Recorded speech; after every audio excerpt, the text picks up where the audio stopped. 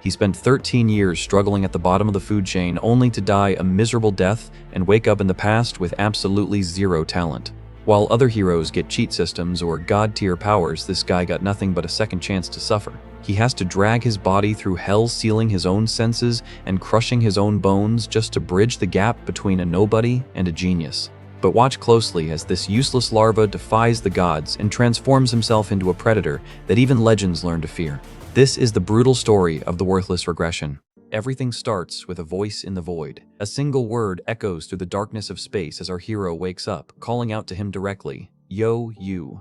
A massive guy is looking down on our MC like he's just some bug, and he's already calling him an otherworlder, which is usually a sign that things are about to get complicated. Our main character is staring back with a total deer-in-the-headlights look. He's got no clue where he is, and that giant question mark floating over his head is doing all the heavy lifting for him. He drops to his hands and knees, trying to get his bearings in the middle of a medieval-looking town square. The blue particles around him suggest he was just teleported here, and not gently. The giant dude towers over him while the town stretches out in the background. He asks where he should even begin, clearly used to dealing with confused newbies. The big guy scratches his head, looking a bit stressed out. Our MC is still on the ground, looking like he's about to have a full-blown mental breakdown.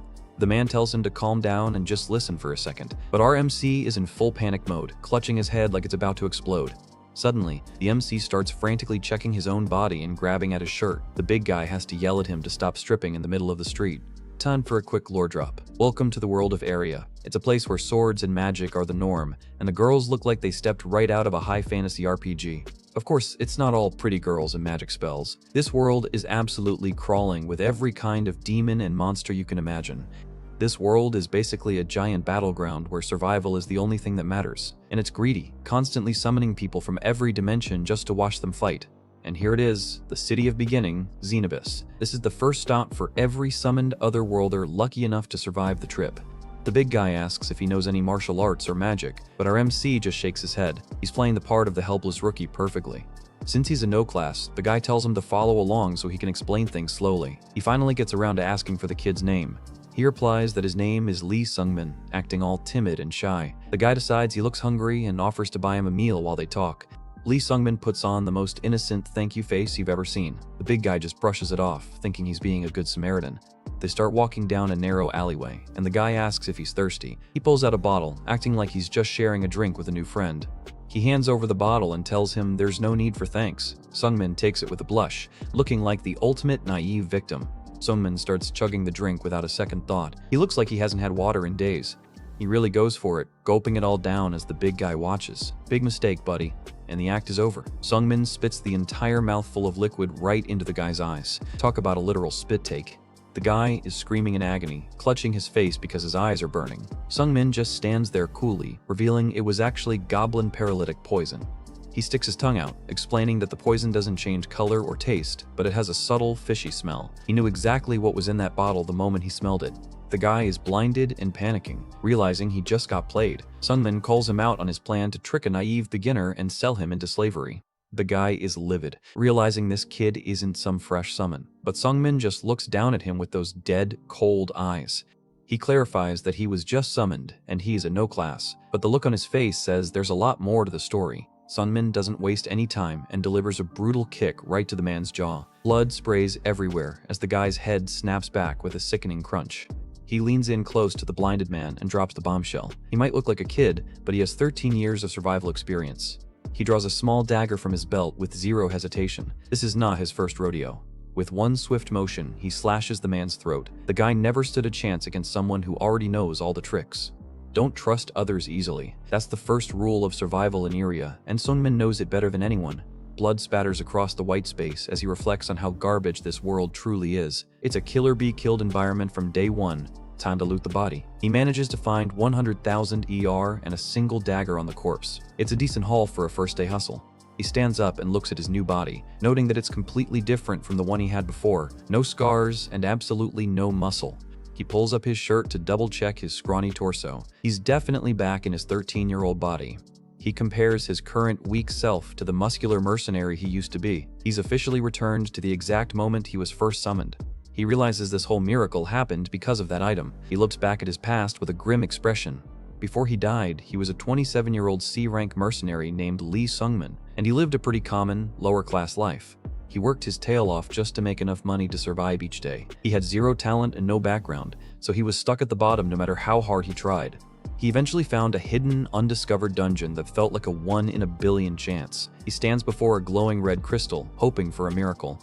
After all that work, all he found was a single, measly treasure chest. He opens it with high hopes, expecting some legendary gear, but there was just a small, glowing rock inside. He carried it around for years because he didn't know how to use it, but he couldn't bring himself to throw it away. Just before he died, a system notice appeared, telling him the Stone of Regression had been activated. It sent him back to the starting line 13 years in the past.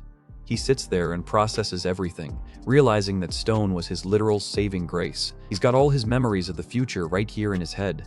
He looks at the image of the stone, a legendary item that returns the holder to the past. It's the ultimate do-over. He decides to test out his status window to see if he kept any of his old power, shouting for it to appear. The screen pops up, and it's pretty pathetic. Lee Sung-min, no class, 0 traits, and 0 skills. He's starting from absolute 0. He realizes with a shock that nothing changed. He watches the townspeople walk by, knowing his stats are exactly the same as the first time he arrived 13 years ago. He calls it a worthless regression since he has to start from scratch. But then he realizes he still has his memories of every major event. He knows exactly where the hidden opportunities are. He just needs to move fast before someone else grabs them. He stops in front of a building with a large wooden sign written in strange characters. He knows there are things only a no-class person can do. The sign reads, Healthy Bone Realignment Office. It doesn't look like much, but for him, this place is a gold mine. Oriya is filled with all kinds of experts, from mages to martial artists. Most of them are summoned with a specific class already set. But the no-class people are the most common. They're basically blank slates that everyone else looks down on. Being a no-class means you have a special growth bonus because you can learn anything. But in reality, most of them just die because they're the weakest in the ecosystem. He remembers his past life of humiliation as a no-class C-rank mercenary. He suffered for 13 years and accomplished absolutely nothing. He even compares his past life to a maggot. It was a shabby existence that ended in a pathetic death. Inside the office, he meets an old doctor with glasses and long hair. The old man asks if he really wants the skeleton remodeling procedure. He says yes with 0 hesitation. He's determined to use whatever it takes to get strong this time around. The system pings, and he has successfully obtained the low-rank martial skeleton and the True Heaven cultivation technique. Sung-min is hyped. He's already off to a much better start than his previous life, and it's only been a few hours. He's already checked off 2 of the 3 legendary chances he can get in this city. These are things he completely missed out on 13 years ago. The martial skeleton is a literal game changer, a set of bones that makes learning martial arts easy, and right now, there's an acupuncturist who can artificially create one. The procedure looks absolutely brutal, with the doctor jamming needles into his back. Sung-min is screaming in pain, but he's willing to suffer to get that power. He pays the doctor and explains that he couldn't get this before because he'd already learned a skill. The condition for the procedure is to be a no class with 0 skills learned. The status screen for the skeleton pops up. It's the ideal base for martial arts, allowing him to learn way faster than any normal person. He knows this doctor is going to die in an accident soon, which is why almost no one ever gets this buff. He's got a massive head start. Next up is the True Heaven cultivation technique. It's a manual that allows you to build up internal energy from scratch. There are tons of cultivation techniques out there, but most of them are trash. He used a second-rate one in his past life, and it got him absolutely nowhere. But he knows where a first-rate technique is hidden, in a dusty, small old library in the corner of town. The library owner has no idea what he's sitting on. He sells the legendary manual for a measly 40,000 ear, calling it dirt cheap. Only 1 day after being summoned, and he's already secured 2 massive power-ups. He's looking at his glowing hand, feeling the energy flow. But he's not done yet. There's still 1 remaining 3rd chance he needs to grab before he can move on. It's a winning prize from a Coliseum event that won't even open for another year. He's planning long term. He walks through the busy town market, thinking about his plan. He has to stay in Xenovis and train for an entire year to be ready for that tournament. The problem is money. He needs 30,000 ear per day just for food and lodging, and he's currently flat broke. He stops in front of a huge, muscular man sitting on a mat. To make money and train his skills, he's gonna have to hunt monsters. The bald, bearded man looks up at him with a grin. He asks the kid if he's a customer. The guy points out some old armor that belonged to an adventurer who, well, isn't using it anymore. He tells the kid to pick out whatever he wants. Sung-min enters fake mode, putting on his cutest, innocent face to ask for a discount. He points at a set of gear, acting like a wide-eyed rookie. The merchant bursts out laughing when he hears the kid only has 60,000 ear. He tells him to screw off because that gear costs at least 300,000. He starts waving the kid away, telling him he's chasing off actual paying customers. Sungmin is left crouching by the table, looking pathetic. The merchant tells him to get lost before he catches a beating. Sungmin just sighs, realizing he has to use his secret weapon. He suddenly says he'll sell his clothes. The merchant stops and looks at him like he's lost his mind. The big guy is confused, looking at the kid's simple outfit. Sungmin reiterates his offer with a completely serious face. He explains that his clothes are from a highly developed dimension, Earth. If he finds the right specialty shop, they're worth a fortune to collectors. The merchant just loses it, laughing so hard he's almost crying. He wheezes, asking what the hell is with this kid. Sungmin drops the cue kid act instantly, his eyes turning cold and sharp, and the merchant notices the sudden shift in his aura. The merchant points a finger at him, realizing the kid was trying to play him for pity earlier. He's actually impressed by the kid's sheer audacity. He gives in and agrees to give the gear on credit. He laughs at the shameless brat, telling him he doesn't even want his filthy clothes. The merchant is still chuckling as Sungmin starts picking out his gear. He's basically adopted the kid as a regular on the spot. He looks at Sungmin with a grin, saying he likes his worn and torn attitude. He tells him he better not die out there just because he's a no-class. Sungmin bows his head and says thanks, promising to pay back the 240,000 air as soon as he can, and he's got the look of a stone-cold killer. He walks away from the shop carrying a full spear and wearing his new leather armor. He's looking like a proper adventurer now. He knows that having even light armor massively increases his survival rate. He took a risk with the merchant, but it paid off big time. He reflects on how he never got that kind of favor in his first life, and he wonders if he's actually getting lucky for once. But then he checks himself. He knows better than to trust anyone in area. He knows that guy might just be planning to backstab him later. We get a wide shot of him standing at the edge of a dark, rocky canyon. It's time to put all that new gear to the test. He enters the hunting grounds, and the scenery hits him with a massive wave of nostalgia. This is exactly where it all began 13 years ago. He flashes back to his younger self, who was shaking with fear and clutching a wooden club. He was barely surviving against the weakest mobs. But now he stands tall with a steel spear, looking completely at home in the wilderness. He lets out a little laugh at how pathetic he used to be. He was the literal definition of a loser back then. The system notifications start popping up one after another. He's recollecting all his high-level techniques from his past life. He looks out over the golden horizon of the hunting grounds. It's time to start the grind.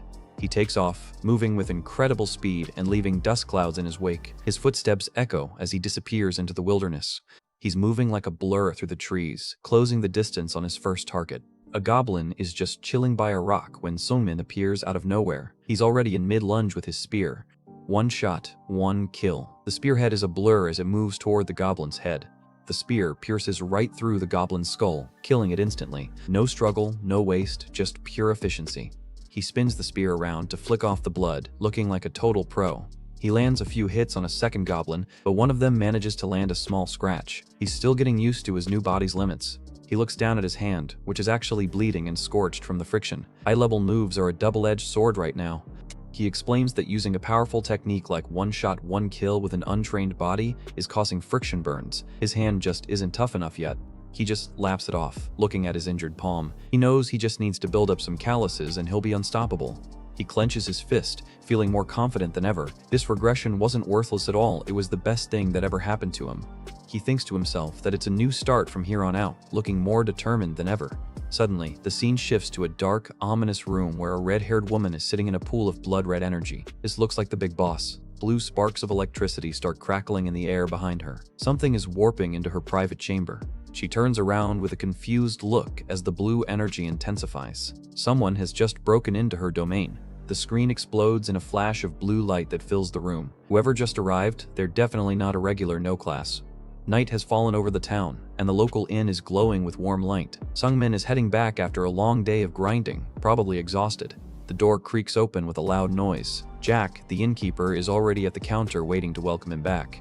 Sungmin drops a heavy bag onto the counter, which Jack quickly checks. He's paying his accommodation fee with monster parts, which seems to be the local currency for adventurers. Jack greets him warmly, clearly recognizing his best customer. Sungmin looks tired but focused, handing over the loot with a professional air. Jack is shocked that the kid has a dimensional pouch, which is worth a small fortune. Sungmin just plays it cool, claiming he got it cheap from a merchant he deals with. Jack inspects the goods, goblin teeth, and body fluids. He's impressed by the kid's business sense and tells him this haul is enough to cover 2 days of stay. The innkeeper warns him that the Wizard Guild won't pay much for these items. He's honestly surprised that a kid with no class is managing to hunt monsters every single day. Jack calls him truly amazing, but Sungmin doesn't seem to take the compliment well. He asks what's so amazing about just trying to survive. Jack remembers how Sungmin first approached him, a weak kid with no class asking to pay with monster loot. He honestly thought the brat was going to die within a week. It's already been 2 weeks, and Sungmin hasn't missed a single day of hunting. Jack keeps calling him talented, which is a word that clearly strikes a nerve with our MC. Sungmin's expression darkens at the mention of talent. He knows better than anyone that a normal no class wouldn't be this good, and he hates that people think it's just a natural gift. Jack laughs it off, comparing him to some legendary guy named Zeon. Sungmin has had enough of the conversation and decides to head up to his room to rest. He walks away without a word, leaving Jack hanging. The kid is clearly on a mission and doesn't have time for small talk or empty praise. Back in his room, he clenches his fist until his knuckles turn white. He thinks to himself that talent is the last thing he wants to hear. He looks around his modest room, feeling the weight of his past. He knows talented is the last word that suits him because he spent his previous life being completely untalented. He reminds himself that he ended his first life as a mere C-class mercenary after suffering for years. He opens his status window to face the reality of his current strength. The list shows the martial arts he's managed to recover: Soul Purging Spear Technique, Lightning Stride, Iron Blood Exoskeleton, and Rock Destruction Palm. They're all low-star skills for now. He sits on his bed, reflecting on these techniques. These are the fruits of 13 years of labor from his previous life, and he's only able to use them now because he remembers how they work. Even though he got them back easily, he knows they are just second-rate martial arts. In the grand scheme of Aria, they aren't enough to reach the top. He stares at his palm, knowing he's hit a ceiling before. No matter how hard he practiced these arts in the past, he couldn't climb the ranks. We see a mental image of all his techniques being blocked or brushed aside. He realizes that simply having more skills isn't the answer to his lack of raw talent. His only real hope is the pure heavenly cultivation technique he bought from the library. It's currently at level 2, but it's a first-rate technique with actual potential. He knows that even a great cultivation technique has limits. He needs to find a way to break through the barriers that held him back for 13 years. He closes his eyes and enters a deep, meditative state. Purple energy swirls around him as he focuses on circulating his internal power. His mind is set. He needs to obtain even stronger martial arts if he wants a different outcome this time. He's not settling for C-class again. The next morning, as he's heading out, a voice calls out to him. It's Lula, the innkeeper's daughter, and she looks pretty annoyed. Lula asks if he's heading to the forest again. She doesn't understand why he's constantly risking his life in the woods when he doesn't have to. She puts her hands on her hips, looking worried. She points out that as an otherworlder, he never knows when his luck will run out and he'll end up dead. Sungmin gives her a cold look over his shoulder. He explains that since he's an otherworlder, catching monsters is the only way he knows how to make money and survive. Lula calls him a fool and suggests he finds a normal job. She even offers him a position working at their inn so he can stay safe. She mentions that her dad likes him a lot, and it would be a much better life than fighting goblins. She's genuinely trying to look out for him. Sungmin turns around and flatly rejects her. He tells her he doesn't know how to cook or clean, so he'd be useless at an inn anyway. Lula watches him walk away, not understanding his stubbornness. She thinks living safely while learning a trade is obviously better than risking your life every day. Sungmin gives her a faint, sad smile as he leaves. He tells her he'll be back by dinner, knowing she won't understand his drive. He heads out the door as she calls after him. He's leaving the safety of the inn behind for the chaos of the world outside. He remembers his past life where he lived by compromising with others. We see a flashback of him scrubbing floors while a big guy towers over him. In that life, he took the easy path of doing chores and playing it safe. He could easily fall back into that routine, but he refuses to. He walks through the town with a determined stride. He vows to himself that he won't live like that this time. He's chasing a different light now. He's willing to do anything to obtain the power and status he used to envy from afar. His expression is fierce as he declares he will live a better life than his previous one. He's not the same kid who compromised his way through 13 years of failure. A massive bell rings through the city air. The clock tower marks the passage of time in Xenovis. Sungmin stops and looks toward the main plaza as the noon bell echoes. He knows what this signal means. The noon bell signifies a new beginning for someone else. He thinks to himself that it's time for a new otherworlder to be summoned. A blue portal swirls into existence near the town fountain. This is the exact moment a new person from another dimension is dropped into this hellscape. Out of the portal comes a young boy dressed in traditional Eastern martial arts robes. He's surrounded by blue sparks, looking completely disoriented. Sungmin watches from a distance, surprised to see a kid who looks about his age. He wonders if the kid is a martial artist from another world. He knows the kid must be confused, which is normal, but if he acts too weak, he's going to be targeted by the local thugs immediately. Sure enough, 2 thugs are already approaching the kid with a bottle. It's the same poisoned water trick they tried on Sungmin on his first day. Sungmin turns away, thinking this has nothing to do with him. He's got his own problems to worry about. Suddenly, he gets bumped into by a massive, half-naked thug who accidentally trips into him.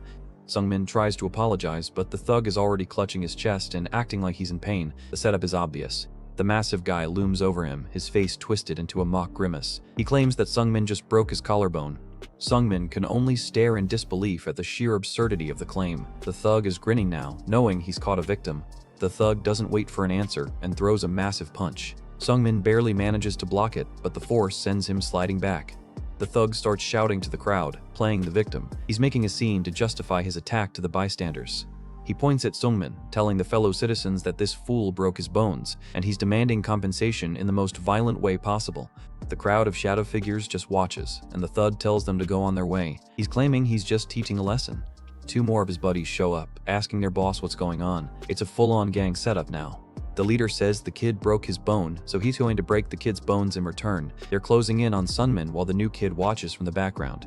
Sungmin realizes he's stepped into a nest of vipers. He notes that while the thug's punch was clumsy, it clearly used a specific type of martial arts. He identifies the leader as a third-rate martial artist. In this world, that means he's basically a low-level thug who knows a few moves. He reflects on the power levels of this world. Third-rate, second-rate, first-rate, peak, and supreme peak. It's a steep ladder to climb. Third-rate is the absolute bottom, something anyone can reach with a little bit of practice. But for a no-class like Sungmin, it's still a threat. He realizes he hasn't even reached the third-rate level yet since his regression. This situation is getting dangerous. He knows he can't win this fight alone, and he knows nobody in this heartless city is going to step in to help a no-class. He looks over at the new kid who is about to drink from the poison bottle. He screams at the top of his lungs, telling him not to drink that water.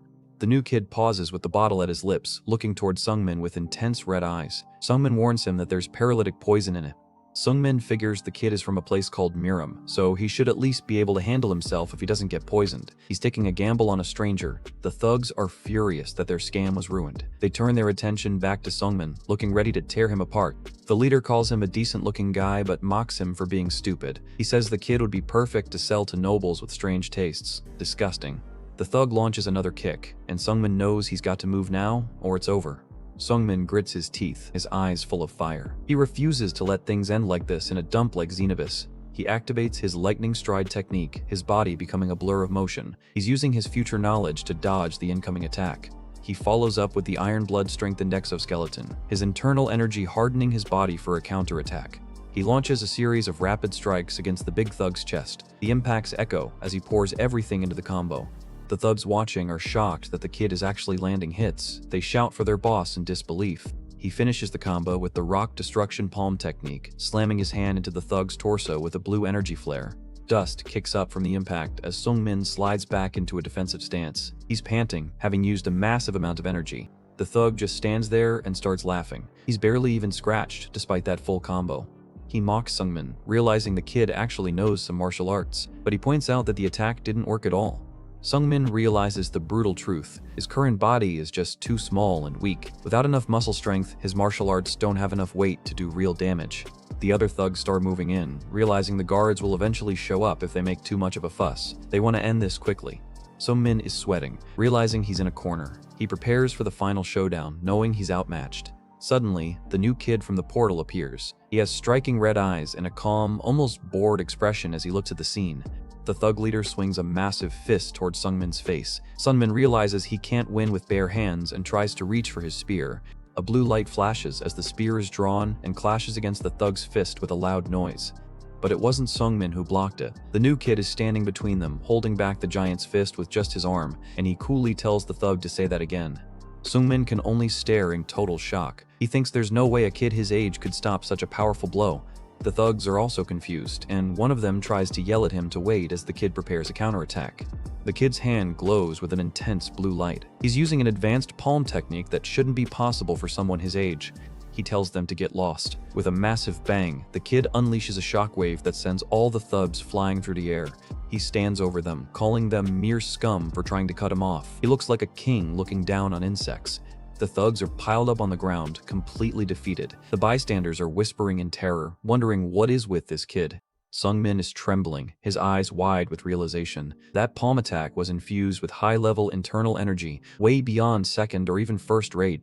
He realizes the kid is a peak martial master, a level of power that takes a lifetime for most people to reach. A name flashes through his mind as he looks at the kid's face. He's about the same age, and he was summoned around the same time. He wonders if it could be that person. The kid asks him about this place, confirming he has no idea where he is, and Sunmin's brain is screaming, wondering if this is the little heavenly demon, Weiji Hoyon. Weiji Hoyon is a legendary name from the demonic cult, a group that worships raw power above everything else. The cult's leader is the heavenly demon, and his child is the young leader. Weiji Hoyon was an otherworlder who held that title. He was a child prodigy who could use peak-level martial arts from a very early age. He made a massive name for himself across all of Area. Sungmin remembers how, in his past life, Weiji Hoyon was like a god compared to him. They were the same age, but the gap between them was infinite. The kid confirms it with a cold stare. His name is Weiji Hoyon. The legendary figure is standing right in front of him. Fast forward to Sungmin's room at the inn. Weiji is sitting comfortably on a chair, mentioning he's only 13 years old. Sungmin is internally screaming. He can't believe this kid is in his room right now, and he can't decide if it's good luck or bad. He manages to introduce himself, saying he's 14. Weiji just smiles, finding Sungmin's situation interesting. Weiji asks if Area is a completely different world from the one he was in. He's taking the news of being teleported surprisingly well.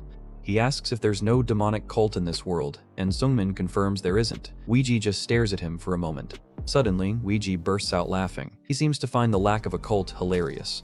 His expression suddenly turns serious. He looks at Sungmin with glowing red eyes and asks what he was shouting at the plaza earlier.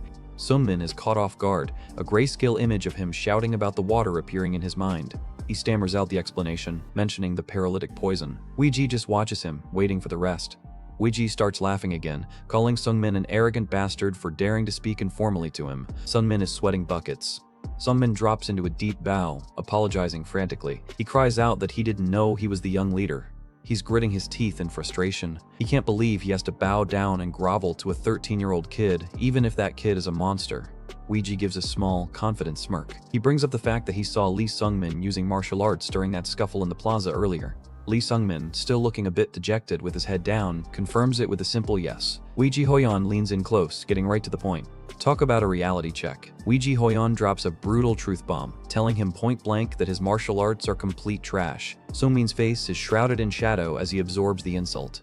He doesn't stop there either. He goes on to say that the way Sungmin actually uses those techniques is just as lousy as the arts themselves. We see a grayscale flashback of Sungmin's clumsy fighting style from before.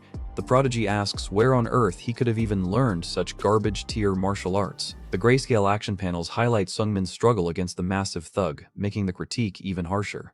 Lee Sungmin is clearly getting triggered, his face twitching with a mix of shame and annoyance. He grits his teeth and asks what the younger kid is even trying to get at with all these insults.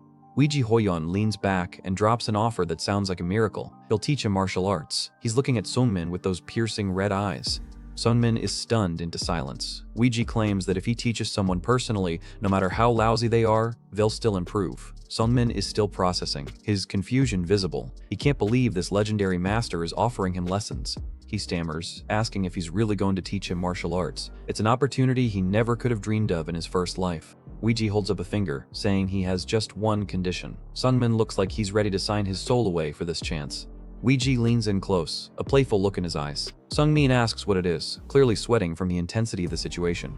He shouts for Sungmin to become his friend, pointing right at him with a massive grin, and Sungmin just stands there, looking like he got hit by a truck. We get a wide shot of the two kids in the room. Sungmin is just standing there, looking completely blank. This was the last thing he expected. His brain is literally breaking, his total internal collapse visible. A legendary young leader wants to be friends with a no-class nobody? What world is this? We jump into a flashback of a younger Weiji Hoyon looking up at the sky. He calls out to his father with a look of pure determination on his face. The little guy looks absolutely adorable with those sparkles, telling his dad straight up that he wants a friend. His dad, the literal heavenly demon, is just standing there looking baffled. He asks where the kid even learned a word like friend. Weiji holds up a book and explains he read that having a friend lets you overcome any hardship. It's adorable seeing a future demon being influenced by wholesome children's books. His dad gives him a look that says he's a sweet summer child. He tells him that's not wrong, but only if you're an ordinary person. The mood shifts instantly as we see the true face of Weiji Hawk, the heavenly demon. He tells his son that there's no room for friends when you're destined to rule over all demons. The dad goes full tiger parent and screams at him to put that energy into training instead. Little Weiji just stands there sweating, saying that he understands. The kid runs off crying like a typical toddler after getting scolded. Even a future peak master has to start somewhere, right? The heavenly demon watches him go with a pensive look. He might be a brutal ruler, but you can tell he's thinking about what he just said. He reflects on his own words, realizing that telling a kid not to have friends sounds pretty shameful once it's actually out in the open. Flash forward to a younger Riji in the middle of practical training. The ground is literally covered in bodies of the people his father gathered for him to fight. Weiji Hawk notes that even though most of the targets were useless, it was still 50 people. He watches his son with a mix of pride and concern. A 10-year-old Weiji was already a monster, annihilating everyone in his path with frightening skill. He's a total blur of red and black as he takes them down. His dad thinks it's unfortunate that the kid is so talented because it alienates him from everyone else. He starts to think about what could have been, looking quite somber. Back to the present. Weiji has a huge grin, pointing at Sungmin and demanding he be his friend. This kid has been waiting his whole life for this moment. We get a quick montage of his childhood. Born as the heir, crushed by expectations and training since he could walk, no wonder he's a bit socially awkward. Sungmin is just standing there with a sweat drop, wondering why this is happening all of a sudden. Weiji just assumes everyone the same age should naturally be friends. No logic, just vibes. They finally shake on it. It's a simple gesture, but for Weiji, it's a monumental breakthrough in his lonely life. Weiji is sparkling again, officially declaring Lee Sungmin his friend. He's looking way too happy for a high-ranking member of a demonic cult. Sungmin is having a total internal crisis. He thinks about how he just became friends with a 13-year-old kid while he's 27 on the inside. The mental math just isn't working for our regressor. Weiji keeps his word immediately and offers to teach Sungmin the Violet Mystic Art. Sungmin is shocked that he's actually going through with the lessons. The Violet Dawn Mystic Art is no joke, an unorthodox sect technique where the inner energy literally turns amethyst. It looks incredibly cool and dangerous. Weiji catches Sungmin using honorifics and gets annoyed. He asks him if he's not supposed to use informal language between friends, looking dead serious. The pressure is real. Weiji is staring him down, waiting for him to drop the formal speech. Sungmin looks like he's about to have a panic attack. Sungmin stammers and finally gives in. Weiji gives him the brightest, most innocent smile you've ever seen on a martial arts master. He explains that he can't teach the heavenly demonic mystic art because it's only for the leader and heir. It's strictly family business.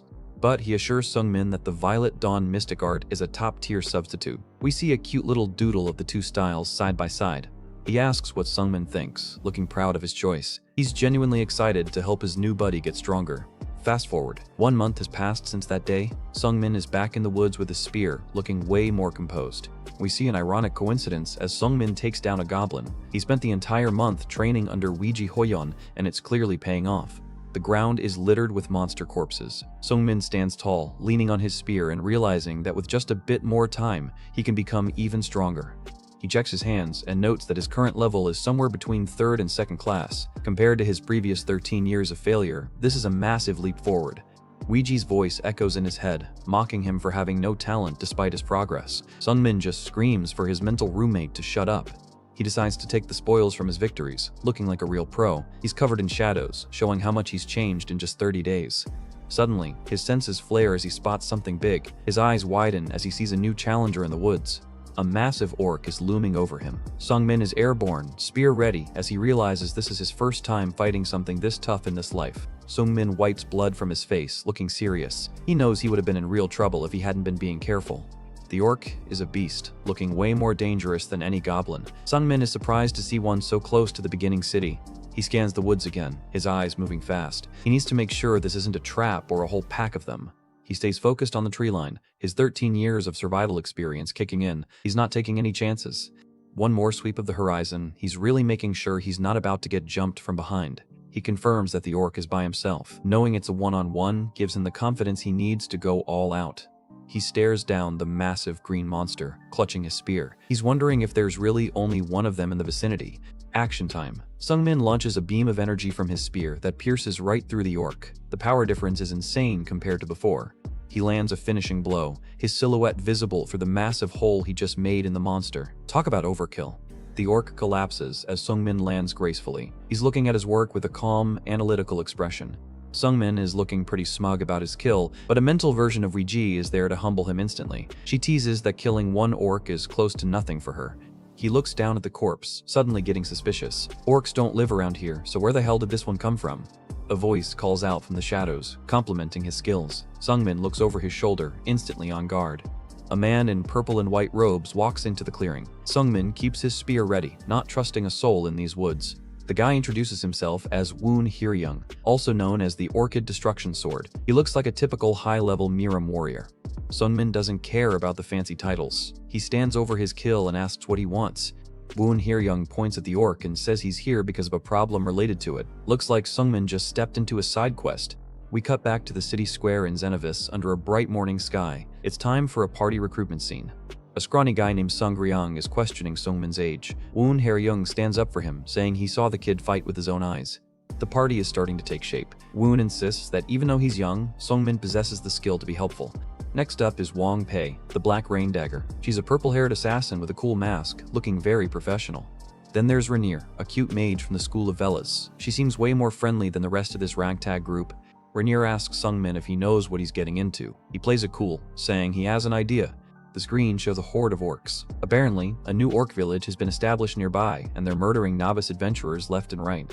Woon Hyeryung explains the payout, 20 million a year from the mercenary guild, plus loot, totaling about 35 million a year. That's a huge bag. He shows how they'll split it 5 ways, evenly. Sungmin does the math in his head. That's about 7 million air for him. Sungmin is tempted. A large quest like this is a rare chance to get rich quick, but he knows there's always a catch. The big question is, can he trust these unfamiliar people? They all look like they have glowing red eyes and sinister intentions in his imagination. Woon Hyeryung gives a charming smile, but Sungmin is having a total wait-a-minute realization about this guy. He's sensing something is off. Regardless of his doubts, Sungmin says he's in. Woon is thrilled, telling him he made the right choice. Woon puts a hand on his shoulder, acting all buddy-buddy. He says things will be a lot easier now that they have a warrior like him. Sungmin thanks him for the hospitality, but then spots something weird. His gaze shifts toward the back of the group. He asks who those people sitting in the wagon are. They look exhausted and are carrying massive amounts of gear. Woon calls them mules, nobodies with no class who are just there to carry the bags. The irony is clearly lost on him. Sungmin watches as one of the mules bows low. He remembers that being a no-class otherworlder means you're treated like trash by everyone. Rainier asks one of the mules to go buy some apples with the money left over. It's clear these people are just tools to the main party.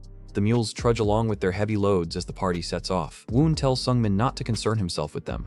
The final shot is a close-up of Woon Hyeryung's face turning into a sinister, dark green mask with a creepy grin. Yeah, this guy is definitely the villain of this arc. Rainier is happily munching on an apple she just bought. It's a rare, peaceful moment before the literal bloodbath that's about to go down. The group is trudging through the dense forest, the mules struggling behind with massive packs. It's a long walk to orc territory, and the atmosphere is getting heavy. Sungmin asks for a head count on the enemies, and Woon Hyeryung casually says there are around 50. He figures they'll only have to fight about 30 of them, which is still a lot for a ragtag group. Woon has this smug, punchable face as he calls the orcs dull and stupid. He thinks they can just rush in, kill everything, and collect the paycheck like it's a Sunday stroll. He lays out the strategy. They're splitting into 2 teams. Woon wants Sungmin, the little warrior, on his squad. Here's the breakdown. Team A is Woon and Sungmin, while Team B is the big warrior, Wong Pei, and Rainier. They're even using cute little icons for the plan. Too bad the reality is going to be way uglier. The plan is classic lure and conquer. They want to draw the orcs out of their village and then divide their forces to make them easier to slaughter. Rainier shows off some of her wind magic, explaining she'll spread their human scent to trigger the orcs' territorial instincts. It's basically like ringing a dinner bell for monsters. The thugs look eager for the fight, planning to hide and ambush the orcs while Rainier preps her big attack magic. They're treating this like a game. Woon hands Sungmin a flare, telling the kid he'll be the one to light it and lure out the rest of the pack. He's putting the most dangerous job on the youngest member. Another diagram shows the split. Team A pulls one group of orcs, and Team B handles the other. Woon asks if it's simple, making it sound way easier than it actually is. Sungmin gives a small nod, acknowledging the crude plan. He knows they don't have enough people for a proper trap, so this is as good as it's gonna get. Woon notes they're getting close to orc territory. He can see the dark, creepy silhouettes of the village entrance through the trees. They come across a gruesome totem, a skull mounted on a stick with red cloth. It's a clear warning, turn back now or die.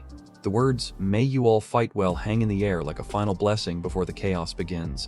From a high angle, we see the groups officially splitting off. The forest is vast and dark, making them look tiny and vulnerable. One of the mules is absolutely gassed, panting and sweating under the weight of his pack. This dude is hanging on by a thread. Sungmin looks back at the struggling man, feeling a bit of pity. He knows that being a no-class in this situation is basically a death sentence. The mule is a mess, gasping for air as he tries to keep up. He looks like he's about to collapse right there on the forest floor.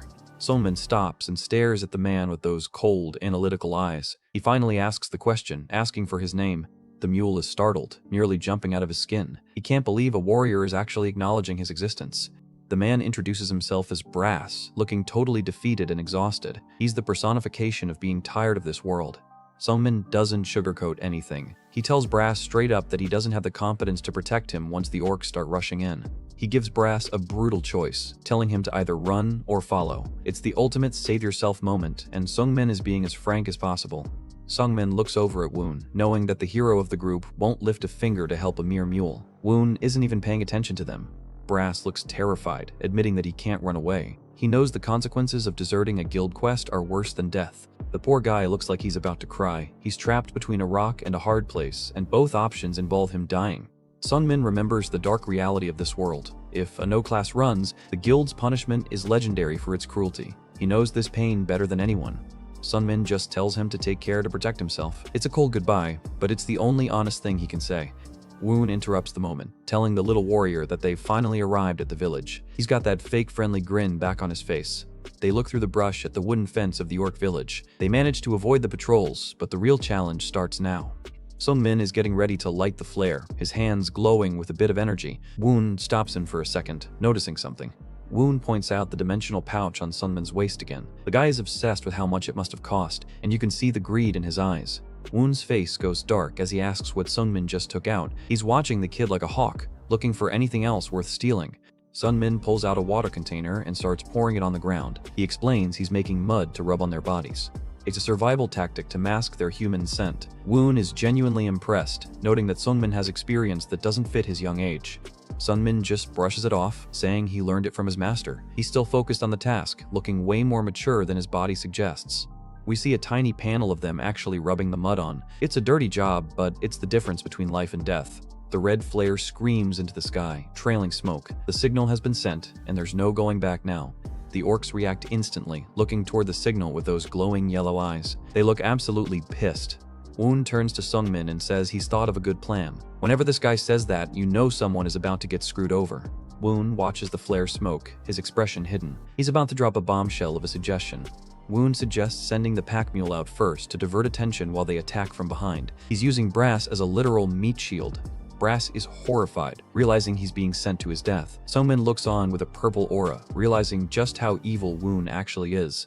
Brass stammers that he'll die if he goes out there. Woon just gives him a cold, dead-eyed look and says he won't die. Yeah, right. Woon leans in with a terrifying grin and tells Brass that if he doesn't go forward, Woon will just kill him himself. The hero is officially a monster. He laughs it off, saying he was just joking. But nobody is laughing. Brass looks like he's seen a ghost. Sungmin is clenching his hand, his teeth gritted. He's struggling to hold back his anger at Woon's blatant disregard for human life. Sungmin turns his back on Woon, his shadow stretching out. He's reaching for his spear, making a decision. He declares that he'll go first, stepping into the open. He's not going to let a defenseless guy be used as bait if he can help it. Woon watches him with a dark, unreadable expression. He's probably wondering why the little warrior is being so noble. Sungmin is immediately surrounded by 13 orcs. They're massive, green, and armed to the teeth. Most people would be screaming, but Sungmin is just counting. Combat begins. Sungmin is a blur of motion, swinging his spear with practiced ease. He's dancing between the monsters, looking for an opening. He lands a strike, and calmly says there are now 12. He's literally counting down his kills like he's checking off a grocery list. He spins the spear, delivering another lethal blow to an orc's neck. 12 is checked off, and he's already moving to the next one. Blood sprays everywhere as he continues his countdown, saying now it's 11. He's moving with a cold, mechanical precision.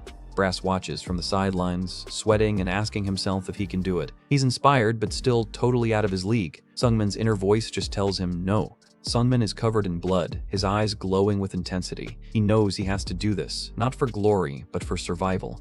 Brass is still in the background, looking like he's about to have a heart attack. He wonders if Sungmin is helping him out of sympathy. Sungmin reflects that there's no grand connection between them, and they aren't friends. He's helping Brass for one simple reason: they're both no class. He looks at Brass through the corner of his eye. In this strong are-the-law world, they only have each other to rely on. A massive orc with glowing red eyes stares him down. Sungmin knows the law of the jungle better than anyone. The strong rule everything. He acknowledges it as an incredibly clear and ugly rule. He's living in a world that hates people like him, so he has to be the strongest one there. He flashes back to his training with Weiji Hoyan. He remembers failing over and over, no matter how many times he was taught. Weiji calls him an unintelligent fool and tells him to just keep the knowledge in his head. Weiji's silhouette is looking down on him, arrogant as always. Weiji gives him one final piece of advice, telling him to just remember this one way to hold a spear. That single lesson is what's keeping him alive right now. Lee Sung-min stands surrounded, focusing on his training. He repeats his master's advice to keep his distance while fighting, fueled by a burning desire to grow stronger than he ever was in his past life. With absolute focus, he calls out his attack. This is the moment where his month of hellish training under Weiji Hoyan finally pays off as he activates the soul-chasing spear technique. It's a flurry of steel. He moves like a blur, executing the third form of his spear technique, the lightning-splitting strike, skewering every orc that dares to get close. He's not just holding them off, he's a whirlwind of destruction. One massive sweep of his spear carves through a whole group of orcs, sending blood and limbs flying in every direction. The orcs are completely overwhelmed by his speed and precision. Even though he's technically no class, he's fighting like a high-level master, leaving a trail of bodies in his wake. While Sung-min is busy slaughtering the front line, an orc manages to corner the mule, Brass. The poor guy is helpless on the ground as the monster prepares to crush him, but Sung-min isn't done yet. Brass lets out a choked sound as the orc looms over him. He's staring death in the face, and it looks like it's game over for the mule. With a sharp sound, Sung-min appears out of nowhere and drives his spear right through the orc's chest. He saved Brass at the very last possible second. Sung-min gives a dark, bloody smirk. He's covered in gore, but he looks like he's finally starting to enjoy the hunt. The aftermath is a literal carpet of green corpses. Sung-min stands in the middle of the carnage, his spear dripping blood. He's wiped out every single orc by himself. Woon Hye-young is casually slicing off orc ears like he's harvesting crops. This guy is way too comfortable with the gory details of proof of kill. He tosses another ear onto the pile, counting them up to make sure they have all 13. He's all smiles, acting like the model leader. Woon turns to Sung-min and gives him all the credit for the quick work. He figures the other group is likely wrapping up their side too, oblivious to the betrayal brewing. He snaps at Brass, the porter, telling him to get over there and pack everything up. Brass just nods fearfully, doing exactly what he's told. Sung-min agrees to go meet up with the others, but you can see he's still suspicious. Something about Woon's vibe just isn't sitting right with him. A close-up of Brass shows a man who's reached his absolute limit. He's sweating and trembling, probably wondering if he's even going to make it back to town.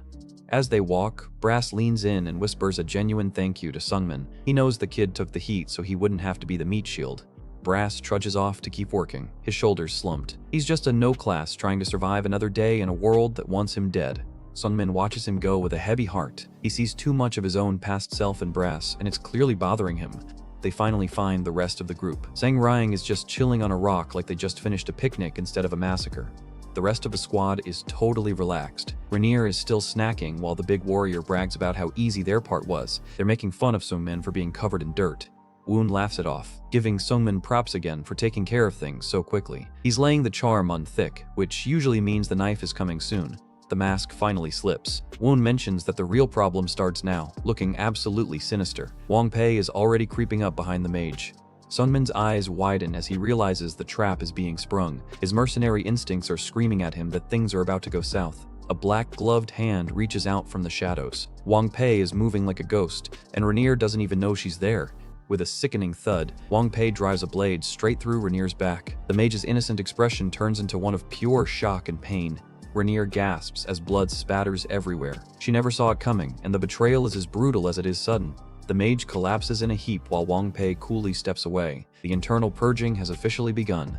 Sang Ryang just watches with a vacant, slightly confused look. Woon is standing there with his sword drawn, looking like the villain he always was.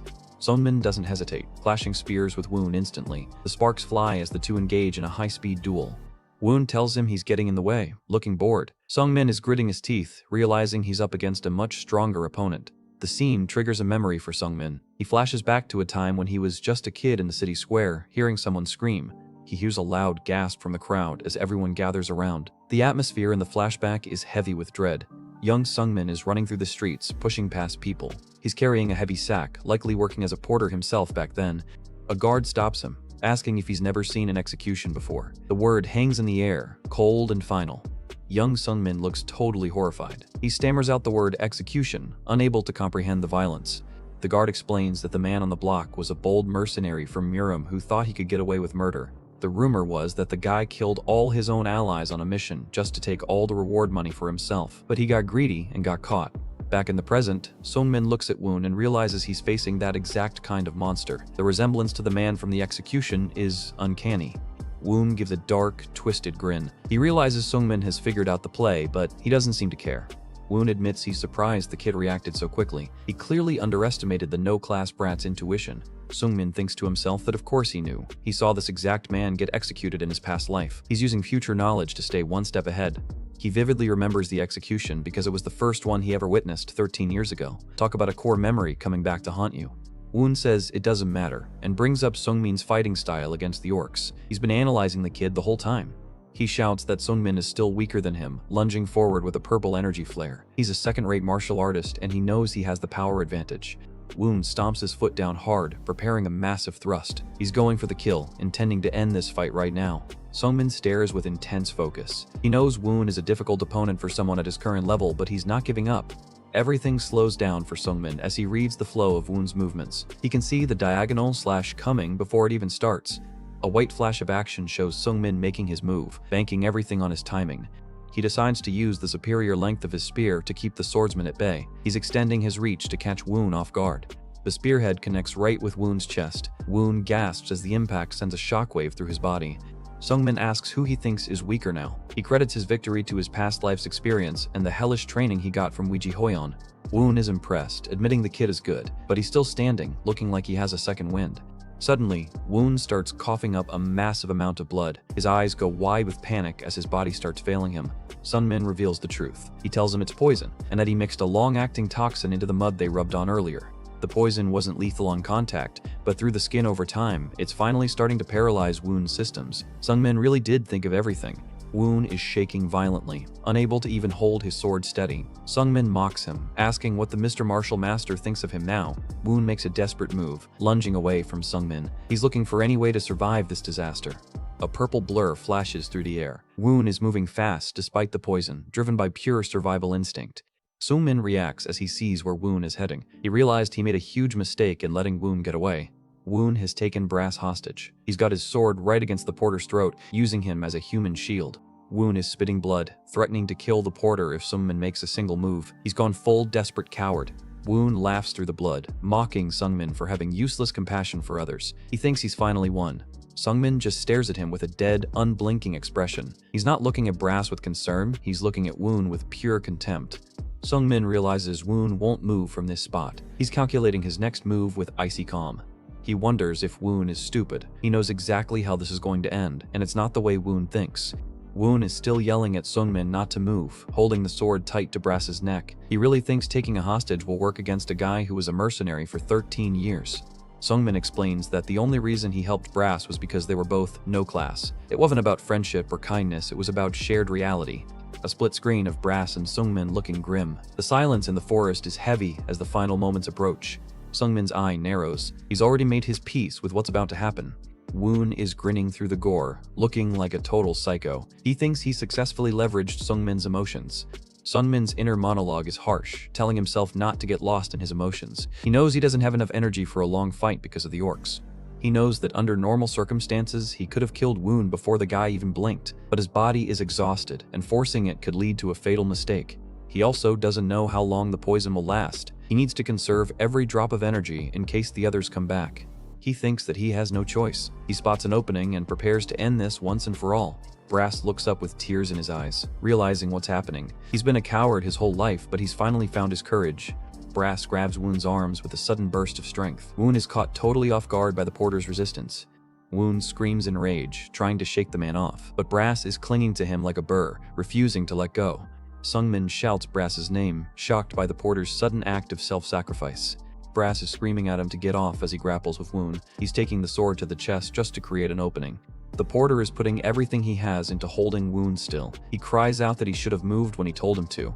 Brass is literally bleeding onto Woon, pinning him in place. Woon is terrified, realizing his meat shield has turned into his executioner. Woon is panicking, struggling against Brass's grip. He can't believe a nobody is ruining his perfect plan.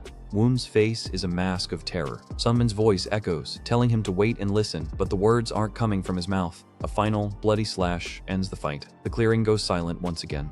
Brass and Wang Pei both lie dead on the ground. The price of victory was way higher than Sungmin ever wanted to pay. A silhouette shot shows the grim reality of the battle. The forest has claimed more lives today. Brass lies dead, his face finally looking peaceful. He died a hero, proving he was more than just a porter. Sungmin stands over the bodies, leaning on his spear. He looks older than his years, the weight of the day visible in his posture. He explains that Woon and Wang Pei took the mercenary guild reward and disappeared. He and Sang Ryang split the rest of the mission loot and cash. Back at the inn, Weiji Hoyan greets him with a bright smile. The contrast between the gore of the forest and the warmth of the room is jarring. Sungmin trudges into his room, barely able to keep his eyes open. He's made a lot of money, but at a terrible cost. He collapses onto his bed, staring at the ceiling. He thinks that if only he had a little more energy, Brass wouldn't have died. The guilt is eating him alive. Weiji watches him from the foot of the bed, her expression softened. Sungmin is consumed by the thought that he didn't want to do anything that would make him feel disgusted with himself in this life too. Weiji's voice breaks through his self-loathing. He looks up at her, looking completely broken. Weiji asks him point blank if he killed someone. The question is written in blood-red text, showing how seriously she takes it. She gives a knowing smirk, tapping her nose. She can smell the human blood on him. There's no hiding anything from a peak master. Sungmin admits the truth. He killed a second-rate martial artist who was trying to murder him. Weiji just hums, processing the info. Weiji sits on the edge of the bed, looking him in the eye. She tells him he's hiding something, her intuition hitting the bullseye. She leans in close, her red eyes glowing in the dim light. She asks exactly what he's hiding. Sungmin just freezes, realizing his secrets might not be safe for long. Weiji Hoyan is sitting on the edge of the bed, looking straight at Sungmin. The tension in the room is thick enough to cut with a knife as she waits for him to fess up. Sungmin plays it dumb, asking what exactly she thinks he's hiding. He looks genuinely confused, but we know better. This dude is a vault of secrets.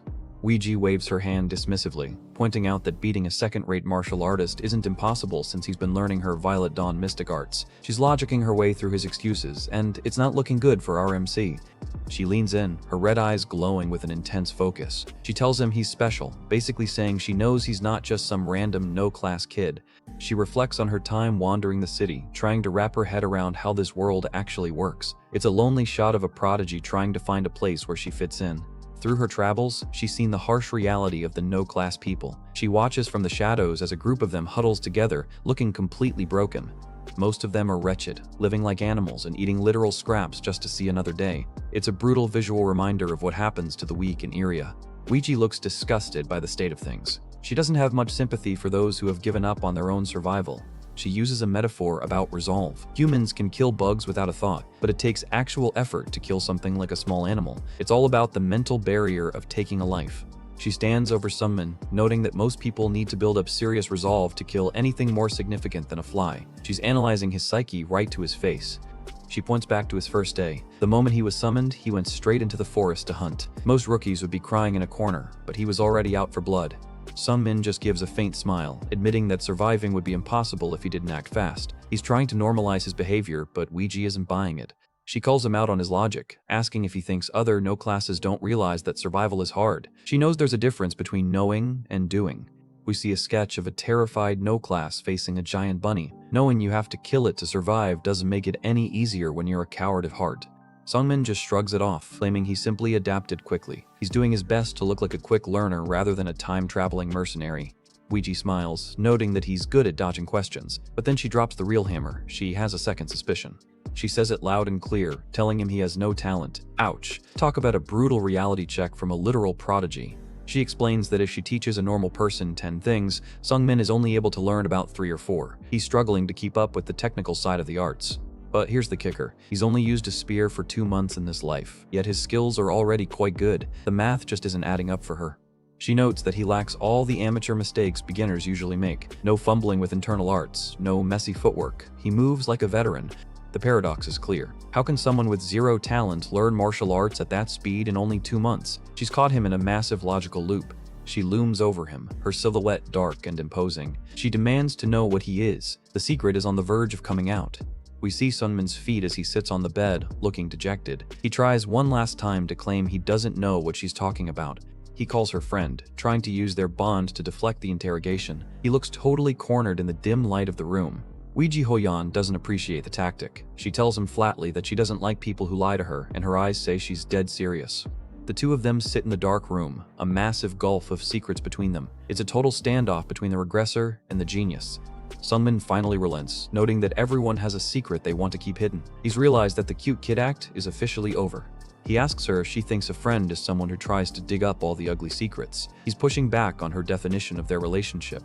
Weiji looks toward the door, taking a moment to think. She realizes she's being a bit hypocritical here. She admits that everyone has at least one secret, and she even confesses that she has one too. She finds a way to make this interesting. She offers a trade. If he tells her his secret, then she'll tell him hers. Sungmin tries to decline, but she's not taking no for an answer. She ups the ante. She offers her secret and an incomparable martial arts technique on top of that. She's basically bribing him with power. Sungmin finally gives in with a quiet, okay. He knows he can't keep the truth from someone as sharp as her forever. He chuckles to himself, realizing he probably won't even be able to use a legendary technique because he's talentless and lacks internal energy. He's accepted his role as the underdog. Weiji has an even bigger surprise. She offers to give him 20% of her own internal energy. This kid is literally a walking battery for power. Sungmin's face goes completely blank. He's looking like a sketchy doodle as his brain tries to process the sheer absurdity of the offer. He screams, asking why she'd do that. He's looking like a charcoal drawing of pure shock as he demands to know why she'd give up part of her power. Weiji tells him it's because he's her one and only friend. She wants to know everything about him, even the dark stuff he's hiding. She asks if that's not enough. Her expression is calm and sincere, showing just how much she values the bond they've built over the last 2 months. Sungmin sighs, realizing he's lost this battle. He makes her promise one thing, that she won't kill him once he tells her the truth. The room goes quiet as they prepare for the exchange. You can almost feel the weight of the confession hanging in the air. Weiji nods, asking why she would ever want to kill her friend. She's fully committed to the exchange, no matter how bad the secret is. They decide to start, and Weiji goes first to show she's acting in good faith. She starts packing her things as she prepares to drop a bombshell. She declares with a huge grin that she's a girl. The legendary young leader of the demonic cult is actually a she. Sungmin's reaction is legendary. He looks like his soul just left his body through his mouth. Total system failure. She explains that her father wanted her to live as a boy so she could follow the path of the cult leader. In their sect, only men can lead, so she's been living a lie since she was a toddler. Sungmin is still sitting on the bed, looking like he's seeing a ghost. Weiji explains that she just continued the pretending to be a boy act when she arrived in Iria. She finishes her story and tells him it's his turn. She's looking at him expectantly, waiting for him to top that reveal. Sungmin is clutching his head, asking for a minute to gather his thoughts. His entire world has just been flipped upside down. Weiji just hums, wondering why he's so shocked. She also mentions they should probably use different rooms from tomorrow onward now that the truth is out. Sungmin takes a deep breath and sits up straight. He's finally ready to let go of the secret he's been carrying since the moment he regressed. We get a green-tinted close-up of his face. He's looking dead serious, the weight of 2 lifetimes visible in his eyes. The words are finally out. He tells her that he's a regressor. He's confessed his biggest advantage and his biggest burden. Weiji has a tiny, chibi thought bubble over her head. She wonders what kind of nonsense that is, clearly not used to the concept of time travel. She stares at him with her red eyes, trying to see if he's joking. But the look on his face tells her everything she needs to know. She summarizes that he died and regressed to the past. She's processing the information with her usual lightning-fast intellect. She starts nodding, admitting that if that's true, all of his peculiarities finally make sense. His veteran movements, his survival skills, it all clicks. She notes that in a different world like Area, anything is possible. Even time travel isn't that far-fetched given everything else they've seen. Sungmin looks at her and asks why she thought he'd be afraid of her killing him after hearing this. He's surprised by how calmly she's taking the news. She looks at him, realizing that even though he looks 14, his mental age is 27. He's literally twice the age he appears to be. She asks if he feels bad for deceiving her into thinking they were the same age. She's teasing him a bit, but there's a real question underneath. Sungmin says it's not a problem and tells her to just think about it. He's ready to explain his side of their friendship. We see a montage of their first meetings, the scuffle in the plaza and the moment she stepped in to save him. It feels like a lifetime ago. Another flashback to her teaching him martial arts. From the very beginning, she was the one who approached him and offered her help. Sungmin concludes that since she was the one who reached out, he didn't deceive her. He just went along with what she wanted because he valued the connection. We see a warm, sepia-toned image of them eating a meal together. For those 2 months, he's truly seen her as a friend, regardless of their ages or secrets. Weiji sits on the edge of the bed, looking satisfied with the answer. She asks if that isn't enough, confirming that their friendship is still solid. A close-up of Sungmin shows him finally letting out a brat he's been holding for weeks. The tension has finally broken. Sungmin bows his head and gives a sincere thanks to Weiji Hoyon. It's the first time he's spoken to her with total honesty. Weiji can't help but tease him again, noting how sad it is that he's only reached this level after 2 lives and decades of experience. She's a savage to the end. She mentions she has a million more questions, but she'll leave them for another time. They've had enough emotional revelations for one night. She stands up, full of energy as always. She announces that she's going to transfer her internal energy to him, looking ready to power him up right now. Lee Sunmin is completely floored by the offer, his eyes widening in total disbelief. A single bead of sweat rolls down his face as he stares back, speechless at the thought of receiving such a massive power boost. Time for a quick lesson on internal energy. It's the power built up inside a martial artist, shown here in the core of a buff-looking training dummy. Martial artists tap into this energy to perform superhuman feats. We see a guy literally shattering a massive tree trunk with a glowing fist. Talk about a heavy hitter. Normally, there aren't many ways to boost your internal reserves besides standard cultivation techniques. It usually takes an entire lifetime of grueling training to see any significant progress. Back in the room, things get intense. Weiji Hoyeon tells Sungmin that his blood vessels aren't clean, pointing out that his physical foundations are full of impurities. Transferring energy isn't a common practice because it's so rare and risky. Weiji Hoyeon looks serious as she explains that Sungmin has a lot of trash built up in his system. She makes a move to start the process, telling him that while 14 is young, it's not exactly early for martial arts. She's officially ready to dump 20% of her power directly into him. She gives him a sharp look and warns that it's entirely up to him how much of that 20% he actually manages to keep. He needs to activate the Violet Dawn mystic art right now to handle the influx. Energy transfer initiated. She slams her hands onto his back, and Sungmin's eyes practically pop out of his head from the sheer pressure of the power surging through him. A glowing pink hand represents the massive amount of energy being pumped into his body. It looks like it's almost too much to handle, with smoke or aura rising from the palm. Weiji Hoyeon is sweating from the effort, breathing hard as she finishes the transfer. She asks him how he's feeling, clearly having drained a significant part of herself for this. Sungmin sits there glowing like a neon light, trying to stabilize his new power. The room is filled with a swirling purple aura as the energy settles into his core. Sungmin is internally screaming because even just 20% of her energy is more than everything he accumulated in his entire previous life combined. He's officially skipped years of grinding in seconds. She leans in close. Both of them look exhausted after the session. She asks him for an estimate on how much energy actually stuck around in his meridians. He thinks it's about half, which she says isn't too bad. We get a blue diagram showing his nervous system glowing as the energy starts to penetrate deep into his meridians. Suddenly, Weiji Hoyeon collapses forward. Sungmin panics and catches her, realizing that transferring that much power took a real toll on her. He asks if she's okay, but she just brushes it off with her messy hair flying everywhere. She tells him not to make a fuss because she's just a little tired. They're both just sitting on the bed, catching their breath in the quiet room. It's a rare moment of vulnerability for the legendary young leader. Sungmin looks down, filled with guilt and confusion. He can't help but ask the obvious question, why is she going to such extreme lengths just for him? Weiji Hoyeon looks up at him with those tired eyes and says it's simple. It's because they're friends. Sometimes the most complex people have the simplest reasons. She tells him he doesn't need to feel any pressure or give anything back. She claims she's doing all of this purely for her own self-satisfaction.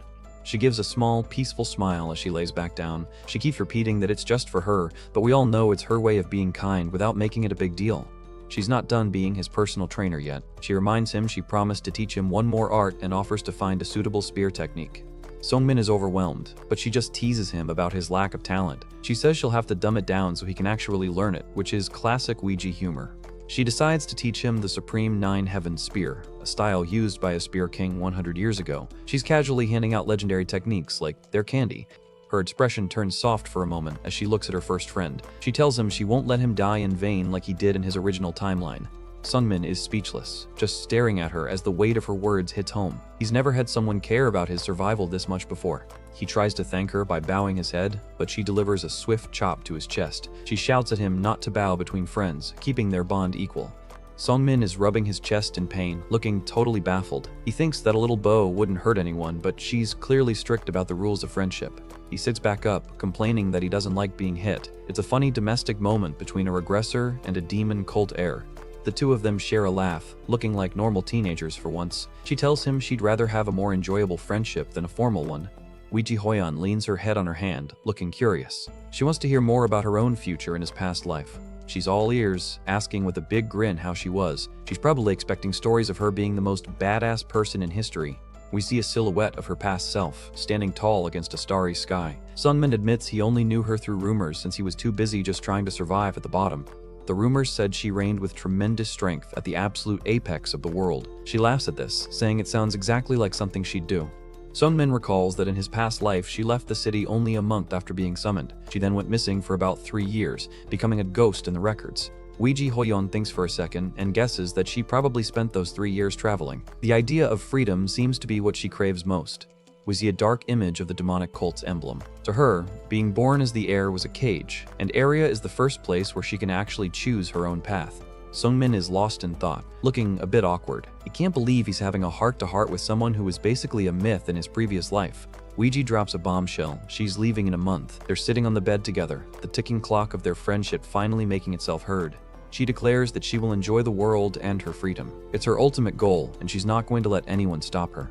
She tells him she'll start her trip right after finishing his spear training in a month. She finally turns the question on him, asking what he will do.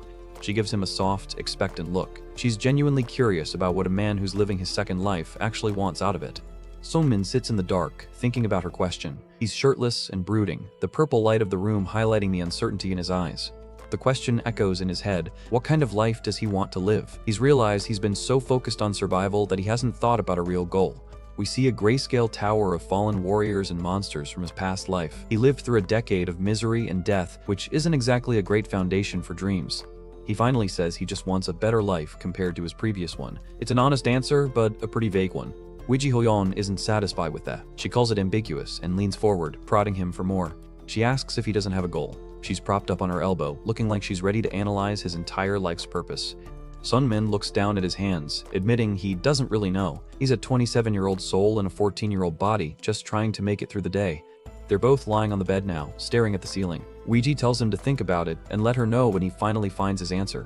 She's back to her cheerful self, shouting about how curious she is about his past life. She's acting like a kid again, wanting to hear stories before bed.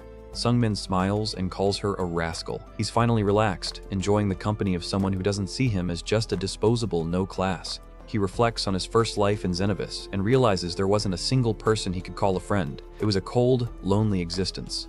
He looks at her with a soft expression. She's not just Weiji Hoyeon's first friend, she's his first real friend too, across both of his lifetimes. Weiji is fast asleep, looking totally peaceful. Sungmin watches her, realizing that their time together is quickly running out. The narration says it was a long night. The simple text box over a gray background marks the end of a very emotional chapter for these two. Time skip. A month has flown by in a flash. We see a tiny shot of the inn at night where they spent their final weeks together. Morning comes, and the sky is a brilliant blue with fluffy white clouds. It's the day everything changes. Weiji Hoyeon is standing in a combat stance, a red aura flaring around her. She challenges him to see how much he's learned in a month. Sungmin stands ready with his spear, looking significantly more disciplined and confident than before. He knows it's almost time to say goodbye. Sungmin stares her down, thinking to himself that after this sparring session, she'll be gone for good. He declares that he's going to fight with all his might to show her respect. Weiji gives him a cocky little wave, telling him he better not hold back. She jokes, asking if he thought he could afford to go easy on her.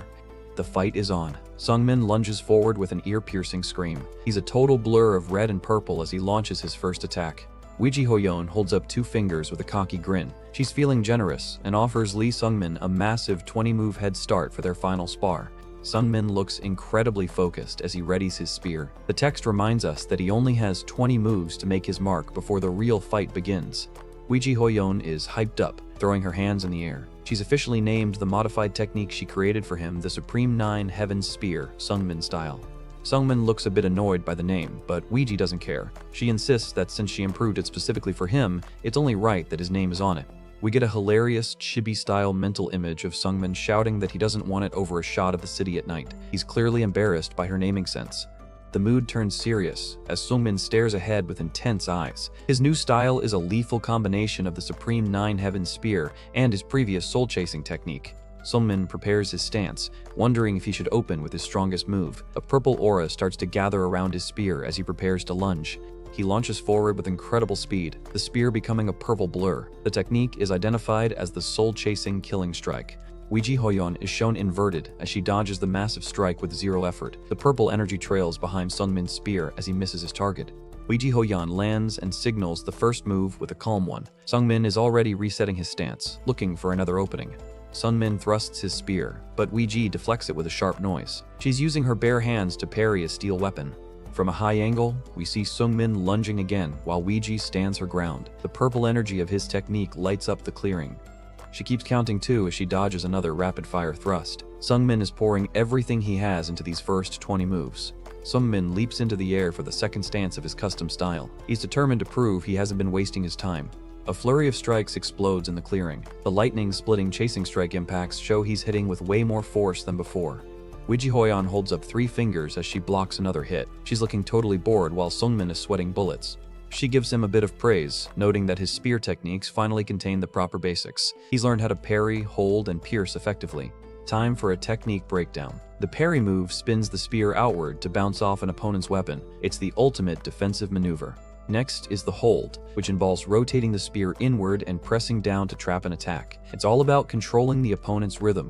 The final basic is the pierce, a straightforward high-speed stab. Wiji demonstrates it with a clean sound effect. Wiji Hoyon calls him out for using a spear for years without knowing these simple things. Sungmin just looks down, admitting he had to teach himself everything in his past life. Sungmin looks up with a look of genuine gratitude. He knows that without Wiji's help, he'd still be flailing around like an amateur. The spar continues with moves 4 and 5. Wiji blocks a downward swing and a horizontal swipe, moving like she's just taking a walk. For move 6, she tells him to stop being so rigid and mix each strike with a burst discharge. She's literally coaching him while he tries to kill her. Sungmin takes the advice and glows with a massive purple aura. He's charging his internal energy to the limit for the next set of moves. He strikes with a massive boom, and Wiji actually says that's a little better. It ain't took 7 moves to get a compliment. Sungmin grits his teeth in frustration, sweating profusely. He's advanced to second rate, but the gap between him and Wiji still feels like an ocean.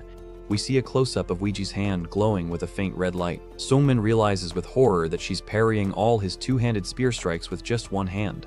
Wiji Hoyon stands enveloped in a terrifying red aura. This is what a peak martial artist looks like, and it's enough to make anyone want to quit. She looks at him with a half smirk, asking if he's done already. The psychological pressure is starting to weigh as much as the physical fatigue. A wide shot shows the two staring each other down in the middle of the field. The silence is deafening as Sungmin prepares for his final desperate push. He thinks it's impossible as he lunges with his spear. He can't believe she's still treating his best attacks like child's play. Wiji Hoyon becomes a defensive wall, deflecting a barrage of strikes. Moves 8, 9, and 10 go by in a flash of sparks. Sungmin pushes harder, his face twisted in a snarl. Moves 11, 12, and 13 are shown as rapid-fire impacts against Wiji's invisible guard. Wiji is barely moving, just counting out moves 17, 18, and 19. She's like a mountain that refuses to be moved by a summer breeze. Wiji prepares her hand for a counterattack. She says it's now the last move, and you know things are about to get ugly for Sungmin. Move 20 hits, and Wiji Hoyon's expression turns cold. The head start is over, and the grace period has officially expired. Sungmin's spear is swiped aside. He freezes as a red silhouette of Wiji appears directly behind him. A terrifying close-up of Wiji's mouth curling into a smile. She's already moved past his line of sight before he can even blink. Sungmin feels a massive chill down his spine. A red streak of light flashes right behind his neck, signaling his defeat. The fight ends with Wiji standing behind Sungmin, her hand resting on the back of his head. It's a total checkmate. Sungmin drops his head and admits the obvious: he lost. Wiji just stands there, looking like she didn't even break a sweat. Wiji Hoyon tells him he did well, but Sungmin isn't hearing it. He's sighing because she blocked his entire 20-move barrage with just her right hand. Wiji delivers a playful chop to his head. She tells him to ignore the energy difference. His combat sense is top tier, and he was born for this. She explains that even though he couldn't react to her speed, he still felt her presence behind him. She calls that intuition a talent in itself. Sungmin is still sweating and shaking from the exertion. Wiji tells him that one day, his senses will become an exceptional weapon that no one can beat. Wiji says she's looking forward to 10 years from now. Sungmin looks up confused because he can't imagine reaching her level. She drops another truth bomb, saying the sparring was too easy. She wants him to be a real challenge when they meet again in the future. A close-up of Wiji's eye shows she's being serious. She was satisfied with his skills, especially that final desperate attack. She officially proposes their reunion, telling him they should meet again in 10 years. Sungmin can only stare at her, completely stunned. Wiji asks if he's finally found a goal for his second life. Sungmin shakes his head, still lost in his own talentless self-pity. She tells him to make her his goal, pointing at herself with a confident grin. She's giving him a mountain to climb so he doesn't stop growing. Sungmin clenches his fist so hard it makes a sound. He's gritting his teeth, feeling the weight of her expectation. Wiji uses an analogy of a boat drifting in a storm. She tells him that without a goal, he's just drifting through his second life instead of living it. She challenges him to become strong enough to actually fight her in 10 years. Sungmin looks at her like she's insane. That task seems impossible. Sungmin finally snaps and yells back. He tells her that just making her his goal won't magically make him a genius like her. We see a montage of Sungmin's struggles. He rants about how she's a genius with legendary talent and elixirs, while he's just a nobody who failed for 13 years. He screams that they have completely different starting lines. He's lashing out because her optimism feels like an insult to his hard work. Ji Hoyeon sighs and looks at him with disappointment. She calls his sense of inferiority disgusting and tells him he's holding himself back. Sungmin is on the verge of tears, his face contorted in anger. He shouts that he hates how she can talk so easily about goals because she has everything. Ji stays calm and tells him that his inferiority complex is the only thing truly in his way. She's trying to be the friend who tells him the hard truth. Sungmin grits his teeth with a loud noise. He's shaking with rage, unable to accept that he might just be a coward. He yells that he was summoned with nothing, no talent, just his bare hands. He's clinging to his past trauma as an excuse to stay weak. We see a flashback of him fighting a boar in the mud. He died a lowly, pathetic death after a lifetime of risking his life for scraps. Ji points out that he's already learned mystic arts and reached second rate in just 3 months. She tells him this is his second chance and he's wasting it on self-pity. She tells him he's possessed by the failures of his previous life. He's not even allowing himself to dream of success because he's too afraid to try. Ji asks if he's going to spend his whole second life refusing to look at the tree he can't climb. Sungmin tells her to shut up in blood-red text. She asks if he's that angry, looking a bit surprised by the intensity of his outburst. Sungmin confirms it, looking like he's about to explode. He lets out a dark laugh, looking down at his feet. He can't believe he's being lectured about life by a 13-year-old girl. A massive cloud of dark thoughts surrounds him. He says that if she wants it that much, he'll make her his goal, his voice low and terrifying. The real Lee Sungmin comes out. He vows that in 10 years, he'll be the one to put a spear through her heart. That's one hell of a promise. A tiny version of Ji looks genuinely startled. She says that then she'll die, pointing out that friends usually don't try to kill each other. The two of them stand in the middle of the field, the tension finally broken. Sungmin has calmed down, and the atmosphere feels lighter. Sungmin clutches his head in total embarrassment, his face glowing red. Ji laughs at him, wondering why he's suddenly so shy after that big speech. Ji gets right in his personal space with a massive grin. She shouts about 10 years later, clearly loving the drama. She's absolutely beaming, looking forward to the day he actually tries to kill her. She's definitely a bit of a battle maniac. Sungmin flinches back, totally overwhelmed by how close she is. His face is still bright red from his earlier outburst. Ji teases him, asking if he's got butterflies in his stomach. Sungmin just stammers that he's surprised she pushed him so suddenly. She keeps leaning into him, making him look disgusted, but we know he's just flustered. He complains that she's way too close. They're so close now. Ji mocks him for acting like a kid when he's technically a 27-year-old man on the inside. Ji Hoyeon vows that in 10 years, she'll grow up to be so voluptuous that he won't be able to say anything. That's one weird goal to have, girl. The narration tells us Lee Sungmin has decided on 3 goals. First, survive. Second, seize every opportunity using his future memories. Ji Hoyeon starts walking away with her spear over her shoulder. She gives a final wave, saying she'll see him in 10 years. Sungmin stands tall and watches her go. He gives a simple okay and promises to meet her again when the time comes. A single text box appears in the center of the white screen, asking about the 3rd goal. This is the real mission for his second chance. A close-up of Ji's half-smile as she looks over her shoulder. Her final parting words were a simple request for him not to die. Sungmin gives a confident, determined smirk. He vows to himself that he'll never die. He's officially ready to take on the world. A split panel shows their feet as they walk in opposite directions. Their paths have diverged, for now. A bird's-eye view shows them as 2 tiny figures in a vast world. They are heading toward different destinies, but the promise of their reunion hangs over everything. Sungmin reflects on the 3 legendary buffs he can snag in Xenovis. He's already got the martial skeleton and that first-rate cultivation technique. The final item on his list is the no-class tournament. He stands before a massive coliseum, ready to take the next step. Xenovis is famous for its regular tournaments, and Sungmin has his sights set on the one restricted to no-class Otherworlders. It's been 10 months since Ji Hoyeon left, and he hasn't wasted a second.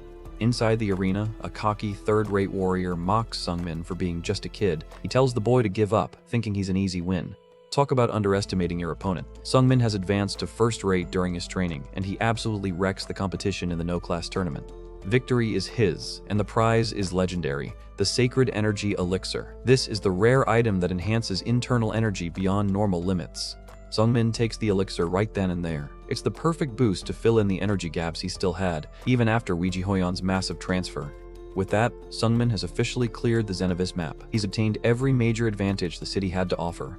Before leaving town, Sungmin heads to see an old face. He stands outside the familiar city buildings looking for a certain merchant. It's Hans. The bald merchant looks up and is genuinely happy to see the kid again. Hans congratulates him on winning the tournament. Sungmin just gives a modest thank you, clearly grown since their first meeting. Hans asks what he's looking to buy today. Sungmin breaks the news that he's actually just there to say goodbye before leaving the city. Hans gives a knowing smirk, saying he knew this day was coming. He's watched the kid grow from a scrawny no-class into a tournament champ. The big guy gives Sungmin a hearty pat on the back. He's actually moved to see a no-class graduate from Xenovis successfully. Hans gives him some veteran advice, that quick-witted people always survive longer in area. He hands something over as a final gesture. He offers a sleek-looking rectangular pouch. Sungmin looks surprised at the sudden gift. It's a used, second-hand dimensional pouch. Even if it's used, these things are incredibly valuable for any adventurer. Hans explains that its capacity is 1.5 times bigger than the one Sungmin currently has. Sungmin is stunned, asking why he's being so kind.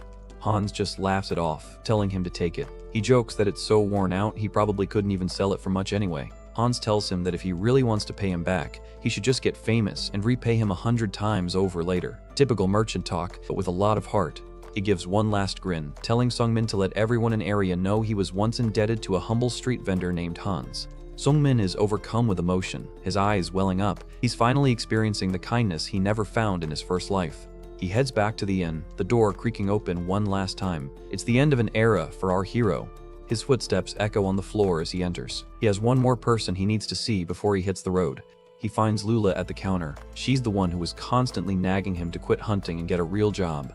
Lula looks at him, her intuition sharp. She asks point blank if he's leaving. Sungmin is impressed she figured it out. Lula just snorts, saying that if he tidied up his room that much, even a fool would have noticed. She slumps into a chair, looking dejected. Sungmin just watches her, realizing he's actually going to miss her nagging. Sungmin gives a soft look, knowing he's following his path. Lula knows that all otherworlders eventually move on from the starting city. Lula sits there, looking out the window. She's seen many people come and go, but you can tell this one hits a little different. She acknowledges the reality of the situation. Sungmin has to leave to get stronger, and she has to stay.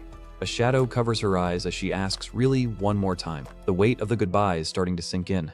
She suddenly snaps and tells him she hopes he dies a gruesome death somewhere. Talk about a tsundere farewell. She turns her back on him and stomps off toward the back of the inn. Sungmin is left standing there, totally baffled by the sudden hostility. Lula almost runs into her father, Jack, on her way out. She's clearly in a rush to hide her true feelings. Jack watches her go with a sigh, then turns to Sungmin. He's the one who's been the kid's surrogate parent for the last year. Jack gives a warm, fatherly smile. He tells Sungmin to understand that Lula is still young and just doesn't know how to handle goodbyes. Sungmin says he understands. Jack wonders how the kid became so mature for his age, if only he knew about the 13 years of previous trauma. Jack pulls out a heavy green cloak. He tells him to take it, offering another parting gift. He explains it's the cape he used to wear when he was a young adventurer. It has temperature maintenance magic and even a bit of sword magic woven in. Sungmin puts it on, and it's a bit too big for him. He looks like a proper little wanderer now as he thanks Jack for everything. Jack puts a hand on his shoulder, telling him he'll do well. He calls Sungmin the greatest no-class guest he's ever had at his inn. Jack waves him off, telling him to stay healthy out there. The bond between them is clear even in their final moments. Sungmin finally walks through the city gates, leaving Xenovis behind. He's heading out into the vast, dangerous world of Iria. The sound of his footsteps marks his first real journey. He's no longer the helpless rookie he was 13 years ago.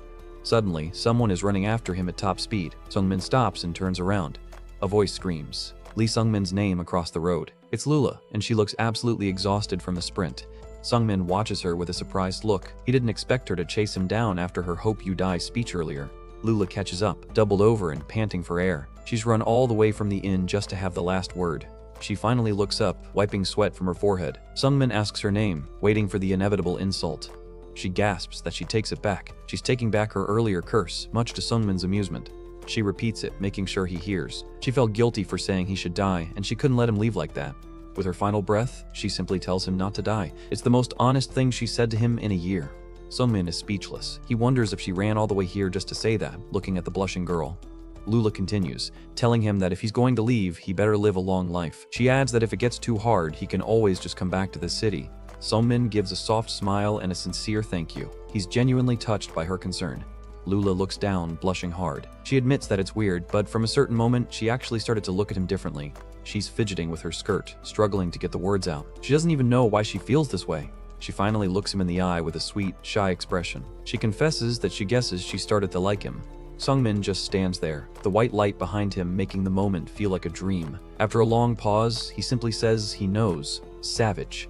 Lula is crying now, her shoulders shaking as Sungmin promises her he'll never die. He vows he'll survive no matter what. He gives a final goodbye as he turns to leave. He's looking more mature than ever, ready to face his destiny.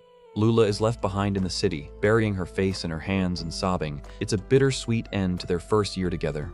Sungmin walks away, noting that it took him 3 years to graduate from Xenovis in his previous life. This time, he did it in just 1. He looks back at a memory of all the people he's met: Hans, Jack, Lula, and of course, Weiji Hoyon. He's realized that unlike last time, he's made actual precious memories. He wonders if he'll ever be able to come back to this city someday. He's leaving a part of himself behind as he steps into the unknown.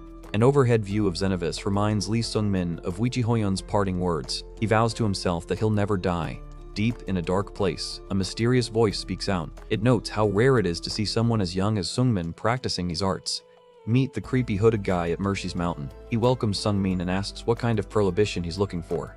Sung-min stands behind the strange figure, looking ready for whatever comes next. He knows he has a goal to reach. A close-up on the face of a guy who's seen some stuff. He knows that to fulfill his promise, he's got to level up big time. Weiji Hoyon asks where they should meet in 10 years. Since she knows the layout of area way better than our rookie MC, she's taking the lead on the logistics. The two of them stand together in the dark, thinking it over. Sungmin is basically a tourist in this world, so he's waiting for her to pick a landmark. The location is set. They agree to meet in 10 years at a place called Behinger. It's a long-term goal, but they've officially made their promise. Fast forward. It's been 10 months since Weiji Hoyon left the city. Sungmin is standing on a bridge in Xenovis, realizing he still has 9 years to go and needs a plan for his next training arc. He knows he could just be a mercenary again, but he'd just be living the same mid-tier life he did before. He's determined to use this time to break his limits instead of just coasting.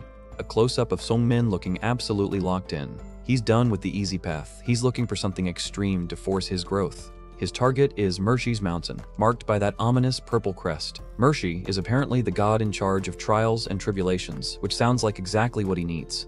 The mountain is unique because you can apply prohibitions to your body and senses. It sounds like a total nightmare, but the training efficiency becomes hundreds of times more effective.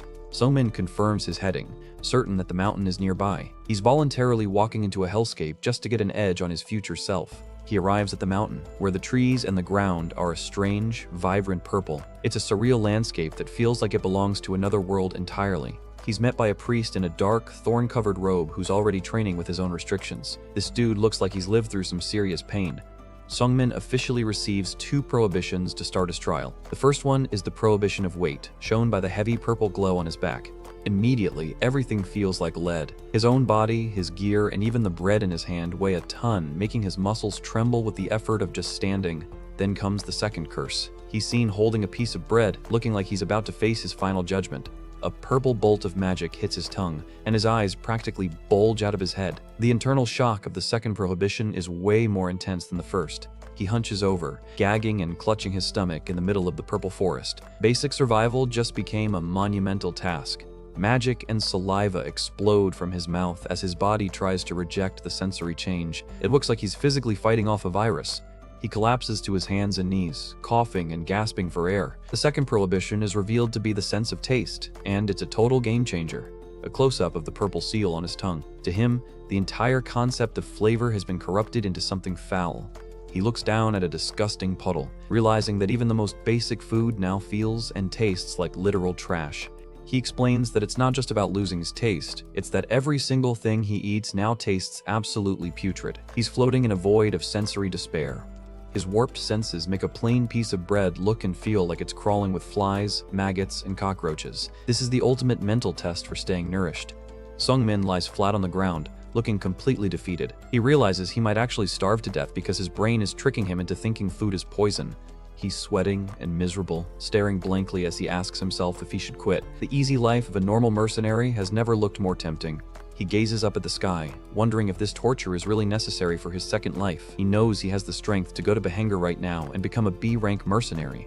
He lies there in the dirt, trying to convince himself that a better life doesn't have to be this hard. He's on the verge of settling for a comfortable, mediocre path. Suddenly, Weiji Hoyon's intense red eyes flash in his memory. Just the thought of her sends a massive jolt of pressure and shame through his system. He physically flinches, realized he can't allow himself to stay weak. He made a promise to reach the top, and he can't back down now. With a renewed fire in his eyes, he reaches out and grabs a chunk of bread. He's forcing himself to face the reality of his training. He shoves the food into his mouth, even though his senses are screaming that it's filled with bugs and rot. This is what pure willpower looks like. He follows it up by chugging water that tastes like liquid sewage to him. He's picturing a literal pile of filth while he drinks. Talk about hardcore commitment. He manages to swallow it all with a pained sound, his eyes bloodshot from the physical and mental strain. He successfully forced down his first meal under the trial. Sung-min slumps back against a tree, gasping for air and cursing Mershi's name. He's decided he's going to see this hellish training through to the end. Suddenly, a shadowy woman appears and calls him an insolent human. Sung-min is caught totally off guard, not having sensed her approach at all. He snaps his head around with a shocked look, seeing a flash of purple and white in the brush. His survival instincts are screaming at him to move. He drops into a low defensive crouch as purple aura crackles around him. He's ready for a fight, realizing he's not the only one on this mountain. A week passes on the jagged purple mountain. The isolation and the constant weight are starting to wear down his sanity. A deer stands in a clearing, totally oblivious to the hunter nearby. It's the first real prey he's seen in days. Sung-min is stalking it from the bushes, his spear trembling. He notes that he's been living on just bread and water for a week and is reaching his limit. He pushes off with a massive noise, his boots digging into the purple dirt. He's pouring everything he has left into this single ambush. He launches into the air, spear first, aiming to end the hunt in one clean lunge. The deer is startled, but Sung-min is moving like a blur of desperation. Total fail. The deer easily sidesteps him, and we get a hilarious chibi reaction of the animal looking confused and pitying. He keeps trying to swipe at it, but the weight prohibition makes his movements slow and clumsy. The deer just trots away effortlessly. The deer literally hops over his spear and disappears into the forest. The narration mocks him as he is left standing there looking like a complete amateur. He collapses to the ground, panting for breath as a silver-haired girl watches him from the shadows. He's officially reached his breaking point. Sung-min is covered in sweat and dirt, his eyes hollow. He's realized that his movements are too slow to hunt anything faster than a rock. He laments that he doesn't have enough nutrients to sustain his training. 1 week of bread and water has turned him into a walking skeleton. Night falls on the mountain, and the trial is just as harsh. The narration reminds us that you have to provide everything for yourself while restricted. A tiny version of Sung-min is shown shivering in the dark, while monsters and cold nights surround him. This mountain is a literal death trap for the weak. Sung-min leans against a tree, looking completely emaciated and near death. He's in the worst shape of his life, and the training is failing because his body can't keep up. He stares at his boots, admitting that training is a waste of time if he's too weak to move properly. He was planning to stay for 2 years, but he's already flagging. Suddenly, a small pebble rolls down and hits him right on the head. He's too tired to even react properly. He slowly turns his head and spots someone standing in the purple forest. It's a moment of pure confusion for our lone survivor. It's a young woman with silver hair and a white martial arts outfit. She's giving him a friendly wave, looking completely comfortable in this harsh territory. Sung-min stays on guard, asking who she is. He remembers the rule that practitioners can't harm each other, but he isn't taking any chances. The woman points at her throat and then makes an X with her arms. She's using sign language to tell him she's under a specific restriction. She points to a purple seal on her neck, identical to Sung-min's. She's also a participant in the trial of Mershi. Sung-min realizes she has the prohibition of voice and can't speak. She nods her head vigorously, confirming his deduction with a silent smile. Without a word, she lunges forward and drops the dead body of the deer from earlier right at his feet. Sung-min is shocked by the sudden act of generosity. She stands over the kill with her wooden stick, while Sung-min stares at the deer in total disbelief. She basically just handed him a lifeline. A close-up of the deer shows it's the exact same one that was mocking him earlier. It looks like Sung-min is finally going to get his revenge and a decent meal. She starts writing in the dirt with her stick. It's the official language of the Rhea, and she explains she's been watching him for a few days and realized he was about to starve. Sung-min looks at her with big, curious eyes. He appreciates the help, but he's suspicious. Why would a stranger on this mountain be so kind to a no-class? The silver-haired girl strikes a confident, proud pose and writes her final answer on the ground, saying it's because she's kind. She even adds some sparkles to really sell the hero vibe. Wait, this chibi-looking girl with the silver hair actually helps Sung-min? She suddenly popped up in front of him and handled that deer like it was nothing. She basically introduces herself as a kind person, which is a bit suspicious in a world like this. But hey, every time Sung-min gets into a jam, she's right there to bail him out. Sung-min finally works up the courage to ask for her name, but the answer completely catches him off guard. He's standing there looking totally shocked. Meet Bake Sogo. She stands tall with her wooden staff, and even though she looks young, there's an intense aura around her that says she's the real deal. Sung-min recognizes that name instantly. She was a legendary figure in his previous life. People called her the Flash because her movement techniques were so fast you couldn't even see her blink. But meeting a future celebrity isn't actually the reason Sung-min is sweating bullets right now. There's a much darker reason for his surprise, and it's hitting him hard. The truth is pretty brutal. In the future, he remembers Baek Sogo dies. It's a plain and simple fact that haunts him as he looks at her. 8 years from now, her journey comes to a violent end. We see a vision of her collapsed and bleeding, a grim reminder of the path she's on. The real kicker? She dies at the hands of Sungmin's own master, the little heavenly demon, Weiji Hoyon. Talk about an awkward future reunion. Mershi's Mountain has some hardcore rules you have to follow if you want to stay. You get prohibitions right away, more every 6 months, and the most important one, practitioners can't lay a finger on each other. Sungmin is sitting in his cave, deep in thought as the purple aura of his prohibition flickers around him. He's trying to reconcile the kind person in front of him with the tragedy he knows is coming. He starts wondering about that incident from his past life. Was her death somehow connected to whatever happened in the dungeon? Baek Sogo leans in close, her eyes wide and curious. She's definitely wondering what's going on in Sungmin's head since he's been staring at her for a while. Sungmin nearly jumps out of his skin when she suddenly appears, asking when she got here. She just stands there with a simple hello sign, totally unfazed by his panic. She's actually writing directly onto the rock with her bare fingers. Sungmin is sweating just watching her, realizing the insane level of physical strength she must have to treat stone like paper. She explains through her writing that she can't even use sound transmission to talk. Her current level of martial arts is so restricted that she's completely silent, which is a pretty rough prohibition to live with. Sungmin just stares at her with a blank, processing look. He's still trying to get used to the fact that he's chatting with a future legend who uses a rock as a notepad. He notices something up with her left arm as she squats down. She explains that since it's been half a year, a new prohibition was added that basically shut down her entire limb. Baek Sogo admits that not being able to feel her left arm at all is making things difficult. She asks if Sungmin's current problems are just taste and weight, and he confirms it with a simple yes. Sungmin gives a hollow laugh, thinking about how even the simple pleasure of a meal has been taken away. He looks like he's lived through 1,000 years of disappointment in just a few months. Baek Sogo asks if he's curious about the other people training on this mountain. Sungmin admits that, yeah, he's wondered who else is crazy enough to be up here. She hops up and tells him to come along so she can introduce him. She's looking way more enthusiastic about this field trip than he is. Sungmin tries to keep up, but he's struggling big time. He's gritting his teeth as the weight prohibition makes every step feel like he's wading through lead. He watches her move with ease and starts to panic internally. How is he supposed to keep up with someone who basically invented the word fast? Baek Sogo notices him falling behind and remembers his weight restriction. She realized that just walking is a full-body workout for the poor kid.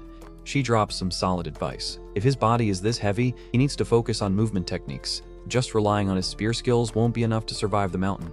Sungmin asks the billion-dollar question if she can teach him one. He looks hopeful, but then quickly backpedals, realizing that a legendary master's techniques are usually their livelihood. He tries to laugh it off as a joke, but you can see the dam in his head. He knows he just missed a massive opportunity to level up his footwork. Baek Sogo isn't letting him off that easy. She suddenly grabs him and tells him he's too slow, so she's just going to carry him. Sungmin is absolutely losing it, flailing around as she hoists him onto her back. He wasn't prepared for the legendary piggyback ride today. He screams, asking what she's doing, but it's too late. Baek Sogo just tells him to hold on tight, and her face says she's about to break the sound barrier. They take off like a literal rocket ship. The scenery is just a blur of purple and white as she sprints through the jagged terrain. Sungmin's face is literally being peeled back by the wind. He's screaming for his life while Baek Sogo just charges ahead through the forest.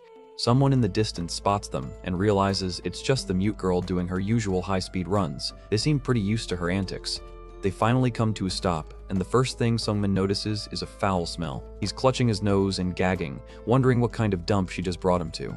Meet Scarlet Lasir, a grand magician who apparently has some very specific hygiene prohibitions. She looks like she hasn't washed or changed her clothes in a decade, and she is not happy to see them. Next up is Dokbi Jun, a blind martial artist who looks like he's made of pure muscle and scars. He's sharpening a massive sword and seems way more welcoming than the stinky magician. Baek Sogo introduces the future Flash herself, reminding us that she currently has prohibitions on her eye, arm, and voice. Despite the debuffs, she's still the fastest thing on 2 legs.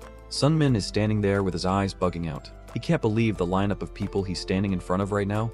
He realizes that every single person here is a future big shot who will eventually be world famous. It's like he just walked into a pre-fame gathering of the Avengers.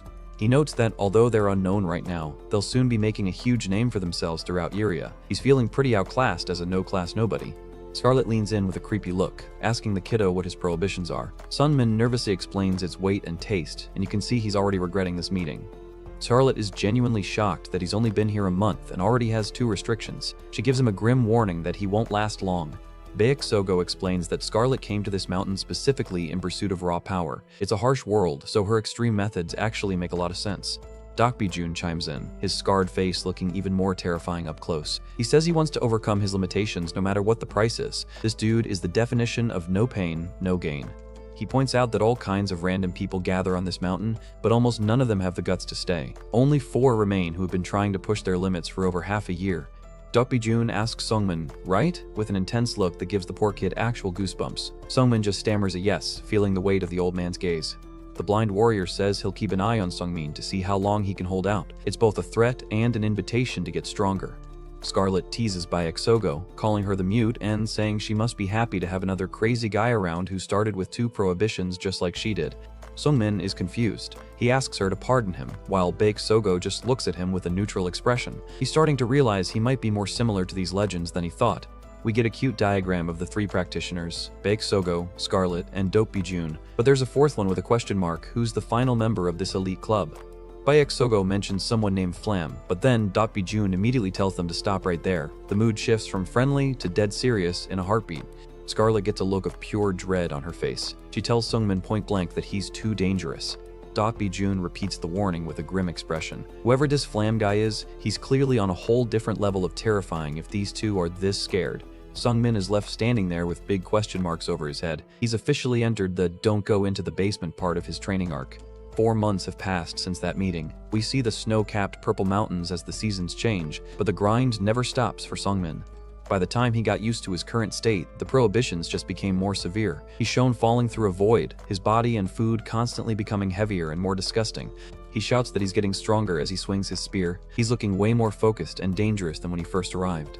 Check out those stats. After 4 months of hellish training, his Violet Dawn Mystic Art is up to 3 stars, and his Supreme 9 Heaven Spear is at 2 stars. Even with a low-grade skeleton, his growth rate is absolute insanity.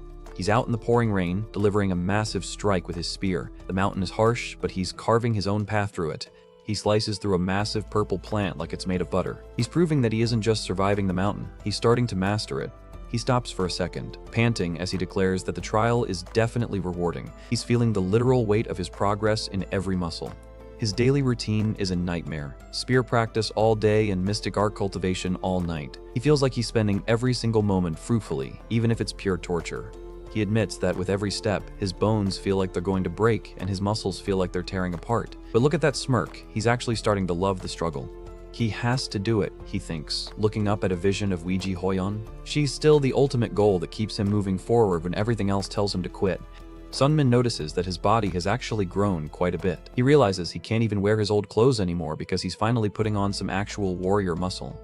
A voice calls out from the trees. Sungmin freezes as a new face watches him with a playful grin. The stranger compliments his spear techniques, noting they're actually pretty good. Sungmin keeps his weapon ready, looking at the guy with a serious expression. Sungmin realizes he's never seen this person before. He jumps back as the stranger gives a friendly greeting, realizing he's just come face to face with a potential threat.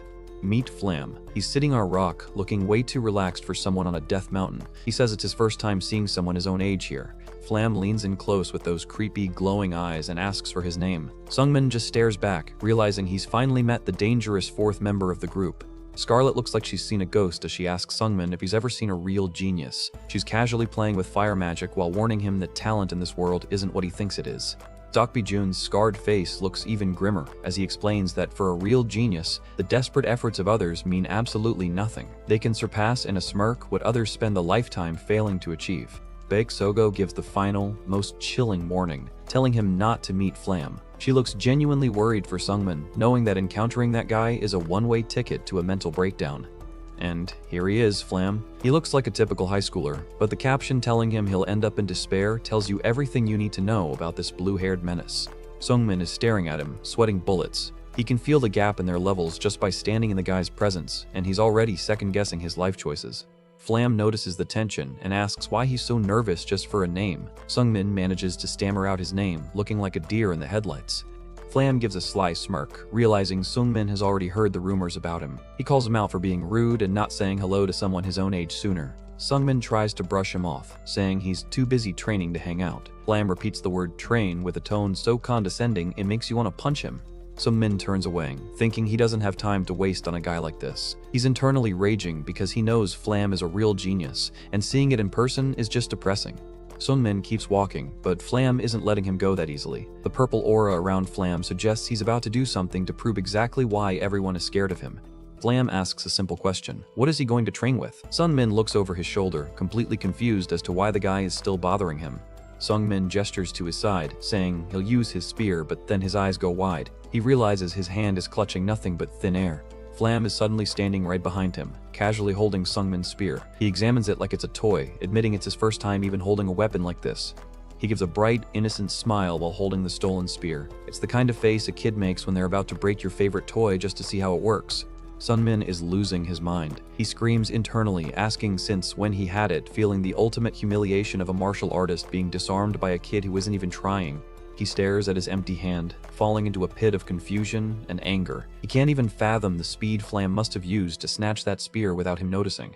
Flam tells him to relax, saying he's just borrowing it for a second. He looks at Sungmin with fake concern, asking why he's so surprised that a genius can do whatever he wants. He asks if he can just copy what Sungmin did as he takes a stance. He's looking at the spear with a terrifyingly quick understanding of its mechanics. Flam executes the second stance of the Supreme Nine Heavens Spear, Sungmin style. He's perfectly mirroring the technique Sungmin spent months sweating and bleeding to learn. He delivers a massive strike that actually looks more powerful than Sungmin's version. The shockwave of the impact is shown in a stark grayscale panel of pure force. The technique name, Lightning Splitting, Chasing Strike, appears as Flam executes a follow-up move. He's not just copying it, he's performing it with a level of grace that's insulting. A massive sound effect accompanies the destruction. Flam has literally carved a path through the landscape using a move he just saw for the first time. Sungmin is absolutely devastated, his eyes hollow as he realizes what just happened. He's realized that Ouija Hoyon isn't the only monster in this world. Flam just improved a technique he'd only seen once. Flam is laughing his head off, rubbing it in. He asks if he's better than Sungmin, looking like the happiest person on earth while Sungmin's soul is dying. A close-up of Flam's mouth shows a sinister, dark grin. This guy isn't just talented, he genuinely enjoys being superior to everyone around him. Sungmin flinches, looking like a sketch as the despair sets in. Flam admits he doesn't understand why everyone comes to this mountain to train so hard when they clearly have no talent. Flam leans on the spear, looking at the distance. He wonders why people keep trying when no matter how hard they work, he can surpass them just by looking at them. He turns his blank, purple gaze toward Sungmin. He asks why people train so hard even though they can't do it, his voice full of genuine, patronizing confusion. Sungmin is in the shadows, his face a mask of rage. Flam lists off the other practitioners, Dokbi, Baek Sogo, and that stinking monster, as if they're all just pathetic losers. Flam mentions that every time he asks them about their techniques, they'd get angry and kick him out. He claims he was able to do everything they did easily, from sword techniques to magic. He wonders what could be wrong with everyone. In his eyes, the other practitioners on the mountain are just playing pretend at being experts. Flam mentions that there are real geniuses in this world that overshadow even the people on this mountain. He looks up, wondering where they all are. We see a vision of warriors standing on a mountain peak. Flam is questioning how a normal person like Sungmin is even supposed to look at people like them. Sungmin thinks of Ouija Hoyon. He realizes she was different, even though she was a genius. She never had to show it off or belittle him like this brat is doing. Sungmin stares at Flam, realizing this guy knows exactly how he looks to a normal person, and he's loving every second of the show-off session. He's reaching his limit for this conversation. Flam tries to change the subject, asking what Sungmin's prohibition is so he can share his own. He's acting like they're buddies, which only makes Sungmin angrier. Sungmin finally explodes with a sound effect. He's gritting his teeth, telling the brat to take his spear back and get the hell away from him. Sungmin starts walking away, shouting for him to get lost. He's reached the point where he'd rather be alone than spend one more second being mocked. He gives Flam one final warning, telling him not to come near him again. His face is twisted in a snarl of pure hatred. Flam looks genuinely surprised, asking, what's with all the hostility? He truly doesn't think he did anything wrong, which is the scariest thing about him. Flam suggests that Sungmin should just stop wasting his time and go down the mountain. He tells him that with his mediocre skills, he could at least earn a decent living as a commoner. Sungmin can't take it anymore and throws a desperate punch. A massive sound fills the clearing as he pours all his frustration into the strike. Flam blocks the punch with a single palm, looking totally bored. He reminds Sungmin that they have a rule about not hurting each other on the mountain, and he should know his place. A close-up of Flam's face behind Sungmin's fist. He's glowing with a sinister purple aura, looking like a demon masquerading as a child. Flam tells him he's too weak, batting the fist away. He asks if Sungmin only threw that punch because he knew the rules would protect him from a counterattack. Sungmin is on the ground, struggling against the invisible pressure. Flam mocks him, saying it must be hard to choose when to let out your anger when you're this pathetic. Flam senses someone else and looks back. He says he knew she'd be hiding and eavesdropping as Baeksogo appears in the distance. Flam tells Baeksogo not to look at him like that. He claims he was just returning the spear and that Sungmin was the one who chose to be violent.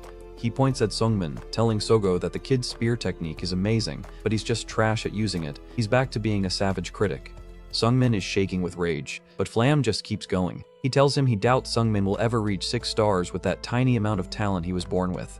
Flam explains the twisted logic of the mountain. The harder the prohibition, the greater the blessing from the goddess of trials. We see a cute but creepy doodle of the god handing out power-ups to suffering practitioners. He tells Sungmin that pushing himself to the absolute limit is the only way to get strong fast. Flam looks like he's actually giving advice, but it sounds more like a taunt.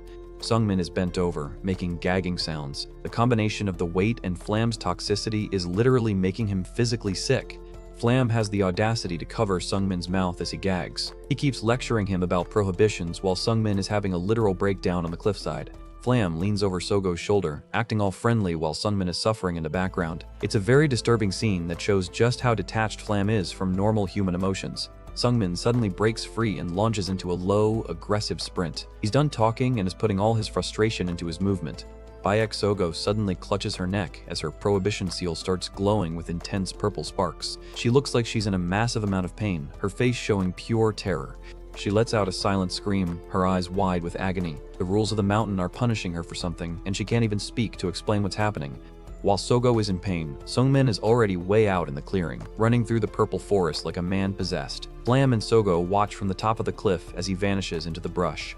Talent. The scream screams the word in giant black letters. Sungmin is shown upside down, falling through a white void of self-loathing. He's gritting his teeth, his face covered in tears and blood. He screams Mercy's name to the heavens, hating the god and the mountain for making him feel this way. He stands under the moonlight on the jagged mountain peaks, screaming at the top of his lungs. He's finally reached the point where he's ready to do anything to get stronger. The high priest's shadow looms over him. He commands the human to speak, watching the broken boy with a neutral, godlike indifference. Sungmin clenches his fist, his eyes filled with a terrifying resolve. He declares that he'll add a prohibition, choosing more suffering just to close the gap with the geniuses. Strange geometric cubes and floating debris drift in a cosmic void. It looks like we've left the mountain and entered a totally different dimension. Sungmin is sweating and looking around in a panic. He's completely lost and asks the empty void where on earth he ended up. A small purple figure floats above Sungmin, who is now holding his spear. The difference in scale makes him look like a tiny ant compared to the vastness of this space. The purple girl introduces herself with a smug grin. She says it's a space that belongs to her, officially revealing that she is Mercy, the god of the mountain. Sungmin is shaking as the realization hits him. He's actually standing in front of a literal god, and he can't stop stuttering. Mercy floats lazily, calling out Sungmin for all the trash talking he was doing earlier. She tells him to drop the fake act because she doesn't feel an ounce of respect for it. She gets right to business and asks if he really wants to add another prohibition. Sungmin doesn't hesitate for a second and gives her a firm yes. We see the weight of his current situation. He's already struggling with taste and weight, but those dark eyes show he's ready to double down on the pain. Mercy leans in close, her hair swirling around them. She points out that he can't even handle the 2 he has now, so why on earth does he want to suffer even more? Mercy starts laughing at him with a creepy cackle. She's genuinely amused by his audacity and asks if he's only this brave because he's already returned from death once. Sungmin freezes, a massive shock running through him. His heart is probably racing because a literal god just casually revealed his biggest secret. Mercy's eyes glow with a terrifying purple light. She explains that a god's eyes see right through the messy causality of a mortal like him. She gives him a grim reminder about the laws of nature. Every mortal is destined to die when he is born, she says, gesturing toward a pile of bleached bones. We see a silhouette of a person being crushed by the weight of causality. Mercy explains that going against death is essentially defying the very essence of the universe. She looks at Sungmin with interest, noting that even though he isn't a transcendental being, he somehow managed to twist the bondage of causality. He died, yet he came back to live again. Sungmin asks the billion-dollar question, if the fact that his causality is off course will impact him negatively. He's worried that his shortcut through time might have a nasty side effect. Mercy gets a wicked grin as she explains that his soul is currently suffering from tremendous karma. Defying death is natural to him now, but the universe always collects its debt. The god laughs manically, telling him it won't affect him while he's alive. But the real kicker is that after he dies again, he'll suffer for hundreds of millions of hours in the afterlife. Sungmin is sweating buckets, realizing that his regression came with a permanent ticket to hell. He grips his spear, looking absolutely horrified by the price of his second chance. He tries to play it cool, thinking that he doesn't care if it only affects him after death. His priority right now is survival in the present, no matter the future cost. Suddenly, we're back on the mountain. Baek Sogo is standing there, looking concerned as she watches Sungmin wake up from his vision. Sungmin is visibly shivering on the ground, his body reacting to the new power. Sogo asks if he actually added another prohibition while she wasn't looking. He manages to give her a shaky yes. He looks like he's about to collapse from the cold, and he's trembling so hard it's audible. Sogo gives him a look of pure pity and frustration. She can't believe this kid is being this reckless with his own life. Sogo asks what kind of new torture he just signed up for. Sungmin is barely keeping it together, his eyes looking totally glazed over. She mentions the concepts of warmth and dream. Sungmin's internal monologue shows he's feeling the immediate, brutal effects of his choice. Sogo calls him straight up crazy. She warns him that prohibitions on abstract concepts like these are infinitely more severe than just physical ones. The prohibition of warmth hits hard. Sungmin is huddling by a fire, but he's still shivering uncontrollably. No matter how close he gets to the flames, he feels an endless, bone-chilling cold. Then there's the prohibition of dreams. Dark, clawed hands reach out from the shadows to grab him, turning every attempt at rest into a waking nightmare. His subconscious is a mess of chains, skulls, and glowing eyes. The horrors of his childhood and his anxiety are being manifest in their worst possible forms. He's curled in a ball in the middle of a psychic storm. His memories of Earth and his parents are being twisted into monsters that haunt his sleep. The seal on his back glows brightly, signaling that his rest is officially gone. Sleeping is no longer about recovery, it's just another form of battle. Baek Sogo stares at him, calling him a crazy bastard under her breath. She's never seen someone push themselves this close to the edge of sanity. She screams at him, asking what he was thinking when he did something so reckless. She points out that with his progress, he would have reached a high level soon anyway without the extra torture. Sungmin just gives her a hollow look and says he doesn't have it. He's clearly talking about his talent, or lack thereof. He repeats it again, sounding defeated. He doesn't have talent. The realization is clearly what's driving his madness. Sogo pauses, her expression softening. She realizes that his achievement in martial arts is great for his age, but he's growing way slower compared to the number of debuffs he's carrying.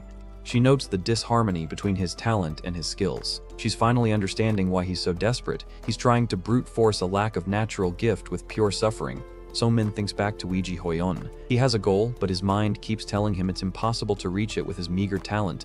He clarifies that he didn't do this just because he was angry after seeing Flam. Flam just showed him the harsh reality of what he needs to do to survive. Sungmin clenches his fist until his leather gloves creak. He knows that to stand side by side with geniuses who have extraordinary talent, he has to do things that are completely out of common sense.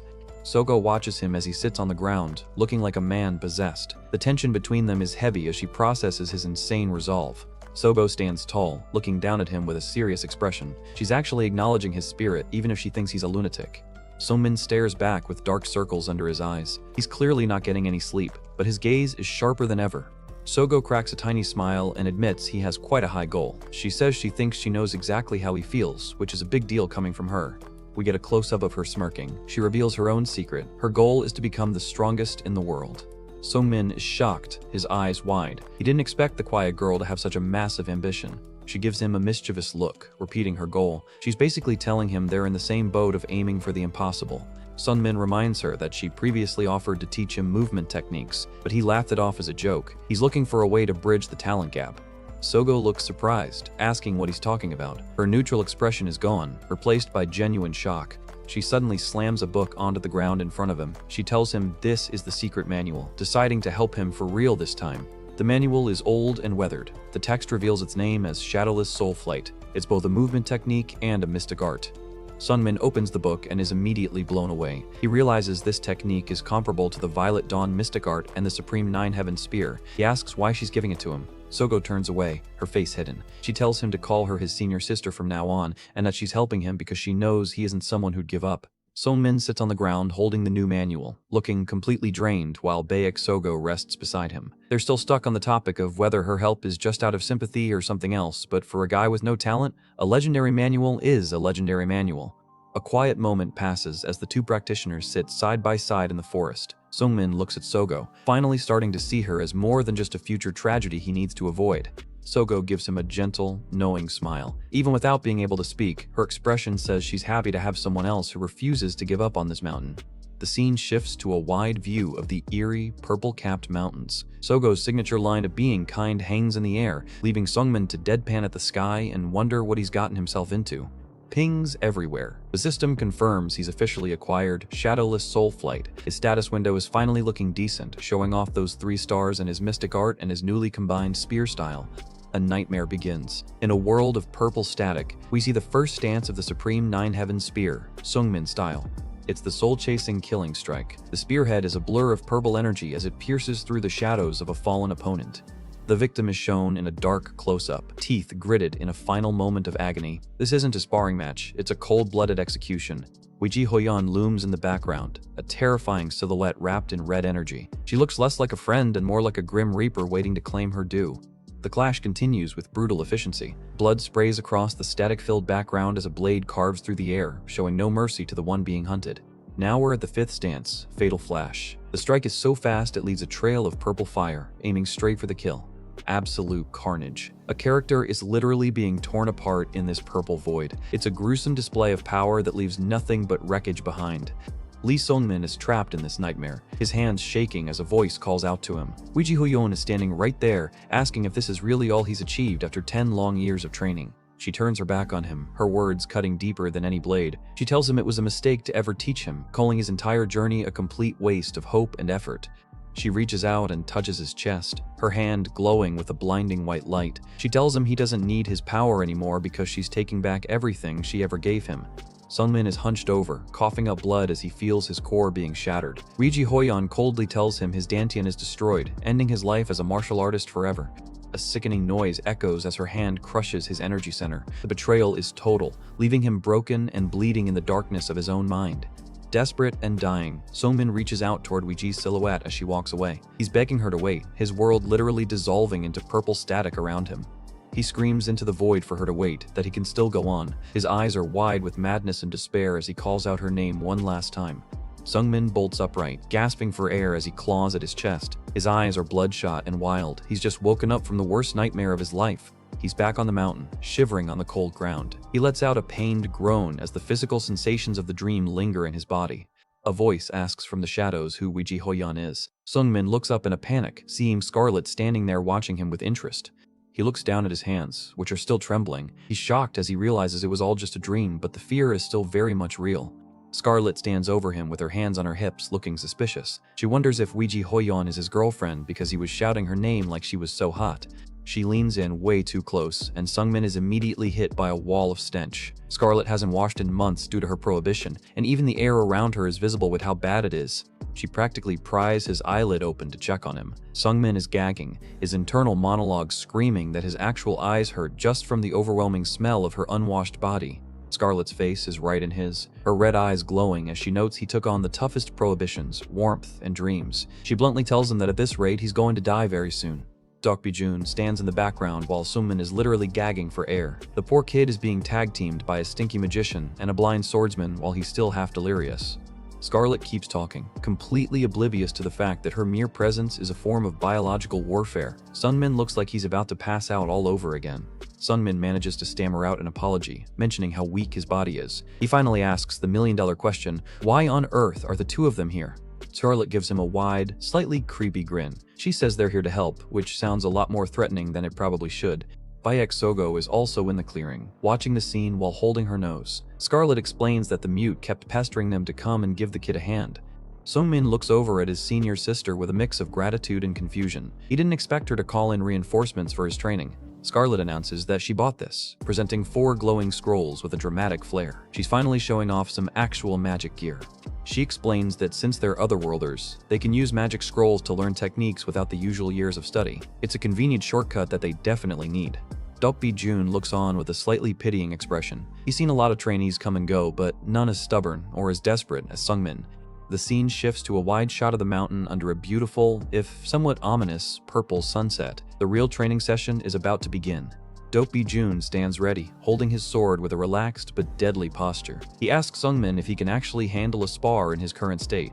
Sungmin grits his spear, the purple seal on his back glowing. He vows to do his best, even though he's already exhausted from the nightmares and the cold.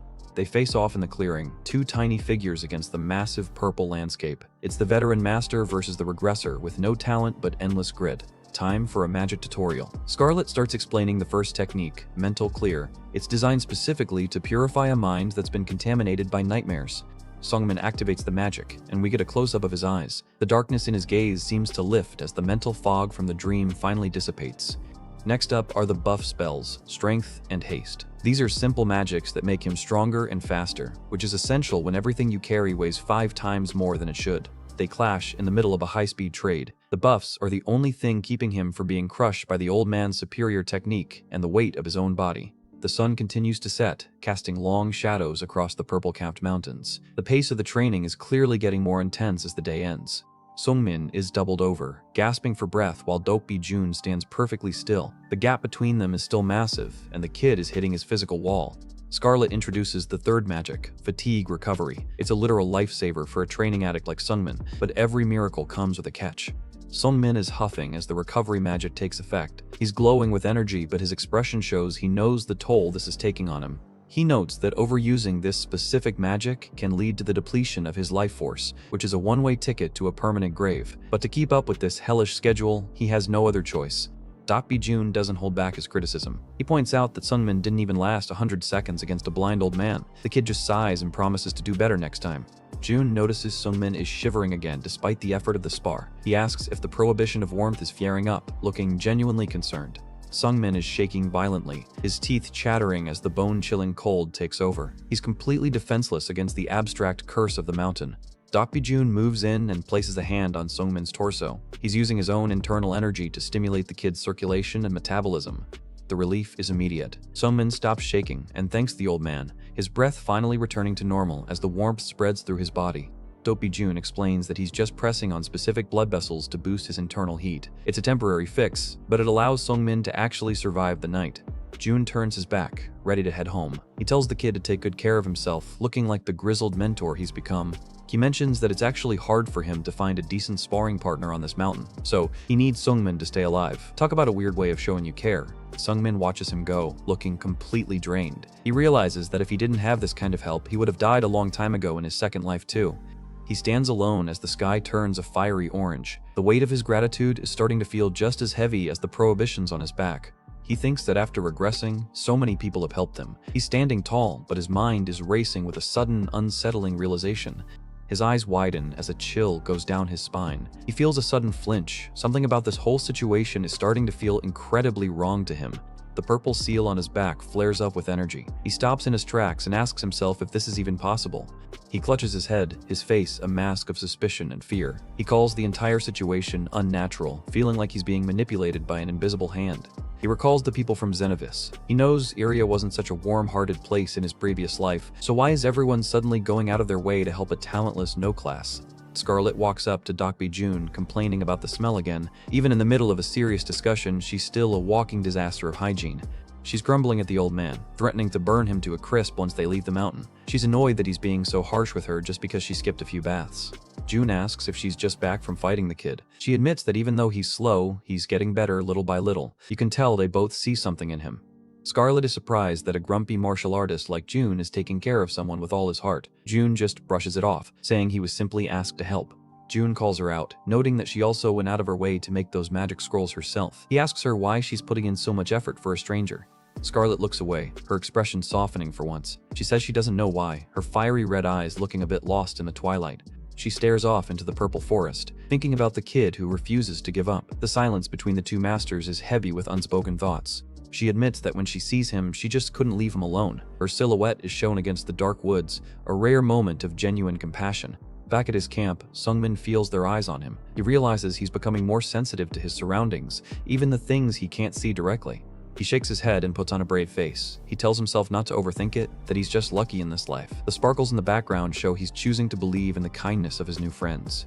We hit a time skip as another half-year passes over the jagged purple peaks of the mountain. The seasons might change, but the grueling grind for our main character never stops. Flashes of movement show training is well underway in the middle of the purple forest. Sungmin is putting his body through absolute hell just to see even a tiny bit of progress.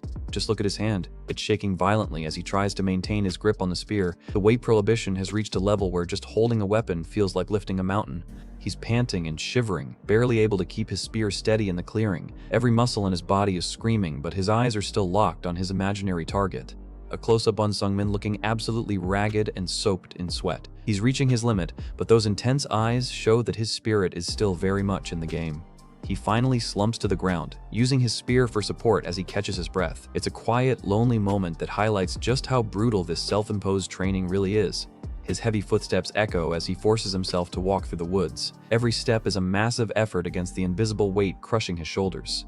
He senses someone behind him and gives a sharp, wary look over his shoulder. Even when he's half dead from exhaustion, his survival instincts are always dialed up to 11.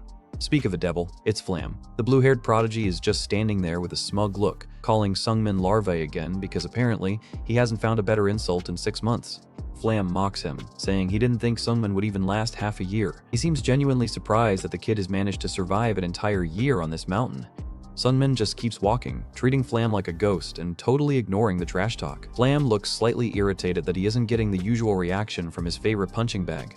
Flam keeps pestering him, wondering why he's being so quiet today. Sungmin just stares ahead with a blank, deadpan expression, looking completely done with Flam's existence. Flam finally notices the purple seal glowing on Sungmin's neck. He's taken on the prohibition of voice. He's literally a mute now, which finally explains the silent treatment. Flam bursts out laughing, finding it hilarious that Sungmin chose such a convenient restriction. He jokes that there isn't much to talk about on this godforsaken mountain anyway. Flam walks alongside him, still running his mouth about how Sungmin only picks the hardest paths. He mocks the kid, but you can tell he's carefully measuring how much stronger the larvae has become. Suddenly, a spear thrust flashes by with a sharp sound. Sungmin finally reacts with a move of his own, clearly signaling that he's tired of Flam's non-stop talking. Flam just gives a sideways glance, completely unfazed by the surprise attack. He tells Sungmin to look at this, preparing to show off the gap between effort and true genius. A vision of Sungmin training shows just how much he's improved in half a year. His parry, hold, and pierce are all looking incredibly clean, disciplined, and professional.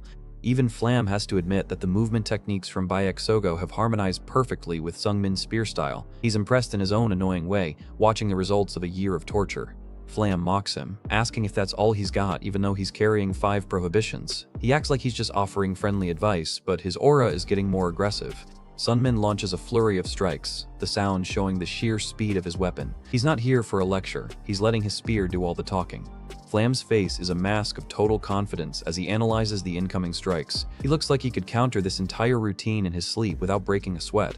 A close-up shows a hand gripping the spear staff with a sharp noise. The tension is reaching a boiling point for a real clash between the regressor and the genius.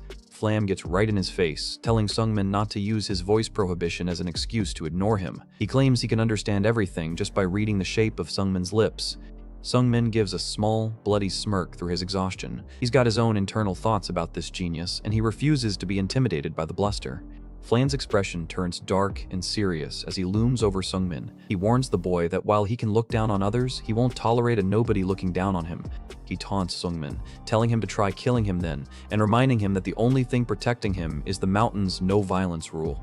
Flam suddenly lunges forward with a heavy, unexpected strike. Sungmin is caught off guard as he tries to brace for the incoming force. Sungmin gets sent flying back and hits the ground hard. Flam is standing over him, looking down with absolute, cold contempt. Flam laughs manically, calling the kid pathetic for struggling on the ground. He asks if Sungmin is crawling because he's a literal larvae compared to a real genius. Sungmin is on his knees, gritting his teeth in pain as his prohibition seal glows. He realizes Flam found a way to cause indirect injury while technically not breaking the rules. Flam holds up the stolen spear, and it's suddenly humming with an insane blue light. He's casually flexing a level of power that Sungmin hasn't even dreamed of touching yet. It's official, the kid is using sword chi. That's the high-level trick where you pump internal energy directly into a blade to make it a lightsaber, and usually, only peak-level masters can pull this off. Flam starts the trash talk, asking how many decades it would take a talentless guy like Sungmin to learn this. He basically tells him that even if he trained until the day he dropped dead, he'd still never reach this level. The blue energy explodes from the spear as Flam rants about how unfair the world is. He's bragging that he can reach in a few minutes what Sungmin has been killing himself to achieve for 2 lifetimes.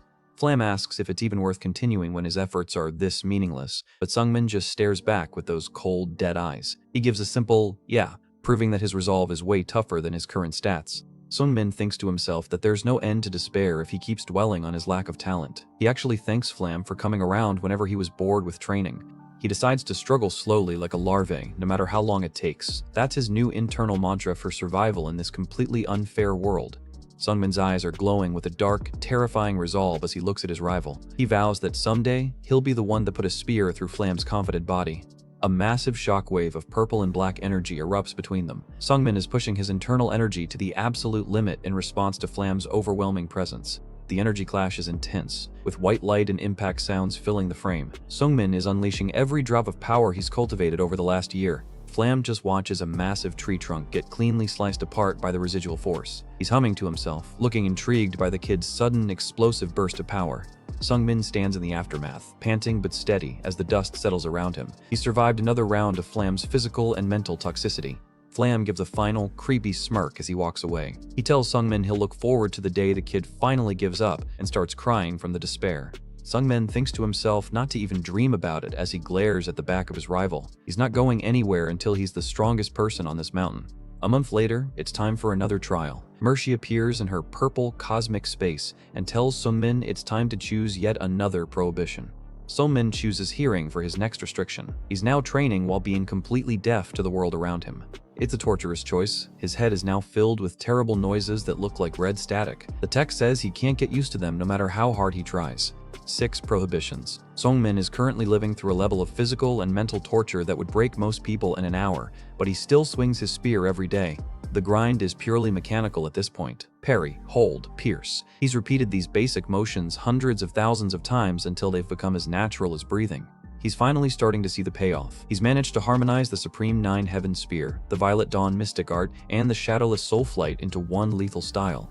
We get a look at his training partners, the blind master Dopey Jun and his senior sister, Baek Sogo. He spent countless hours absorbing everything they had to teach. Even a tiny version of Scarlet is there. He remembers her joking that she didn't do much, but her magic scrolls and that gross stench of hers were actually weirdly effective motivators for him.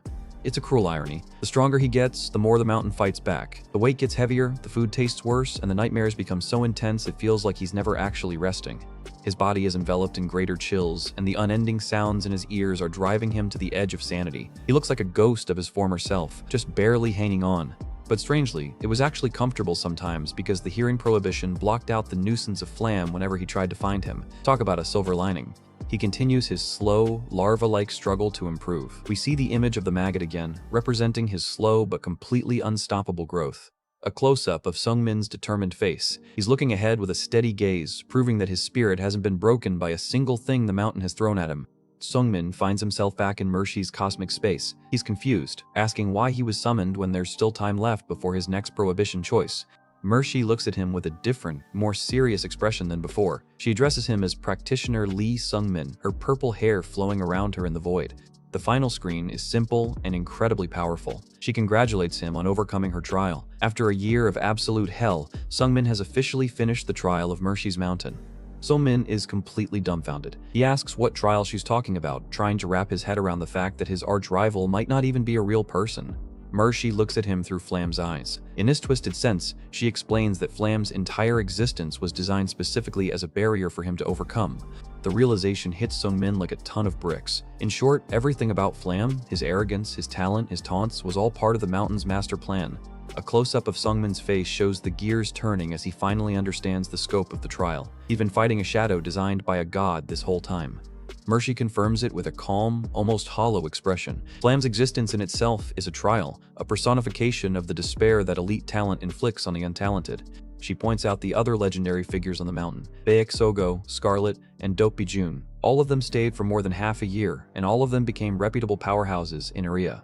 Sungmin watches Flam's silhouette walk away, still reeling from the shock. He realizes why he never heard of Flam in his previous life, because a person with that much talent simply didn't exist in the real world. He stares into the void, admitting that he did think it was weird, to think that his greatest psychological hurdle wasn't even a real practitioner in the first place. Mercy reveals her methodology. She used that overpowering talent as a specialized trial to make practitioners fall into absolute despair and give up. We see a mental image of the other three masters looking up at a glowing flam. Even those who were considered very talented would look at him and feel their own efforts were worthless. The genius was busy making everyone else run away in shame. But then she looks at Seungmin and realizes he was the only one who didn't blink. A dark, gritty shot of Seungmin's face shows his incredible resolve. Despite being so untalented, he didn't avoid the gap in power. He turned that genius into his singular goal.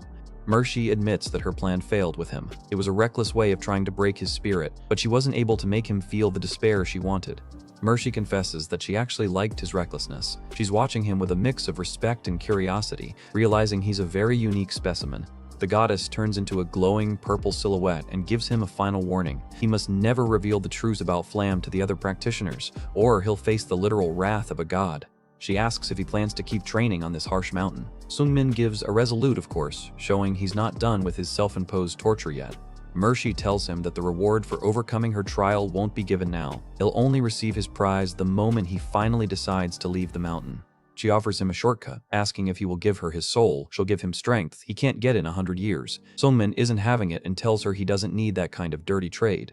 Mershi lets out a sharp sound, her jagged teeth showing in a creepy grin. She wonders if he'll continue to crawl slowly and work hard instead of taking the easy way out. Seungmin looks down, his face shrouded in shadow. He's chosen the long road, the one paved with effort rather than divine handouts. In his first life, Seungmin really hated the word effort. To him, the starting points were too different, and no matter how hard he tried, he could never catch up to the geniuses. He used to hate those who dismissed the difference in talent by just telling him to work harder. It felt like a slap in the face to his actual struggles. He remembers his previous life, where he made defeatism his refuge. He reached for a light that was always out of his grasp because he never truly believed he could make it.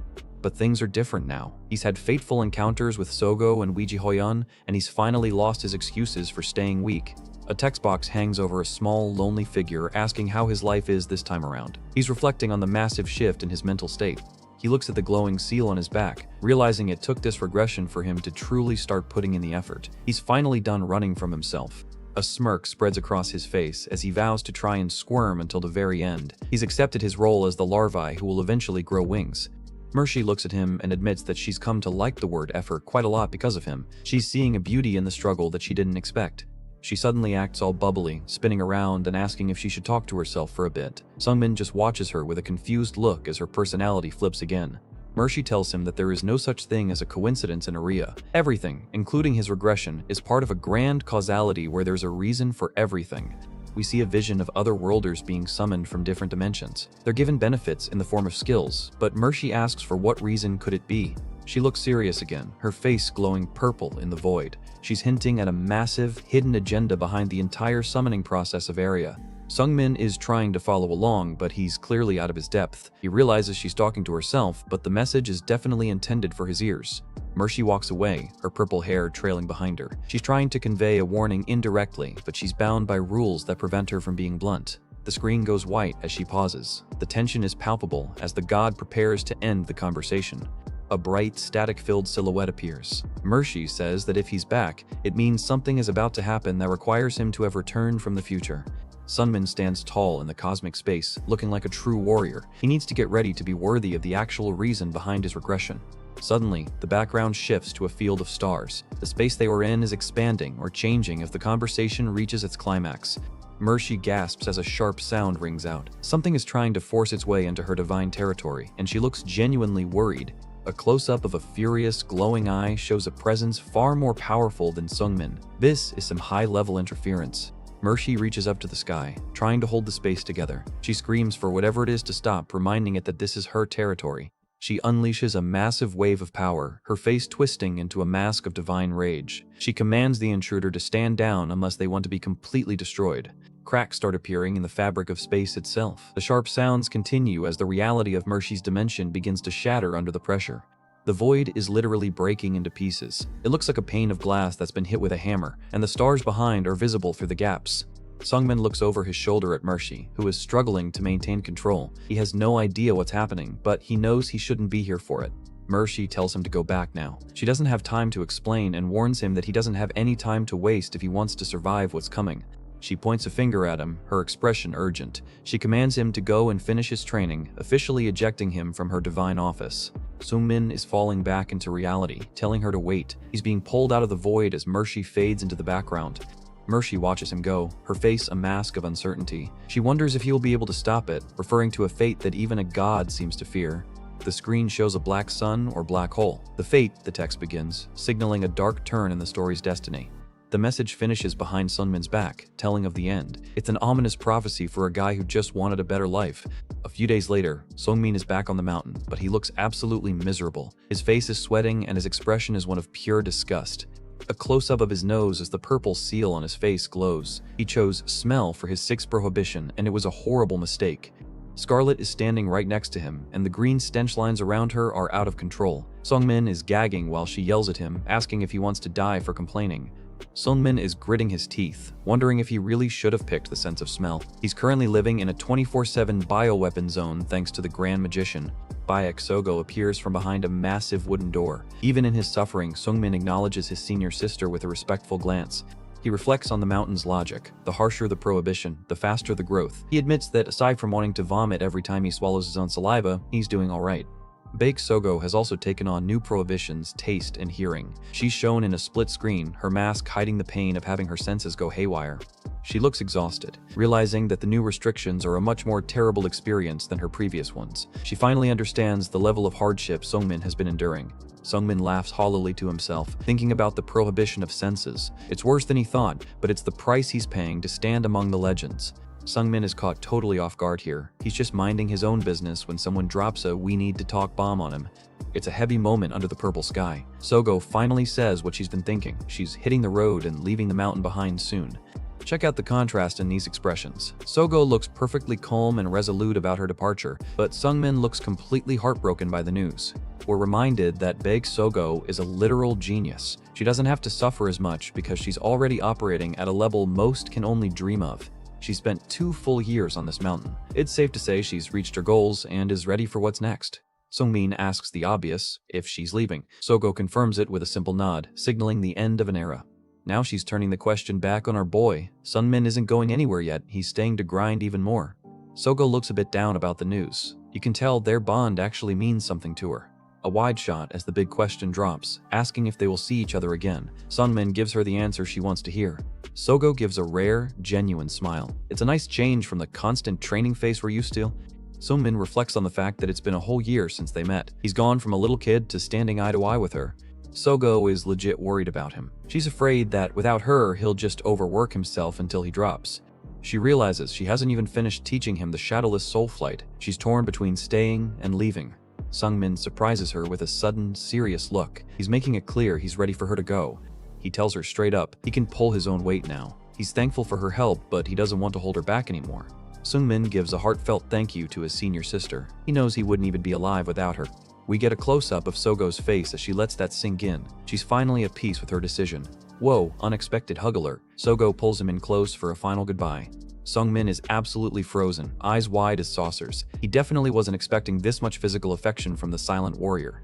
He's stuck in a state of pure shock. The exclamation says it all. His brain has officially short-circuited. A tight close-up on his eyes shows just how rattled he is. This is definitely a memory that's going to stick with him. A top-down view of the embrace shows just how meaningful this moment is. 2 survivors sharing a rare moment of warmth. We get a look at the mountain scenery as the moment lingers. It's a beautiful, quiet goodbye. A close-up of their feet as the hug ends. You can almost feel the weight of the separation. Sungmin calls her the toughest person he's ever seen. He's basically saying she's got a heart of steel. Sogo turns it around, saying he's the one who doesn't despair. She sees a strength in him that he probably doesn't even see himself. Sungmin disagrees, admitting he fell into despair over and over, but the key is that he just kept getting back up every single time. Sogo thinks that makes him even more amazing. Only a true warrior can face that kind of darkness and keep going. Sungmin calls her junior brother, but Sogo's final words are a simple request for him not to die. She gives him one last beautiful smile before heading off. It's a look of total confidence in him. Sungmin stares after her with a resolute expression. He's vowing to stay alive no matter what. The finality hits with the text that Baek Sogo left. The mountain is about to get a lot quieter. And she's not the only one. Dopey June and Scarlet have hit the road too. Sungmin is officially on his own now. Sungmin starts feeling that familiar sting of loneliness. It's been a while since he was truly by himself. He flashes back to his past life when he was a lone wolf who trusted absolutely no one. He thought being cautious meant being alone. But things are different now. He tells himself that now he knows. He realizes that humans can't thrive in total isolation. We get a shot of all the people who've helped him along the way. He looks down, finally admitting the truth to himself. It's a major moment of growth for our MC. He knows for a fact that without them, he'd be dead in the dirt right now. It's time to honor their help by getting even stronger. Sungmin stands alone, looking out at the world he's determined to conquer. His aura is different now. He can feel a shift inside his heart. It's like an invisible wall finally crumbled away. He takes a step and realizes the weight, odor, and noise are all gone for a moment. He's experiencing a brief flash of absolute freedom. Even the scenery looks brand new to him. It's a total shift in perspective that lasts just a second but feels like forever. He confirms that something is definitely different. He thinks that's right. He's glowing with purple energy, spear ready. He's changed, so the world around him has changed too. Summer hits the mountain, and the cicadas are screaming their heads off. The grind continues through the changing seasons. He has a dark vision of the future. In 7 years, Sogo will be killed by Weiji Hoyon in that dungeon. He's not letting that happen. He vows to get strong enough to pay Sogo back and change her fate. We see him mid-swing, training with intense focus. He's pouring every ounce of his soul into his spear work. Suddenly, he stops. He accidentally skewered a cicada right out of the air. He looks at the dead insect on the tip of his spear. It's a small moment, but it's symbolic of the life he's trying to change. He thinks about how cicada larvae spend 10 years underground just to have a short time in the sun. He's got exactly 7 years to stop the disaster.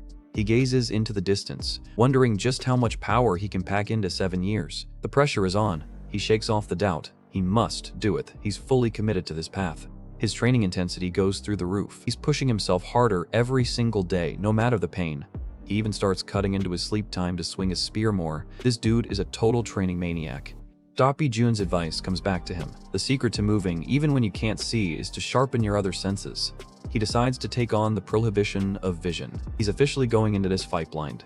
Everything goes pitch black. After a week, he's slowly learning to navigate using only his sense of touch. The world is dark, but his ears are ringing with the sound of thousands of cicadas. It's a total sensory overload.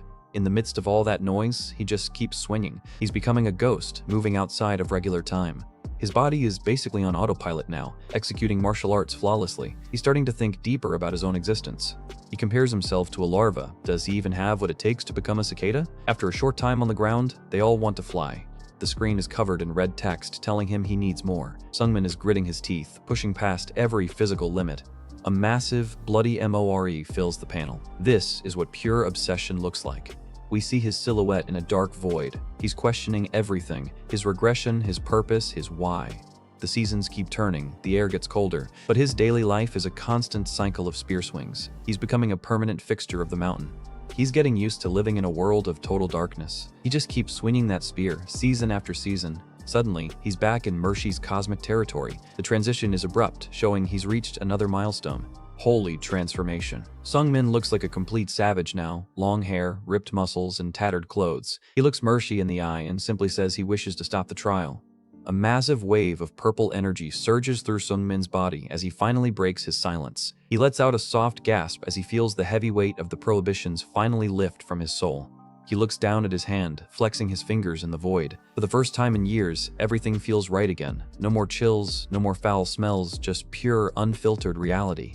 Mershi floats above him, looking down with that usual playful smirk. She asks him how it feels to have his senses back after 3 long years of hell, and Sungmin honestly admits that he's just glad to be human again.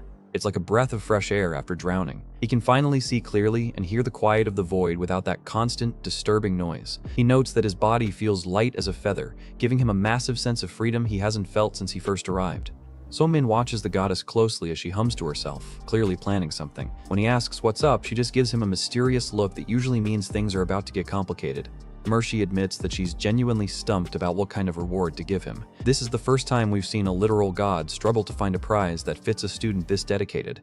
She floats over to him, acknowledging that spending 3 full years on her mountain is an insane feat. He didn't just survive the prohibitions, he mastered them, and she's impressed by his sheer stubbornness.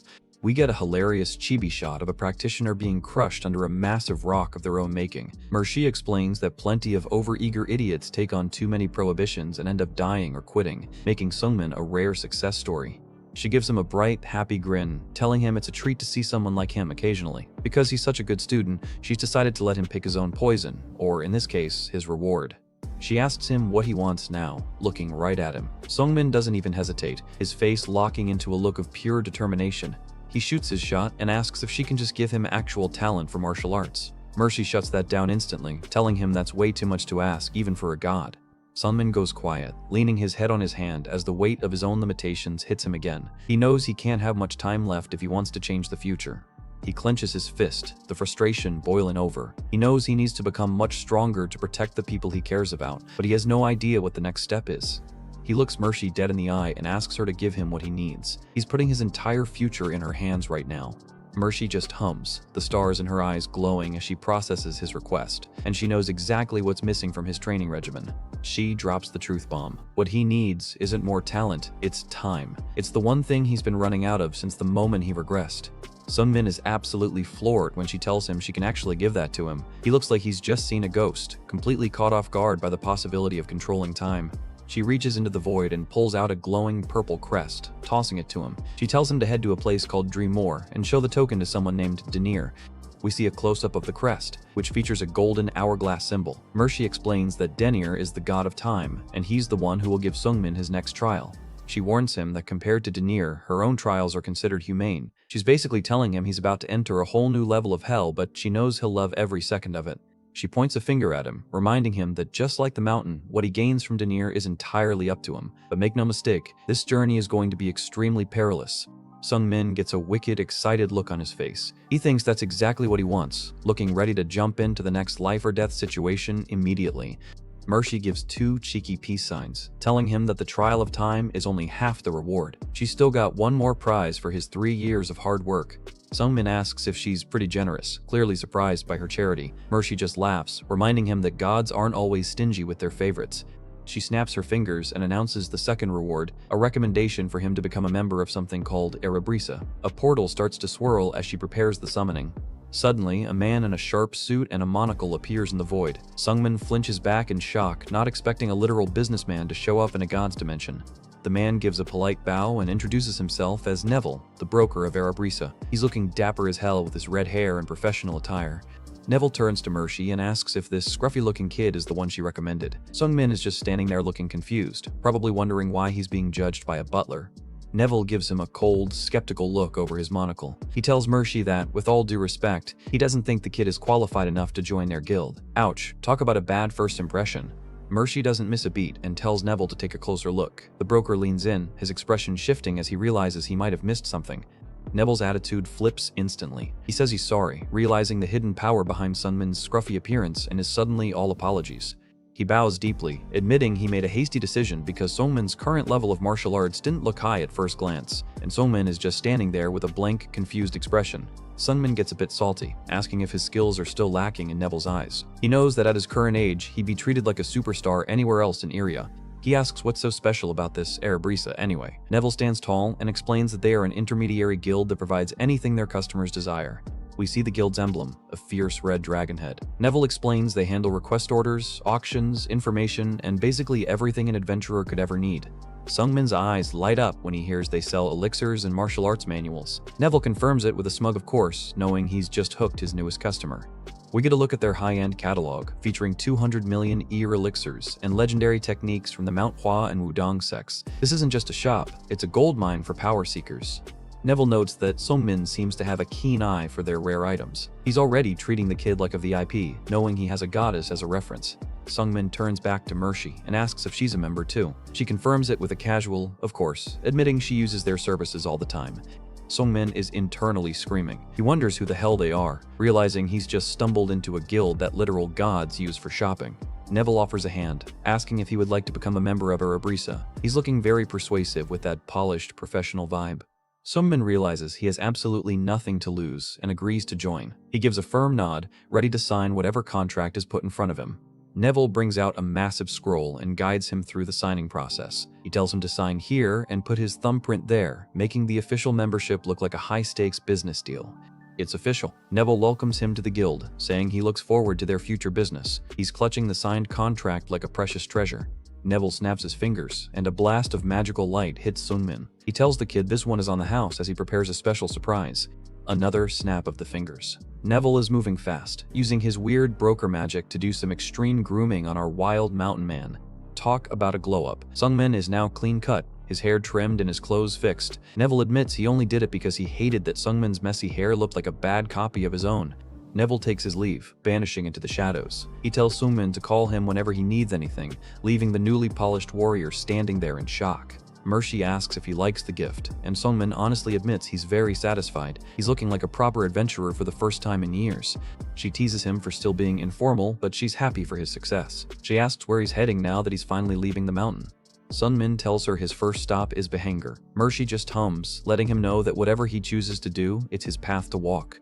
She starts to say something else, her tone shifting to something more serious. She's got one last piece of advice before she disappears for good. She reminds him not to forget what she said when she was talking to herself. Her silhouette glows as she fades back into the stars of the void. Sungmin is back on the mountain, walking down the trail toward civilization. He's repeating her words in his head that there is no such thing as a coincidence in Iria. He thinks back to his first arrival in this world and those hungry wolves. He's wondering if his entire second life has been orchestrated by some higher power. He looks at his hands, thinking of the coincidences that saved him, meeting Weiji Hoyon and Baek Sogo. He's surrounded by hyena monsters, but his mind is miles away. The monsters lunge, but Sungmin is already in mid-swing. He's slicing through them effortlessly, wondering who could have possibly planned all these fateful meetings. A close-up of a gnashing monster head shows how close it is to his blade. Sungmin is focused, but the mystery of his regression is still bothering him. Blood sprays as he clears the pack of monsters. He decides to stop worrying about it for now. He's got a destination to reach and a future to change. We get a shot of his blood-dripping spearhead. After 3 years of hellish training, he's officially reached the level of a peak martial artist at only 18 years old. He stands over the corpses, spear resting on his shoulder. He knows people will call him a genius for reaching this level so young, but he knows the truth. He gives a small, humble smile as he wipes blood from his face. He knows he only got here because of the gifts he received and the suffering he endured. He's still a larva with a long way to go. He starts walking with a resolute stride. He's determined to meet every fated encounter he can and grow stronger with every single one of them. A wide shot of the forest path as he heads toward Bahengir. His first goal is to rejoin the mercenary guild and start building his reputation from scratch. Sungmin's face is filled with a fierce, quiet intensity. He's not the same kid who died in the mud 13 years ago. The screen explodes with a jagged white burst. The prologue is over, and the real story of the worthless regression begins now. First, a quick history lesson on the Devnark magic armor. Legend says it was tucked away in a black magician's dungeon right near Bahengir. Some lucky C-rank scrub stumbled upon it and his life changed forever. The armor's abilities were straight up broken, turning a regular guy into a powerhouse. Just by putting it on, even a mid-tier mercenary could jump straight to peak level. It's basically a cheat code that lets you skip years of grueling training in a single second. Sungmin knows that if someone who's already at peak level gets their hands on this, they'd hit supreme peak status instantly. The stakes just got a whole lot higher. He's sitting by the fire, calculating his next move. That dungeon is going to be cleared in exactly 6 months, and there's no way he's letting that opportunity slip through his fingers. While he's chowing down, he decides he needs to make a name for himself in Bahengir first. He can't just walk in as a nobody, he needs to establish his mercenary credentials. The plan is set. He's going to join the guild and make sure he's right there when the raid starts. This is his second chance to grab the destiny he missed before. He heads straight to the Bahengir Mercenary Guild, but the reception isn't exactly warm. Someone inside is already shouting at him, asking if he wants to be a mercenary. He ends up talking to the bartender, who just stares at him like he's lost his mind. He asks why he's telling him this, looking totally unimpressed. The bartender tells him to quit wasting his time and go find a receptionist upstairs. In the background, the local goons are already having a good laugh at the kid playing hero. One buffed-up jerk decides to chime in, mocking Sungmin and telling him he belongs in the kitchen washing dishes. To drive the point home, he flicks a fork straight at the kid's face. Big mistake. Sungmin doesn't even flinch. He just reaches up and snatches the fork right out of the air, glowing with a menacing purple aura. The bully is left blinking, wondering where his silverware went. The bartender's eyes practically pop out of his head when he sees that purple glow. He gasps. Sorchi, realizing he's not looking at just some random kid. Sungmin just stands there holding the fork, looking cool as hell. The bartender realizes he's dealing with a literal peak martial master and immediately regrets his attitude. The mood shifts instantly as the bartender drops the act, apologizes for his manners, and invites Sungmin to take a proper seat. Talk about a quick 100. Now that they're sitting down, the bartender is all smiles. It's amazing how much respect a little bit of lethal energy can buy you. The entire tavern goes silent as whispers start spreading like wildfire. Everyone's losing their minds over the kid who just casually flexed peak-level sword chi. Turns out, the bartender isn't just a guy with a towel. He's Baron, the guild leader of the Bahengir branch and a powerful magician. He's looking at Sungmin with a very different kind of interest now. Baron admits he usually just slaps drinks around as a hobby. Sungmin isn't surprised. He knew exactly who he was talking to from the start. He remembers this place vividly from his past life. This guild hall was the very first place he ever started his journey as a mercenary back then. Baron looks over the paperwork, noting that a Peak Master would normally get S-rank status immediately, but he's not quite ready to hand it over just yet. He looks skeptical, wondering if this young man is actually an experienced warrior or just some kid who spent too much time alone in the mountains. He needs proof. Baron insists on a skill verification test, and Sungmin gives a confident yes. He knew he'd have to earn his keep. The guild leader decides to set him up with a suitable request to see what he's made of. He's even sending another S-rank along to supervise, just to be safe. The deal is simple. Finish this job, and the S-rank qualification is his. Sungmin likes the sound of that. It's time to show them what a Peak Master can really do. The next day, Sungmin meets his partner, a veteran named Lude. The older guy is already trying to make small talk, asking if Sungmin is always this quiet. Sungmin just thinks back to his years of silent mountain training. Lude finds him boring but can't forget how he stole that fork from the bully earlier. Lude laughs it off, teasing him about how he'll never be popular with the ladies if he doesn't start talking. He's clearly trying to lighten the mood of their mission. Sungmin couldn't care less about the girl talk. He's got his eyes on the prize and his mind on the mission. Lude just keeps chuckling, saying he'll be popular for sure. He's clearly decided he likes the kid, even if he's a total brick wall. Lude is an S-rank mercenary with a solid reputation. Sungmin recognizes the name from his past life, even though they never crossed paths back then. As they trek into the wilderness, Sungmin can feel Lude watching him closely. He knows the veteran is monitoring his every move to see if he's the real deal. Lude breaks the silence, asking if he's ever gone up against an ogre before. He's got a knowing look that suggests they're in for a rough time. Sungmin keeps it honest and admits he hasn't. He's not going to pretend to be something he's not yet. Ogres are no joke. They're some of the nastiest monsters in area. They've got insane magic resistance and skin that's basically as tough as high-grade steel. The mission is straightforward. Subdue an ogre that's been terrorizing a nearby village. The locals are terrified, and they've paid the guild a fortune to handle it. Lude is confident, telling him that 2 S ranks should be more than enough to handle 1 ogre. They're walking into the woods like it's just another Tuesday. But as they go deeper, Lude stops and looks around, looking genuinely bothered. Something about this forest is making the veteran uneasy. He notes that this particular forest is way too small to sustain a full-grown ogre. There's a look of genuine concern on his face now. Sungmin looks back, confused. He's a mountain boy, but even he realizes that Lude has spotted something he missed. Lude points out the obvious. Ogres are massive, and they need a staggering amount of food to survive. This little grove wouldn't even be an appetizer for one. Sungmin realizes the logic immediately. If an ogre really was here, it'd be starving to death in a week. Something's not adding up. Sungmin stops him as he catches a scent on the wind. Both of them go completely still, their senses dialed up to 11. Lude flinches at a sudden noise in the brush. The air in the forest has suddenly turned heavy with the smell of death. They find what's left of a deer, and it's a total gorefest. It's been ripped apart with terrifying force, leaving nothing but a mangled mess behind. Lude examines the remains, noting that while only an ogre could tear something apart like this, there's no sign of it actually eating the kill. It killed just for the sake of killing. Sungmin stares at the carcass, looking deeply unsettled. A monster that kills but doesn't eat is way more dangerous than a hungry one. Lude adds the final weird detail. There aren't even any droppings nearby. He mutters that this is really weird, his hand moving toward his sword. A massive crash echoes through the trees, making the ground shake. Something big is moving, and it's coming for them fast. More sound effects explode as trees are snapped like toothpicks. The forest is screaming as the monster bursts through the foliage. Both warriors draw their weapons in a flash. Sungmin's spear is already glowing with that familiar blue aura, ready to strike. They lock their eyes on the source of the noise, their faces grim. Whatever is about to come out of those shadows, it's definitely not a normal ogre.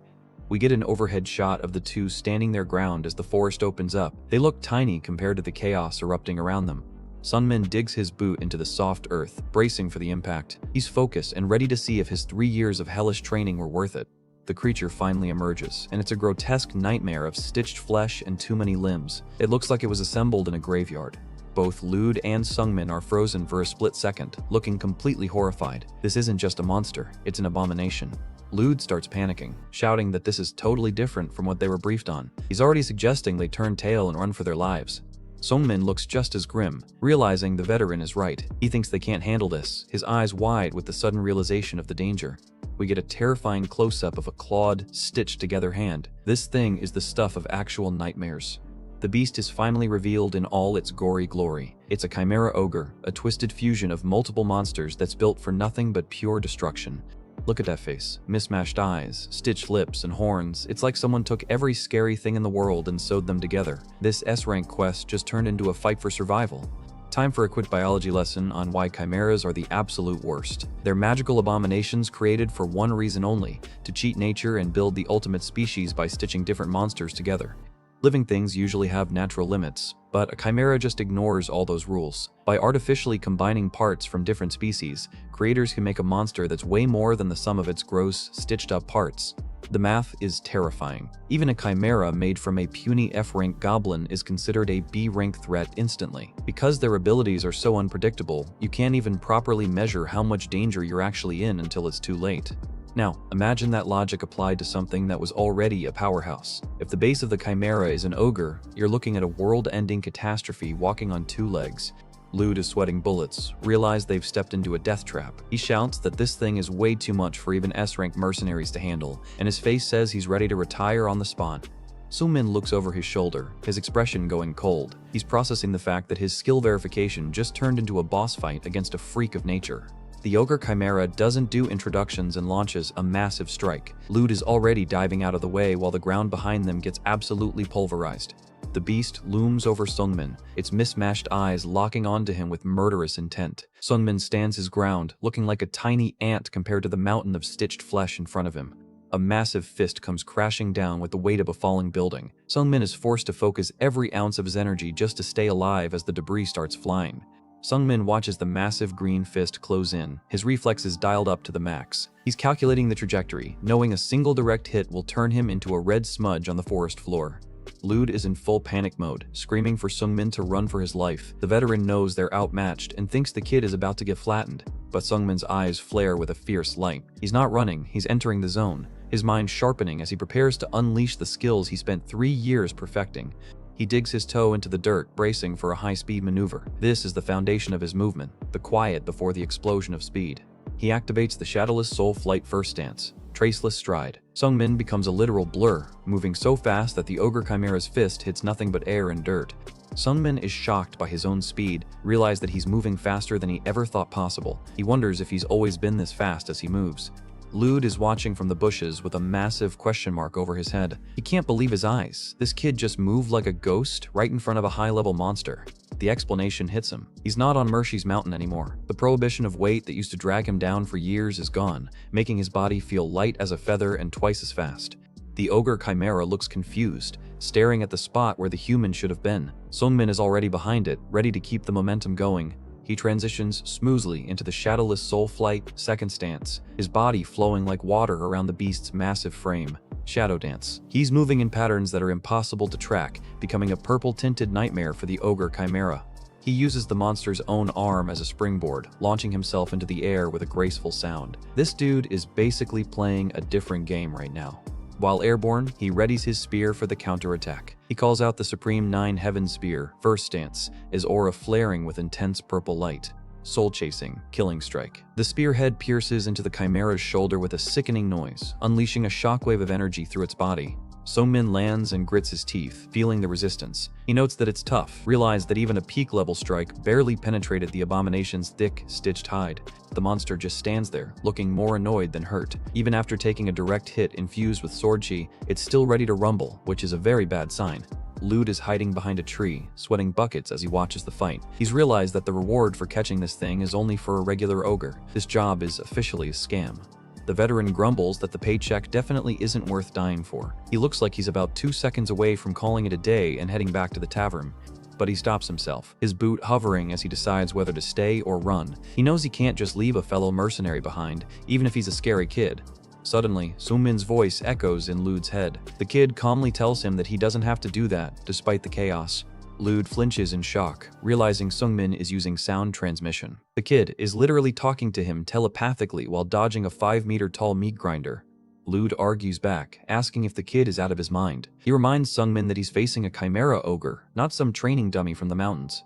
He points out that this beast is stronger than an S-rank twin-head ogre and hasn't even been scratched by the kid's best move. He's trying to be the voice of reason here. Sungmin just gives a calm yes while standing in his combat stance. He wonders why, but for some reason, he feels like he can actually win this. He readies his spear again, the Supreme Nine Heavens Spear, second stance gathering even more energy than before. He's betting everything on this next move. Lightning splitting, chasing strike. The forest lights up as a barrage of spear thrusts hits the chimera like a storm of purple lightning. The force of the attack is so massive it cracks the earth under the beast's feet. Debris and dust explode everywhere as Seungmin pours his heart into the combo. The spearhead glows with a blinding pink light as it slams into the chimera's torso. It's a spectacular display of power, but the monster is still standing. Lud is watching in total disbelief, his face a mask of horror. He screams that even that didn't leave a scratch, realizing the monster's defense is just too high. The ogre chimera lets out a menacing grin, its stitched face looking even more terrifying up close. It's mocking Seungmin's effort. Seungmin doesn't panic and simply spins his spear, resetting his posture. He's looking for an opening, realizes that brute force won't be enough to take this thing down. He reaches for his secret weapon, a shimmering red thread. This is a specialized tool for tricky situations, and he's using it to distract the beast. The thread zips through the air and wraps around the chimera's head, snapping its jaw shut for a split second. The monster is confused by the sudden restraint.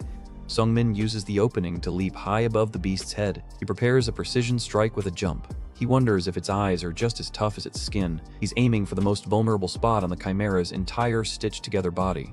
Seungmin drives his spear directly into the chimera's massive, glowing eye. The sound of the impact is sickeningly loud as the beast finally feels real pain. Blood and fluid spray everywhere as the spearhead sinks deep. Seungmin is relentless, putting all his weight behind the strike to ensure it hits the brain. Lud is stunned, realizing that the kid used a red thread trick just to blind the thing and find its weak point. He gasps that he poked the weakest part of that ogre. Seungmin lands and slides to a halt as Lud watches from the side. The veteran is mesmerized, wondering how a kid can fight with such cold mechanical skill at such a young age. Seungmin looks back at his work. The chimera is reeling, clutching its face while blood pours from the ruined eye socket. He thinks to himself that as long as part of the spear pierced through, he just needs to keep at it. He's already planning his next 3 moves to finish the job. But then, he flinches. He senses something changing in the monster's aura, and it's definitely not a good change. The ruined eye socket starts to twitch and bubble in a gross, wet close-up. It looks like a time-lapse of something growing in a petri dish. The eye grows back in a matter of seconds. The chimera looks as good as new, its regeneration speed being completely off the charts. Lud screams that this thing is a troll-based chimera. That explains the insane healing factor. Trolls are legendary for being able to grow back entire limbs in a heartbeat. The ogre chimera is back on the offensive, its massive clawed hand reaching out to grab Seungmin. He realizes he can't win a war of attrition. Seungmin is in the middle of a mental crisis, his face showing the strain. He asks himself what he should do now as the massive fist shadows the ground around him. The chimera's fist comes down with a heavy thud, but Seungmin barely manages to roll away. He's sweating, realizes that his stamina is running low while the monster is just warming up. We get a close-up of his eyes, filled with a mix of fear and ironclad resolve. He's remembering his master, Baek Sogo, and her quiet strength. He thinks that there are things that he must do still. The memory of Sogo and Weiji Hoyeon flashes in his mind, reminding him why he regressed in the first place. He dodges another massive slam, his body moving by pure instinct now. He knows he can't afford to make even a single mistake in this dance with death. Seungmin lets out a primal scream as he prepares one final, desperate gambit. He refuses to die in a place like this, not after everything he sacrificed to get a second chance.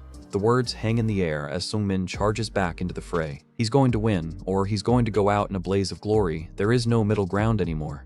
The battle with the Chimera Ogre is reaching its peak as Seungmin lunges forward, his spear glowing with lethal intent. He's not holding anything back now, pushing his body to match the sheer speed of his refined techniques. Seungmin is pouring every ounce of his soul into this fight, his face twisted in a primal scream. He's gripping his spear with white-knuckled intensity, finally unleashing the full power he's been cultivating. We get a quick flashback to his time with Weiji Hoyeon on the mountain. The young prodigy stands tall, reminding him that the 3 basic spear techniques are the foundation of everything, and he needs to repeat them until they're as natural as breathing. A close-up on young Weiji Hoyeon's focused eye as she watches over his training. Her voice echoes in his mind, emphasizing that true mastery starts with the basics that most warriors ignore. Back in the present, Seungmin clashes with the massive abomination, his mind and body perfectly in sync. He's repeating those basics just as she instructed, realizing that his endless training was for this exact moment. A tight shot shows the spear tip vibrating with intense ki just inches away from the Chimera's green, clawed hand. The narration drops the heavy line that it's now time. Seungmin activates a massive purple energy field as the Chimera's fist comes crashing down. The monster looks genuinely confused as its overwhelming force is suddenly brought to a dead stop by a wall of sword chi. The tension is building to a breaking point as the static energy flares. The text screams that it's time to find out the results as Sungmin prepares to show the world what a talentless mercenary can achieve. Flashback time again. Young Weiji Hoyeon explains the first basic, the parry. She demonstrates how to swivel the spear outwards to bounce off an incoming attack, turning an opponent's momentum against them. Sungmin executes the move perfectly in real time, his spear becoming a blur of light as he swats the Chimera's massive arm aside. The defensive maneuver creates a huge opening in the beast's guard. A massive purple shockwave erupts as the parry connects with a loud noise. The force is so great it shatters the ground beneath them and sends debris flying everywhere. The Chimera Ogre is sent staggering back, its massive frame trembling from the impact. It's completely off balance, looking vulnerable for the first time since the fight started. The beast roars in frustration, its mismatched eyes wide with rage. It tries to recover, but Sungmin is already closing the distance with terrifying speed. Sungmin doesn't give it a second to breathe and leaps high into the air. He's using his shadowless soul flight to position himself for the next part of his combo. Next lesson is the hold. Weiji Hoyeon explains that this move is about swiveling inwards and coiling around the opponent's weapon or limb to trap them.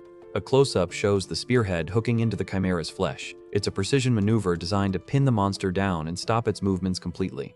Sungmin locks the beast's arm in place with a swirling purple aura. He's completely dictating the flow of the battle now, making the giant monster look like a training dummy. Lude is watching from the sidelines, his jaw hitting the floor. The veteran S rank has never seen anyone manipulate a high-level monster with such surgical precision. The monster tries to pull away, but its leg buckles under the pressure of Sungmin's internal energy. A snapping sound shows it's losing the struggle for control. Sungmin's hand tightens on the spear shaft as he prepares the final basic. He says the word pierce, his voice cold and filled with ironclad focus. A close-up of the monster's feet shows it digging into the dirt as it tries to stay upright. But it's too late. Sungmin has already initiated the finishing blow. The text highlights that pierce is to stab, the finality of the move as Sungmin launches a high-speed thrust that looks like a streak of purple lightning. The spear drives deep into the Chimera's leg with a sickening impact. Sungmin is putting his entire body weight behind the strike, ensuring it goes right through the bone. The Chimera screams in agony, its red eye bulging in pain. Blood sprays from the wound as the beast finally realizes it's been bested by a human. Sungmin notes that his strategy is effective. Targeting the joints was the right call, as even a monster this tough has limits to its structural integrity. Green blood sprays everywhere as he continues his relentless assault. The Chimera is starting to look like a tattered ragdoll under the storm of spear strikes. A close-up of the monster's face shows it's completely lost its composure. The mismatched eyes are flickering with fear, and the Chimera stitching is starting to tear under the stress. Sungmin is a whirlwind of motion, his spear a blur of purple light. He's not just attacking, he's systematically dismantling the beast limb by limb. He wonders how long it would take for a broken joint to regenerate. He decides it doesn't matter, realizing he just needs to keep attacking faster than it can heal. Another massive thrust. The spearhead pierces right through the monster's torso, releasing a burst of purple energy that rips through its internal organs. The Chimera is falling apart, but Sungmin knows he has to take it down completely before the troll regeneration kicks in. He's moving with lethal, mechanical urgency. Another direct hit to a vital joint. Sungmin is being relentless, refusing to give the abomination even a second to recover. He drives the spear right through the beast's head. He knows that even with top-tier regeneration, you can't come back from a spear through the brain in the middle of a fight. Sungmin stares the beast down, his eyes cold and unforgiving. He asks if he's right, knowing the end has finally arrived for this magical mistake. The Chimera lets out one final, pathetic roar of pain. It's covered in gore and energy burns, its legendary toughness finally failing against Sungmin's grit. Sungmin pins the beast to the ground with his spear. He declares that with this, it won't be able to move its legs or right arm, total victory in his grasp. The monster is still trying to swipe at him, but Sungmin is already 5 steps ahead. He looks at its clawed hand and simply thinks that it's slow. He calls out the Supreme Nine Heaven Spear's second stance, lightning splitting, chasing strike. The forest is blinded by a flurry of purple energy impacts as he begins the real execution. Sungmin's face is a mask of pure focus. He whispers that he'll do it one more time, preparing a finishing blow that carries the weight of 2 lifetimes of struggle. The final strike hits like a bomb. The Chimera Ogre is engulfed in a pillar of purple light that shatters the nearby trees and turns the ground to glass. The dust settles, and the monster is a complete wreck. It's missing limbs and covered in green blood, its breathing slowing down to a halt. A close-up of the monster's face as the light finally leaves its eyes. The Chimera Ogre is officially history, another victim of Sungmin's evolution. The monster tries one last desperate lunge, but Sungmin just watches. He's completely detached from the danger, thinking it's slow again as he effortlessly evades. He continues his internal monologue, questioning his own speed. He wonders if he got faster, finally realizing the true extent of his power. His boot lands firmly on the ground, and the sound shows just how light he's moving. He thinks that he doesn't feel heavy anymore, finally realizing the mountain's weight is gone for good. A shot of a cicada on a tree trunk serves as a symbolic callback. It's the ultimate sign that his days of being a hidden larva are over. Sunmin stands tall, looking at his bloodied hands. He thinks that he can hear the sound of cicadas, finding peace in the middle of a forest filled with corpses. Suddenly, a massive burst of purple static energy explodes from his body. It's the exact same sensation he felt during his peak training sessions, signaling his official graduation. Sunmin reflects on his future. He thinks he doesn't want to become a cicada, realizing that a short, loud life is not what he regressed for. We see the image of the larva curled up. The existential question is the only thing left for him to conquer. What does he want to become? He gives a faint, weary look. He admits to himself that he doesn't know, the adrenaline of the fight finally beginning to wear off. He stares at the dead chimera. He refuses to be satisfied with just reaching the top of a short life. He wants something more permanent. He grips the spear tight. He vows that he doesn't want to regret it, that he already tried that in his first life, his eyes filled with a new, dark resolve. He starts walking through the forest, the sound of his footsteps, the only noise. He's proceeding with caution, ready for whatever the new timeline throws his way. The purple glow of his spirit shines through the trees. He's determined to keep pushing until he reaches the absolute end of the path he's chosen. Lud is still standing there in the background, looking like he's seen a god descend from the heavens. The veteran is completely speechless. Sunmin leans on his spear, gasping for breath as the physical toll finally hits him. His body is trembling from the exertion of the peak techniques. The massive corpse of the chimera lies behind him in the clearing. Lud finally speaks up, asking the billion-dollar question, what the hell is he? Sunmin just looks back with a tired, blood-smeared face. He looks older than his 18 years, the weight of 2 lifetimes visible in his eyes. He looks up at the sky, the question echoing in his soul, what is he? A close-up of his hand shows just how rough and calloused his skin has become. He's no longer a no-class nobody. He's a warrior forged in hell. He chuckles to himself, admitting he doesn't know and finding the irony in his own situation. He's become a monster to hunt monsters. He clenches his fist, yellow energy sparks flying. He knows one thing for sure. He's not a larva. He's officially shed his old skin and stepped into the role he was always meant for. Lud looks at him with a mix of respect and deep fear. He knows he's witnessing the birth of a legend right here in the mud. Lud asks what nonsense he's talking about, but he can't help but smile. He admits that he's definitely an interesting fellow, his fear turning into genuine admiration. A single dead cicada lies silent on a leaf. Its time is up, but Sunmin's journey is only just beginning. Sunmin gives a small, confident smile through the blood on his face. He survived the trial and is ready to face the world of Behenger. The screen fades to white with the chilling final line that the sound of the cicadas have stopped. The forest arc is over. It's time for the real hunt to begin. Baron is looking absolutely stunned after hearing a report. He knew the kid was good, but taking down that monstrosity is on a whole different level. We see Lud and Sunmin standing victoriously in front of the dead chimera ogre. Lud is practically falling apart from exhaustion, but Sunmin is standing there like it was just a light workout. Baron admits that killing a chimera ogre is technically an SS rank achievement. However, he's stuck in guild politics, explaining that there's no precedent for giving a newcomer such a high rank right out of the gate. Sunmin isn't one for ego and just gives a simple nod. He tells Baron that S rank is perfectly fine and he's happy with a reasonable evaluation. Time to talk about the loot. The base reward for the Chimera Ogre subjugation is a cool 27 million heirs, and Sunmin officially snags his S-rank mercenary plaque. But wait, there's more. The guild wants the corks for research, so they tack on an extra 20 million ears for the takeover. That brings the grand total to a whopping 47 million ers. Lud hands over the cash, thanking Sunmin and admitting he's taking the cut even though he basically did nothing during the fight. Sunmin takes his earnings and heads back into the streets of Behenger. He's looking like a commoner, but he's carrying a fortune in his pocket.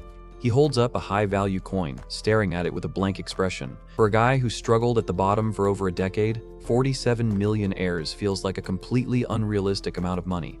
He flashes back to his miserable past life. He remembers risking his life for trash-tier requests and barely scraping together 1 million heirs at most, usually much less. He tucks his wallet away, wondering what he should even do with this much wealth. He's went from a larva to a high earner in record time. We get a close-up of his eye as he considers his next steps. Money is power in Araya, but he needs to use it wisely to prepare for the future. He looks down at his spear, which is looking pretty tattered after that last fight. Even the best techniques can't make up for a weapon that's starting to fail. A simple black panel with the words, "and so," marks a shift in the scene. Back at the guild, Lud is giving Baron the full play-by-play of the mission. Baron is leaning back, asking for the veteran's honest opinion on the kid. Lud points to his head, telling Baron that the kid is more than just pretty good. He tells the guild leader he'd better just see the memory for himself to truly understand. Baron pulls out his magic staff and touches it to Lute's forehead. He's using a memory reading spell to witness the battle exactly as it happened. Images of the fight flood Baron's mind. He sees Seungmin dismantling the Chimera Ogre with that cold, mechanical efficiency he's become known for. Baron is visibly impressed, letting out a low sound. He can see that Seungmin's movements were far beyond what any normal S rank could pull off. Lude keeps hyping him up, saying the kid is definitely above S rank. He pushes Baron to just bite the bullet and grant him the SS rank status he deserves. Baron agrees to suggest it to the higher-ups, but he's lost in thought. He can't wrap his head around how a no class managed to become a supreme peak master in just 4 short years. He stares into the distance, thinking that a certain legendary figure named Zeon would be very interested in a freak of nature like Seungmin. Late at night, Seungmin stands in a dark room and calls out for Neville. A strange purple energy starts bubbling out of the floorboards. With a massive flash of blue light, the Erbrisa broker Neville appears. He's looking as sharp as ever, ready for some high-level business. Neville greets Seungmin politely, asking why he's been summoned so soon. Seungmin looks like a man with a heavy decision on his mind.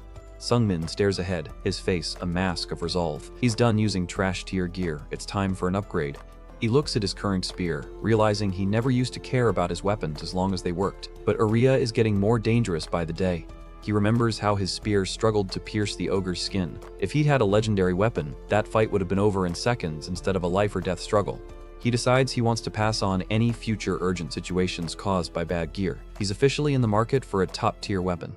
Seungmin tells Neville flat out that he needs a weapon, a good weapon. He's ready to drop that 47 million ears right now. Neville asks if he wants to buy something off the shelf or have it custom made. Seungmin decides that if he's doing this, he's doing it right. He wants a custom build. Neville checks his budget, and when Seungmin says 47 million, the broker just hums. Seungmin asks if that's help making it, looking hopeful. Talk about a reality check. Neville tells him 47 million isn't actually a big budget. Seungmin looks like his soul just left his body. That money felt like a fortune 5 minutes ago. Neville explains that the blacksmiths Erbrisa works with are absolute legends and charge legendary prices. Seungmin asks if there's really no way to make it work. Neville smirks and mentions he could get a massive loan if he puts his soul up as a guarantee. Seungmin shuts that down instantly with a cold, "No thank you." Neville raises a finger, simply saying, "All right then." The atmosphere in the room starts to shift as the magic takes hold. Seungmin watches as a black line of energy starts to descend from Neville's hand. It's like he's literally cutting through the fabric of the world. The space tears open with a massive sound effect. Seungmin flinches back, amazed by the sheer power this broker is casually displaying. Neville steps into the portal, telling Seungmin he'll let the two of them have this private space to talk. Seungmin is left stammering, totally out of his depth. He wonders what kind of insane guild a Erbrisa really is if even their low-level brokers can tear through dimensions. He's stepping into a whole new world. Seungmin looks around the new space and is immediately caught off guard. He thinks she's just a kid, seeing the person waiting for him. Meet Seldurus. She's a dark elf with striking blonde hair and a confident look. She introduces herself and mentions she doesn't like wasting time on small talk. Seungmin is stunned. He wonders about the dark elf, as it's not every day you meet a legendary smith from a rare race. He manages to introduce himself properly and tells her he wants to order a custom spear. Seldurus stands with her hands on her hips, looking like she's ready to get to work. She asks if he has a specific design in mind. Seungmin holds up his current weapon and tells her he wants it to look like that, but better. Seldurus leans in close, inspecting the weapon. She notes that it's a Central Plains-style spear, showing she knows her stuff. Then she drops a weird request. She asks Seungmin to show her the spear style he actually uses in combat. Seungmin is totally confused by the demand. He hesitates, asking why she needs to see that. In the martial arts world, showing your secret techniques to a stranger is a huge taboo. Seldurus explains that she needs to know how he moves to customize the spear's weight, balance, and details. She's not just making a weapon, she's making an extension of his body. Seungmin goes quiet, realizing her logic is sound. He stands there with his spear, considering if he should trust this stranger with his secrets. Seldurus teases him, calling him a little boy. She's acting like she's seen everything there is to see in the world. She drops a bombshell. She's 400 years old. She's spent 350 of those years hammering at an anvil. She admits she didn't have the natural talent of a dwarf, but she made up for it with pure grit. Seungmin is shocked by the number. 350 years of constant effort is a level of dedication he can barely comprehend. She says her life as a blacksmith is real, and she's confident she's second only to the dwarven masters. Her eyes are full of fierce pride.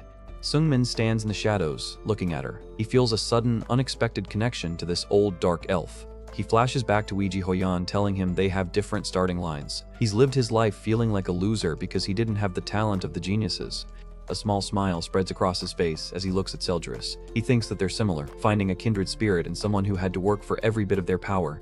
Seldris snaps him out of it, wondering what he's talking about. She's confused as to why a kid she just met is giving her such a weird look. She tells him that if he doesn't like her methods, he can just go find a dwarf to do the job. She's not going to beg for his business. Sungmin stops her and says he'll show it to her, his martial arts. He's decided to put his faith in her. Seldris is taken aback by how quickly he changed his mind. Usually, martial artists would just leave while being suspicious, but this kid is different. Sungmin looks at her with a sincere expression. He tells her it's because she said her 350 years of effort were real. That's the only logic he needs. A long silence follows as they just stare at each other. You can almost feel the respect growing between these two untalented workers. Seldris breaks into a laugh, asking if he always believes others so easily. Sungmin admits it's actually the opposite. He's usually too suspicious for his own good. She stops laughing and looks at him with a serious, almost soft expression. She's seeing something in Sungmin that she recognizes in herself. She says he's pretty good with words, turning away to hide a bit of a blush. He's managed to charm the 400-year-old smith. We get a cute series of panels showing her giggling and smiling. She's clearly taken a liking to our MC and his honest attitude. More cute reactions. She's covering her mouth, trying to maintain her tough smith persona but failing miserably. Sungmin just stands there, looking a bit confused by the sudden change in mood. He has no idea what just happened. Seldris swings her massive hammer onto her shoulder and gives him a wink. She admits she's the calculative type, but she likes him so much she'll make him something worth way more than he's paying for. She gives him a charming, confident look. She calls him Lee Sungmin, her golden eyes glowing with a renewed passion for her craft. She thinks he'll become a good regular of hers. The deal is sealed. Sungmin's finally getting the weapon he needs to conquer the future. Seldris, the dark elf smith, confirms that crafting a spear worthy of a peak master won't happen overnight. Sungmin realizes he's going to have to settle in and find a way to kill time for the next few months while she hammers away. He spends his downtime in deep meditation, enveloped in a swirling purple aura. Even without a weapon, he knows his internal energy is the true engine of his power, and he needs to keep it fine-tuned. Sungmin reflects on the Chimera Ogre fight, realizing it was his first genuine test as a supreme peak martial master. He's not letting himself get cocky though. He knows he needs to fully digest the experience to make those high-level techniques truly his own. A flashback to Weiji Hoyon shows her giving him some rare praise regarding his situational awareness. She notes that having a gut feeling for the battlefield is a talent in itself, something most warriors never develop. The system confirms this isn't just a feeling, it's a full-blown skill called Sixth Sense. It allows him to detect threats and movements that go beyond the standard 5 senses, a gift forged in the fires of Mershi's Mountain. We see how that sense saved his life against the Chimera Ogre. Even when he couldn't physically track the monster's speed, his body moved on its own, reacting to a rhythm only his Sixth Sense could hear. While the Sixth Sense is a massive power-up, Sungmin knows it's a double-edged sword. He can't just blindly rely on it, especially since his training on the mountain was so extreme it messed with his basic foundations. His sensory chart shows a massive imbalance. His Sixth Sense and sense of touch are off the charts, but his vision and hearing are lagging behind. He realizes that to reach the absolute top, he has to fix this asymmetrical growth. He stares ahead with a shirtless, brooding look, realizing that if he doesn't resolve this sensory imbalance, he'll hit a wall he can't climb. The path to Supreme Peak is about perfection, not just raw power. A dark, ominous thought bubbles up in his mind. He has a nagging feeling that something is brewing in Behenger that might be impossible to undo if he doesn't act fast. He heads back to the Behenger Mercenary Guild, the sun setting behind the massive stone building. This place is becoming his unofficial headquarters while he waits for his new gear. Baron, the guild leader, is back at his hobby behind the bar, pouring drinks. He spots Sungmin and asks if the kid is already looking for his next suicidal request. Sungmin gets straight to the point, asking what the guild did with the Chimera Ogre's corpse. He's got that intense mercenary mode look on his face that tells Baron he isn't just making small talk. Baron keeps pouring, admitted that the existence of a chimera means there's a creator lurking nearby. He explains that the investigation is too big for just the mercenaries, so the Mage Guild has officially stepped in to analyze the remains. Sungmin's eyes narrow as he processes the info. The mention of the Mage Guild clearly sets off some internal alarm bells for him. He thinks back to his past life, where no Chimera Ogre was ever found near Behenger. He realizes that either no one took the quest back then, or the previous mercenary was turned into a snack before they could report it. We see a silhouette of a dark, hooded figure, the Black Mage who cleared the dungeon in the original timeline. Sungmin is piecing together the butterfly effect of his own actions. He realizes that by killing the ogre now, he's already fundamentally altered the flow of time. He decides he needs to see that corpse for himself to figure out how much the future has shifted. He arrives at the Behenger Mage Guild, and the entrance is a giant, glowing purple skull that looks like it belongs in a heavy metal music video. Talk about an intimidating lobby. Inside, a mage is casually floating a massive eyeball and a skull through the air. Sunmin is caught off guard, realize the mages here don't exactly value personal space or standard decor. Meet Kim Jong-hyun, a black mage with long, messy hair and a very relaxed vibe. He introduces himself with a wave, looking like he just rolled out of bed to go perform some forbidden rituals. Jong-hyun notices Sungmin's surprised look and chuckles, assuming the kid is just taken aback by his current research project. He's got a weird, friendly energy for a guy who plays with skeletons. The mood shifts instantly when Jong-hyun asks if he's Korean. Sungmin is stunned. Meeting someone from his original dimension in a place like this is a 1 in a million occurrence. Jong-hyun explains that even if they are both from Earth, the chances of them being from the exact same dimension or timeline are pretty low. He asks if Sungmin's world also had a gate crisis, using terminology our hero doesn't recognize. Sungmin is totally lost, asking what a gate crisis even is. Jong-hyun explains it's basically a portal that spits out monsters, but then waves it off. Realize they are definitely from different versions of Earth. Jong-hyun gets all buddy-buddy, saying it's been ages since he saw another Korean. He seems genuinely happy, which is usually a red flag when dealing with black mages in area. Suddenly, a wave of dark, static-like energy ripbles through the air between them. Sungmin tenses up, his sixth sense screaming that something about this guy is fundamentally off. Jong-hyun gives a knowing, half-lidded look. He's clearly hiding a level of power that he isn't showing to the general public.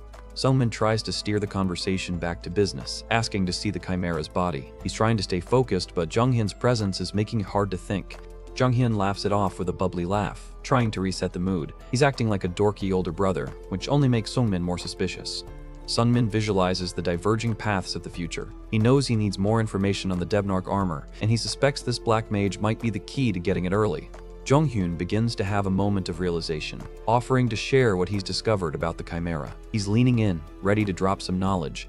He points to the mangled remains, noting that while the creature is dead, the high-level magic woven into its flesh is still active. This wasn't just a monster, it was a high-end, magical experiment. He guesses that the black mage who made this thing must be in the ranks of the great mages. Sungmin listens intently, realizes the creator is a much bigger fish than he originally thought. We get a close-up of the Chimera's sewn-up mouth. Jong-hyun explains it was kept in a constant state of starvation to maximize its ferocity. Essentially, it was a biological weapon designed for a performance test. Sungmin realizes that's why it ripped the deer apart without eating it. The monster was a slave to its own artificial hunger. Jong-hyun stops his lecture, realizes he's probably boring Sungmin with all the technical, synthesized monster talk. He's all smiles again, but the atmosphere remains heavy.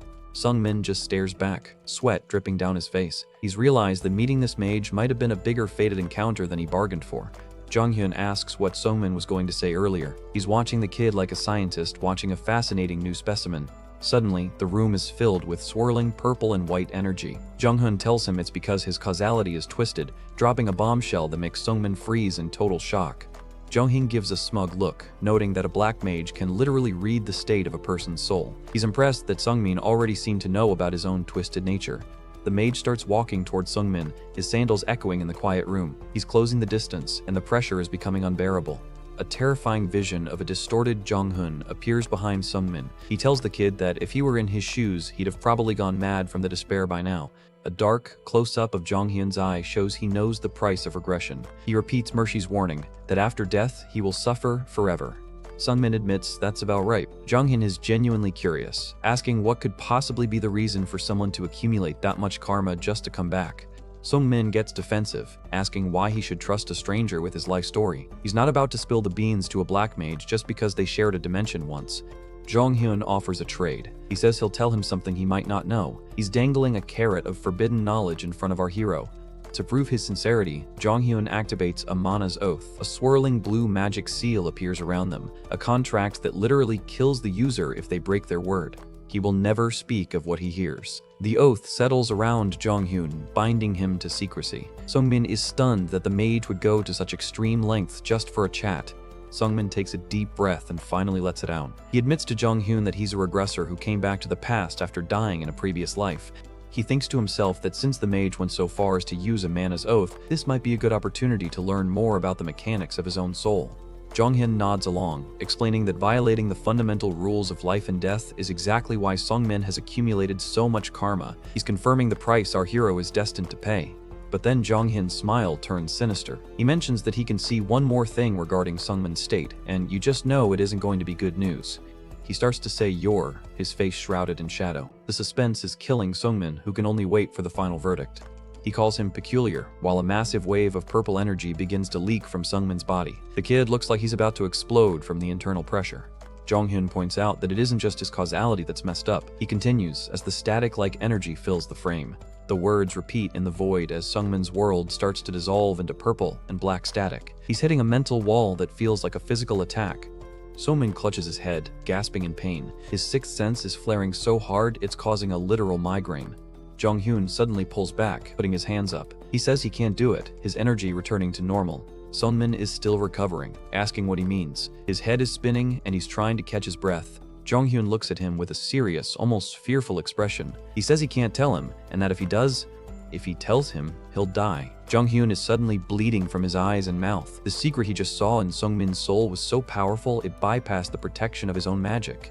Sungmin is horrified by the blood. Jonghyun wipes his mouth, realizes that the kid's life is guarded by a power even a great black mage can't touch. Sungmin is left standing in the dark hallway of the Mage Guild, looking completely shell-shocked. He's just realized his regression is part of something way bigger and way scarier than he imagined. Jonghyun apologizes through the door, saying he needs time to organize his thoughts. He's effectively kicking Sungmin out while he tries to stop his own internal bleeding. He wonders what the hell that was as he walks away. He remembers Mercy's warning and realizes he's playing a game where he doesn't even know the rules. We get a flashback of Mercy holding the space together while it cracks. She told him to get ready for the reason he was sent back, and the weight of that mission is finally setting in. Mercy's command echoes for him to stand down unless he wishes to be annihilated. She was fighting off an intruder, and Sungmin is starting to suspect he's the bomb in that cosmic war. As he's walking through the city, someone suddenly shouts and grabs his attention. Sungmin snaps out of his brooding, looking annoyed at the interruption. A girl with bright red hair and a flashy outfit is waving at him. She shouts that it's been a while and he grew up a lot, acting like they're long-lost best friends. She asks if he's that crazy little kid on the mountain of Mercy, leaning in with a big grin. Sungmin just looks at her with a blank stare. Sungmin asks the obvious, who is she? He's definitely not in the mood for random fans or old acquaintances right now. The girl is absolutely offended. She screams that she's Scarlet Lasur and asks if he doesn't remember her, reminding him that she's the one who taught him magic on the mountain. Sungmin has a total system error moment. He's doing a mental comparison between the biohazard stench queen from his training and this clean, cute girl in front of him. The math just isn't adding up for our hero. An incredibly long, awkward silence follows as they just stare at each other. You can practically hear the crickets chirping in the guild hall. Sungmin finally makes his decision and gives her a deadpan look. He tells her not to lie, basically saying there's no way a stinky mage could look this good. Scarlet loses her mind and delivers a devastating right hook to Sungmin's face. Yeah, that's definitely the Scarlet we know. Stinky or not, her temper is still exactly the same. Sungmin has a literal face print on his cheek from Scarlet's punch, looking absolutely dazed. He finally regains his composure and mutters, yes, basically confirming that her punch is the only proof of identity he needed. Scarlet stands there with her hands on her hips, looking way more refreshed than the mountain version of herself. She asks if he's planning to become a mage, but Sungmin just tells her he has some business to take care of in the guild. Scarlet repeats the word business with a suspicious look, her gaze shifting as she tries to figure out what a spearman wants with the mages. Sungmin stays vague, but you can tell she's not buying the casual act. She leans in and asks if he was here looking for that crazy bastard Kim Jong-hyun. Sungmin flinches, surprised that she knows the black mage he just had a life-altering chat with. Scarlet gives him a stern warning, explaining that while all black mages are creepy, Jong-hyun is on a whole different level of weird. She tells him point blank to stay away from that guy unless he's looking for a one-way ticket to a mental breakdown. Sungmin thanks her for the advice, looking a bit relieved to have some normal interaction. Scarlet softens her tone, telling him she knows he can take care of himself but still wants him to watch his back. She admits that even though he's an idiot, it's actually nice to see a familiar face after being away from the mountain for so long. The bond between the mountain practitioners is clearly stronger than the prohibitions they endured. Scarlet mentions she's busy with her own research today and prepares to head off. She tells him her lab is on the 3rd floor and invites him over for tea if he ever gets bored of being a brooding mercenary. She skips away, waving her hand and shouting for him to tell her if anyone bullies him. Sungmin just watches her go, probably wondering how the stinky mage turned into such a reliable big sister figure. We get a quick mental montage of the warnings Sungmin has received, from Mercy's cryptic advice to Jong-hyun's bleeding eyes. He's obsessed with the unfinished sentence Jong-hyun was about to say before the magic backfired. He looks at his hand, the silence of the guild hall weighing heavy on him. He knows he's caught in the middle of a massive mystery, but for now, he has no choice but to keep moving forward. Sungmin is deep in thought, convinced that something major is about to go down in Behanger. He's certain that the coincidences are piling up too fast to be random. He wonders exactly what this fate could be, but the lack of information is driving him crazy. He's staring at the guild's massive chandelier, looking for answers that aren't there. The scene shifts to a wide shot of the guild hall, emphasizing how small and isolated Sungmin feels in his second life. He decides to stop overthinking and focus on the grind. Complicated things are for later. Right now, he needs to concentrate on the immediate tasks to get stronger. A new request pops up, subjugating 2 twin-headed trolls. The difficulty is S rank, and the payout is a massive 60 millionaire, proving that Sungmin is officially in the big leagues now. Sungmin asks Lude as the veteran mercenary approaches him with a friendly wave. It looks like their partnership from the ogre mission wasn't a one-time thing. Lude is all smiles, suggesting they take down the trolls together. He's eager to prove his worth after being a spectator in their last fight, and Sungmin is happy to have the backup. Sungmin accepts the offer, noting that another new connection has been made. He's slowly starting to build a network of allies he never had in his first life.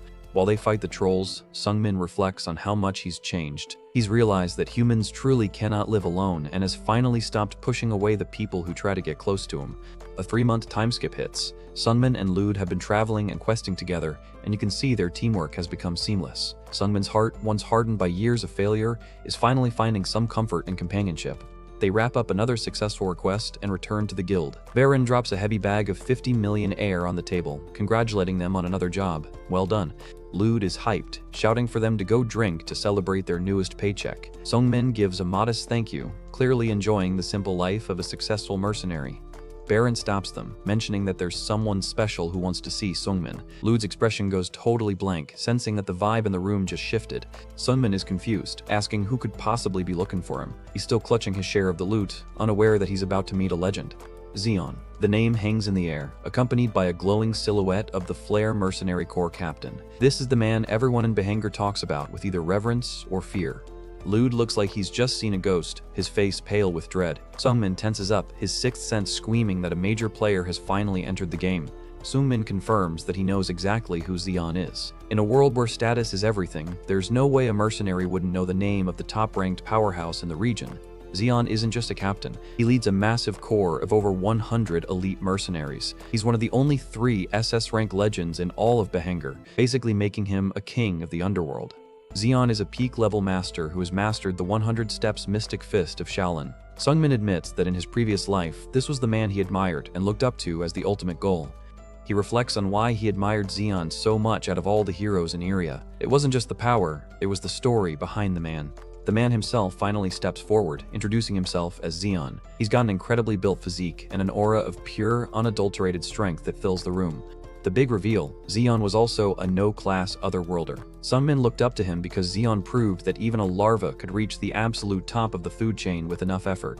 Sungmin can feel the pressure radiating off the man. Now that he's a peak master himself, he can truly appreciate just how deep the ocean of Zeon's power actually is. Zeon is a monster who is on the verge of becoming a supreme peak martial master. He's currently at the peak of the mountain. Sungmin is still trying to climb. Zeon smiles, noting that Sungmin is only 18 years old. He says he knows exactly how cruel Iria can be to a no-class, trying to establish a common bond with our hero.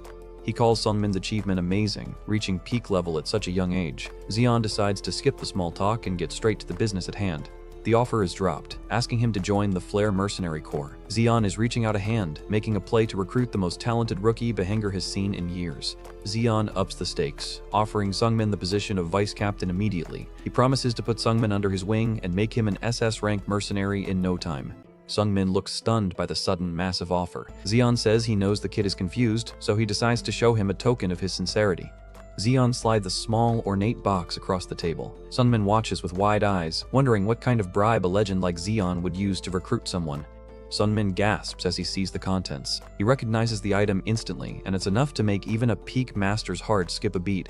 It's a lesser revitalization pill, a legendary elixir that can boost internal energy and heal deep-seated wounds. It's the kind of item most mercenaries go their entire lives without even seeing. Zeon gets a dark, greedy look in his eyes. He tells Sungmin he only has one simple condition, and if the kid accepts, the pill is his right now. He presents a formal contract for Sungmin to sign. The wording is simple, but the implications are terrifying for someone who values their freedom. Sungmin reads the first line, that he has to obey Zeon's orders. He realizes this isn't a recruitment offer, it's a slave contract dressed up in expensive gifts. Zeon explains that he needs this insurance to rein in someone as talented as Sungmin. He even offers a greater revitalization pill if Sungmin agrees to teach him all the high-level martial arts he's learned. Sungmin goes silent, his face shadowed as he stares at the contract. The man he once admired has just turned out to be a predatory monster who buys souls. Zeon laughs, asking if anyone would really refuse such a generous offer. He's completely convinced that Sungmin will cave for the sake of power. A terrifying, dark close-up of Zeon shows his true colors. He's the undisputed tyrant of the Hanger's mercenary scene, and he's used to getting exactly what he wants. We cut back to the bar as Lude screams, asking what he did. He looks like he's about to have a heart attack just hearing the story. Sungmin takes a sip of his drink and calmly explains that he refused. He tells Lude there was no way in hell he was going to sign a slave contract, no matter how many pills were on the table. Lude is sweating, telling Sungmin that it might be for the best if he leaves Behanger immediately. He's realized that the kid has just made an enemy out of the city's most powerful man. Lude drops the real lore. Zeon does a lot of suspicious things behind the scenes. He explains that every high-ranking member of the Flare Corps is literally chained to Zeon, forced to follow his every whim. Sungmin looks disgusted, realizes just how wicked Zeon truly is. He's disappointed that his hero turned out to be such a bottom feeder, but he's not surprised given how Iria works. Lude shares his own history with the man. Years ago, when Zeon was S rank and Lude was A rank, Lude refused a scout offer and was immediately blacklisted by every client in the city. Lude had to flee to another city just to find work, and he only came back once he reached S rank himself. He looks like he's still carrying the trauma of that exile. But now Zeon is SS rank, and even more untouchable. Lude knows that Zeon won't just let Sungmin walk away after a rejection like that. Sungmin is lost in thought, the ugly side of his idol burning into his mind. He's realized that in his second life, heroes are just monsters with better PR. Lude asks if Sungmin wants to go to Meekthor with him to get away from the Flare Corps' reach. But before Sungmin can answer, someone in the room starts shouting about the latest news. The Dark Mage's dungeon has been found. The shout echoes through the guild hall, silencing everyone. This is the moment Sungmin has been waiting 6 months for. Lude connects the dots, realize this must be the lair of the guy who made the Chimera Ogre. He mentions that a massive subjugation force is already being organized to storm the place. Sungmin freezes as the final detail is dropped. The entire raid is being led by the Flare Mercenary Corps. He's realized he's going to have to dive into a dungeon with the man who just tried to enslave him. Selgeris finally finishes her work, admitting that the project took a bit longer than she originally expected. The forge is quiet now, but you can feel the residual heat from the legendary craft she's just pulled off. Sungmin tells her it's fine since he wasn't in a rush, but Selgeris reminds him that it's actually his fault for being so rich. Because he kept throwing more money at her, she kept adding more rare materials, which just pushed the completion date back. The Dark Elf finally presents the finished product, sliding the weapon toward him with a look of exhausted pride. She tells him to take it, and you just know this thing is about to be a game changer for our boy. Behold the new spear. Sungmin lifts it up, and it's a beauty, crafted with a mithril core and a black iron exterior. It's designed to be a perfect conductor for mana and ki, making it infinitely easier for him to unleash his sword ki. Sungmin stares at the weapon, feeling its weight and balance. Selgeris watches him nervously, asking how it is like a chef waiting for a critic to take the first bite of a 5-star meal. Neville the broker pops back in, noting that Selgeris seems to be really fond of Sungmin. Sungmin just gives a confused response, but it's obvious to everyone else that he's become the Dark Elf's favorite customer. Neville explains that the materials used were absolutely exorbitant. Selgeris went way overboard, treating this spear more like a passion project than a standard commission. We get a cute chibi flashback of Sungmin hauling massive bags of cash while Selgeris hammers away like a maniac. Neville reveals that she used almost all those funds just on materials, meaning she practically didn't charge a single copper for her own legendary labor. Neville and Sungmin walk together through the dimension tier. The broker admits that even he doesn't fully understand why a master smith like her would do so much work for free. Neville stops and gives Sungmin a serious look, telling him he has a strange charm. He points out that for some reason, people are just naturally inclined to go out of their way to help him. Sungmin flinches back with a cold shock as a chill goes down his spine. Neville quickly clarifies he doesn't mean it in a weird way, so there's no need for the kid to get so defensive. The broker prepares to take his leave, glowing with a green light. He tells Sungmin to contact Arbrisa anytime he needs something, vanishing back into the shadows of the city. Sungmin is left alone, his shadow stretching across the alleyway. He's deep in thought, processing everything the broker just told him about his charm. He isn't surprised by Neville's observation, because it actually confirms a suspicion he's been carrying for a while. He's realized that his interactions in this second life haven't been entirely normal. He thinks back to his first few weeks on Mershi's Mountain. Even back then, when he was just a scrawny kid, he could tell that the way people reacted to him felt off or slightly manufactured. He thinks that he has something within him as he walks through the twilight. He's realized there's a hidden factor at play that's drawing people toward him like moths to a flame. We see a montage of everyone he's met: Weiji Hoyun, Sogo, Scarlet, and the rest. He wonders if their kindness was genuine, or if they were just subconsciously reacting to whatever weird magnetism he's carrying. Sungmin stands in a void of shattered memories, questioning the reality of his journey. He asks if all of what happened could be considered fake, fearing that his friendships might just be a side effect of his regression. Lude suddenly pops up, breaking the heavy mood and asking where he went. The veteran is back to his usual cheerful self, oblivious to Sungmin's internal existential crisis. Lude notices that Sungmin is looking a bit down and checks on him. Even though Sungmin is doubting the nature of their bond, Lude's concern seems real enough to snap him back to reality. Lude throws an arm around his shoulder, asking if he's just nervous about the upcoming dungeon raid. He's trying to be a supportive partner, but you can see Sungmin is still lost in his own head. Lude gives a big, toothy grin, telling him not to worry because they're in this together. He asks if he isn't here too, and for a second, Sungmin's doubts seem to fade. A close-up on Sungmin's intense eyes. The text "Dungeon Raid" appears as he decides to put his worries aside. For now, he has a job to do and legendary loot to secure.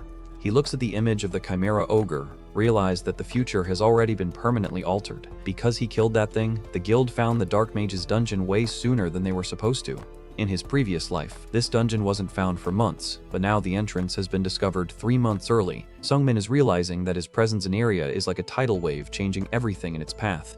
He heads toward the staging area, noting that there's another massive change he has to deal with. The butterfly effect is in full swing now.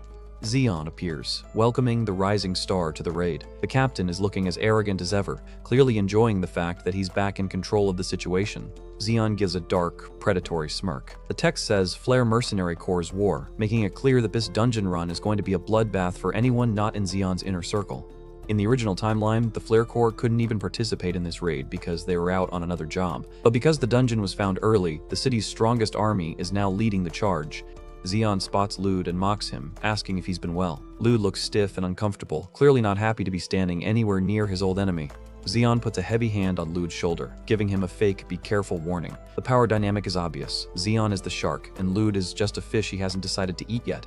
The mask finally slips as Zeon leans in and whispers a threat to Sungmin. He tells the kid that in a dangerous place like a dungeon, you never know when or how you might accidentally die. Zeon and his elite squad walk away, their red capes fluttering. Sungmin watches them with a stone-cold expression, realize that the monsters inside the dungeon might be the least of his problems. Lude is gritting his teeth, noting that Zeon basically just threatened to murder them in the middle of the expedition. The hero of Behenger is officially playing for keeps. Sungmin reflects on his choices. He knows he only joined this suicide mission because he needs that Devnarch armor to make up for his stupid trash abilities. Check out those stats. Sungmin has been busy. Violet Dawn and Supreme 9 Heaven Spear are both at 6 stars, while Shadowless Soulflight is at 5. He's been out of the mountains for 3 months and he hasn't wasted a second of it. He looks at the image of the armor again. To break through his current plateau, he needs that gear, the Devnarch armor that can turn a commoner into a legend. He and Lude walk together, Sungmin logicking out that Zeon probably won't try anything too rash while so many other mercenaries are watching. He's banking on the captain's public reputation to keep them safe. The raid composition is massive, 27 people total. Flare Mercenary Corps is providing the bulk of the power with an SS rank captain, 4 S ranks, and 12 A ranks. It's a literal army of experts.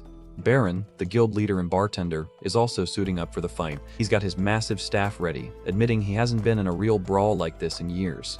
Lude strikes a pose with his blade, declaring that he'll use his spirit sword techniques to cut the head off anyone who tries any funny business. He's looking way more confident than usual. Sungmin gives a small smirk as he watches Lude. He realized that even though Lude didn't have a personal reason to risk his life in this dungeon, he joined the raid solely because he was worried about Sungmin. He admits to himself that he's genuinely thankful for the gesture. In a world where everyone has a hidden agenda, Lude's simple friendship is the one thing he can actually trust. Sungmin gives a rare, sincere smile. He thinks that it'd mean Lude would be on bad terms with Zeon as well, moved by his loyalty. He takes a breath and decides to lock away his doubts. He tells himself to stop thinking, focusing solely on the mission ahead.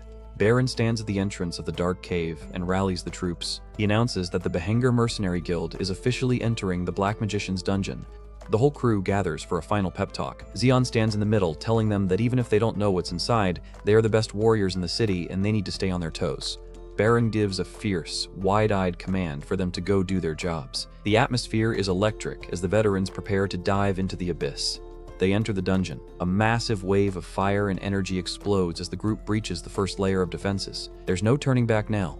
The mercenaries move in a tight formation, their silhouettes disappearing into the purple-lit depths of the dungeon. It's a slow, tense crawl into enemy territory. The narration sets an ominous tone that the start of everything approached quietly. It's the calm before the inevitable storm of gore.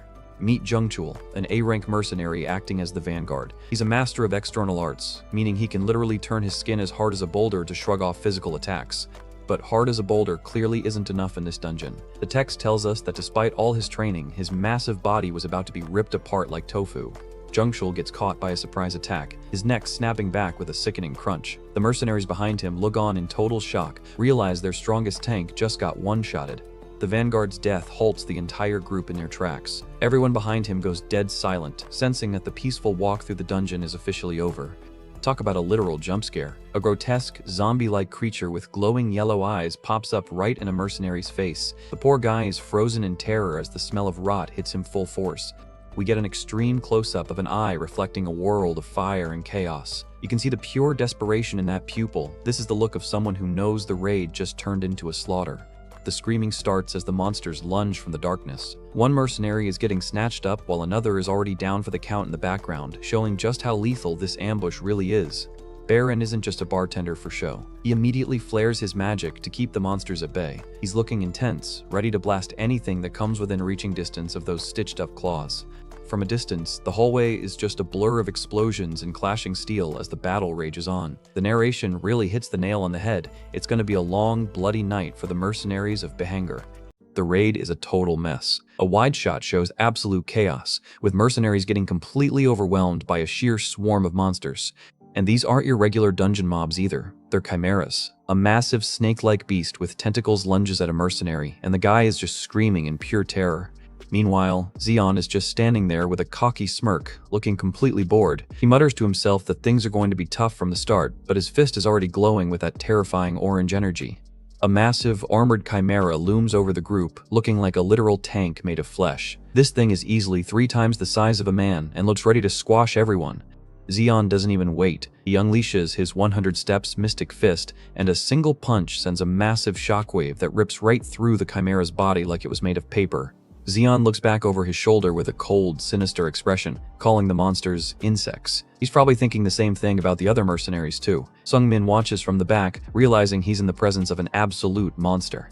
Zeon and Sungmin lock eyes for a split second, and the tension is insane. Zeon just grins, knowing he has the upper hand, while Sungmin starts breaking out in a cold sweat. Sungmin knows he's in trouble. He admits to himself that if it comes to a fight, he doesn't stand a chance against Zeon's overwhelming power. The combat doesn't stop though. Sungmin has to stay focused, slicing through the smaller chimeras that are swarming the room. He's moving like a blur, but he's still thinking about the bigger picture. He notices something weird about the monsters. He remembers that in his previous life, this dungeon was supposedly empty. There were never any chimeras here. His eyes narrow as he starts to piece it together. If the dungeon is different this time, it can only mean one thing: the dungeon's master. The realization hits him like a ton of bricks. If the master is actually here, this whole raid is a setup. Sungmin looks weary, blood dripping down his face from the constant fighting. He can feel it in his gut. Something is seriously off about this entire mission. The aftermath of the ambush is a literal graveyard. Piles of dead A-rank mercenaries are scattered everywhere, their weapons abandoned in the dirt. It's a grim reminder of the price of this raid. Zeon stands among the corpses, looking completely unbothered. He notes that they took too much damage and asks if they should even continue. Talk about fake concern. Baron looks at Zeon with suspicion, noting that the Flare mercenary squad hasn't actually lost anyone. Zeon just shrugs it off, saying it's not their fault they're stronger than the rest. This guy is a piece of work. Sungmin and Lude are catching their breath in the background. Sungmin realizes Zeon is a total bastard. He only protected his own people while letting the independent mercenaries get slaughtered. Time for a casualty report, and it's ugly. Within just 1 hour, the team has lost 11 A-rank mercenaries. The rank chart is covered in red X marks. Among the survivors, only one A-ranker remains who isn't part of the Flare Corps. Meet Tong Misuk, an independent hunter who looks absolutely traumatized. Lude, being the nice guy he is, tries to comfort her. He gives her a big grin and says she doesn't need to worry anymore because he's there. Sungmin watches the two of them, looking totally unimpressed. He's internally calling BS on the whole romance in the middle of a slaughter vibe. Baron looks over at the survivor, his expression grave. He's the guild leader, and he knows this raid is turning into a PR disaster. Misuk is shaking, stammering that the raiding team has taken way too much damage. She's clearly ready to call it quits. Baron closes his eyes and gives a heavy sigh. He tells her he's sorry, but they can't stop now, especially after losing so many comrades. He claims they wouldn't be able to face the dead if they didn't finish the job. It sounds noble, but in this world, it's usually just an excuse for more killing. He looks Masuke in the eye and tells her that since the main SS and S-rank forces are still alive, the raid should be fine. He's basically telling her to suck it up. He gives her an out, saying she can go back if she's not confident, but his tone suggests that going back alone is basically a suicide mission. He looks at the carnage behind him and adds a chilling detail. He can't protect her on the way back. It's a choice between the monsters ahead or the monsters behind. Masuke looks horrified, realizing she's trapped. The orange glow of the torches makes her face look even more pale and desperate. She finally gives in with a quiet agreement to tag along. She's choosing the lesser of two evils, but she's definitely not happy about it. The group moves deeper into the dungeon. They're walking through a high-vaulted stone corridor, their shadows stretching out against the purple mist. A mercenary notes that it's gotten quiet, maybe a bit too quiet. It's the classic horror movie setup before everything goes wrong again. One guy wonders if the monsters swarming them earlier was just a delay tactic. He even jokes that the dungeon master might have run away once they saw the raiding team coming. Yeah, keep dreaming, buddy. Baron looks serious, pulling up his hood. He agrees that there were way too many chimeras and warns everyone not to let their guards down. The mercenaries just wave him off with a casual dismissal. But then Sungmin stops, his eyes locking onto something in the distance, telling everyone to wait because something's over there. They find a massive, heavy wooden door at the end of the hall. It's ornate and looks like it leads to the heart of the dungeon. Baron waves his staff, checking for magical traps. He's surprised to find that there aren't any. It's just a normal door. Sungmin takes the lead and starts pushing the door open with his spear. The creaking sound effect tells you just how old and heavy this thing is. The door swings wide, revealing a massive, dimly lit library. The sheer scale of the place is breathtaking, with shelves stretching up into the darkness. One of the mercenaries walks in with a torch, looking confused. He grumbles that there is nothing here except a bunch of dusty old books. Baron confirms there aren't any traps in the room either. He tells everyone to spread out and search the library, hoping to find some clues or loot. Sungmin stands in the middle of the room, his eyes wide. He thinks to himself that this is the place, realizing he's exactly where he needs to be. He flashes back to the eye patch guy from his original timeline. He remembers the man bragging about how finding the magic armor in this library changed his life for the better. In the present, Lude mentions how they walked for hours just to find this door. He seems bored, unaware that his friend is about to make a game-changing discovery. Sungmin scans the rows of books, his mind racing. He knows the armor is hidden behind one of these shelves. He just needs to find the right trigger. He starts sweating, wondering what kind of book the other guy touched to open the secret passage. He doesn't have much time before Zeon starts getting suspicious. He walks up to a specific shelf and reaches for a book with a soft tap. He's betting everything on his memory of a drunk mercenary story from 13 years ago.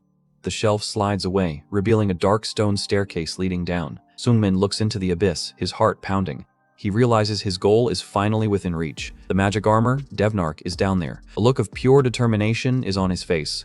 A voice calls out from behind, asking what that is and if it's a secret passageway. Sungmin flinches, his sixth sense screaming danger.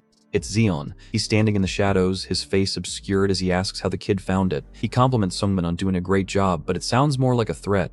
Sungmin tries to play it cool, saying he just found it by coincidence. Zeon notes how calm the kid is, which is clearly making the captain more interested. Zeon gives a dark, twisted grin. He says that Sungmin is really someone that he likes, and you know he's about to make a move. Sungmin's eyes go wide as the world turns purple. He senses a massive amount of energy gathering in Zeon's fist.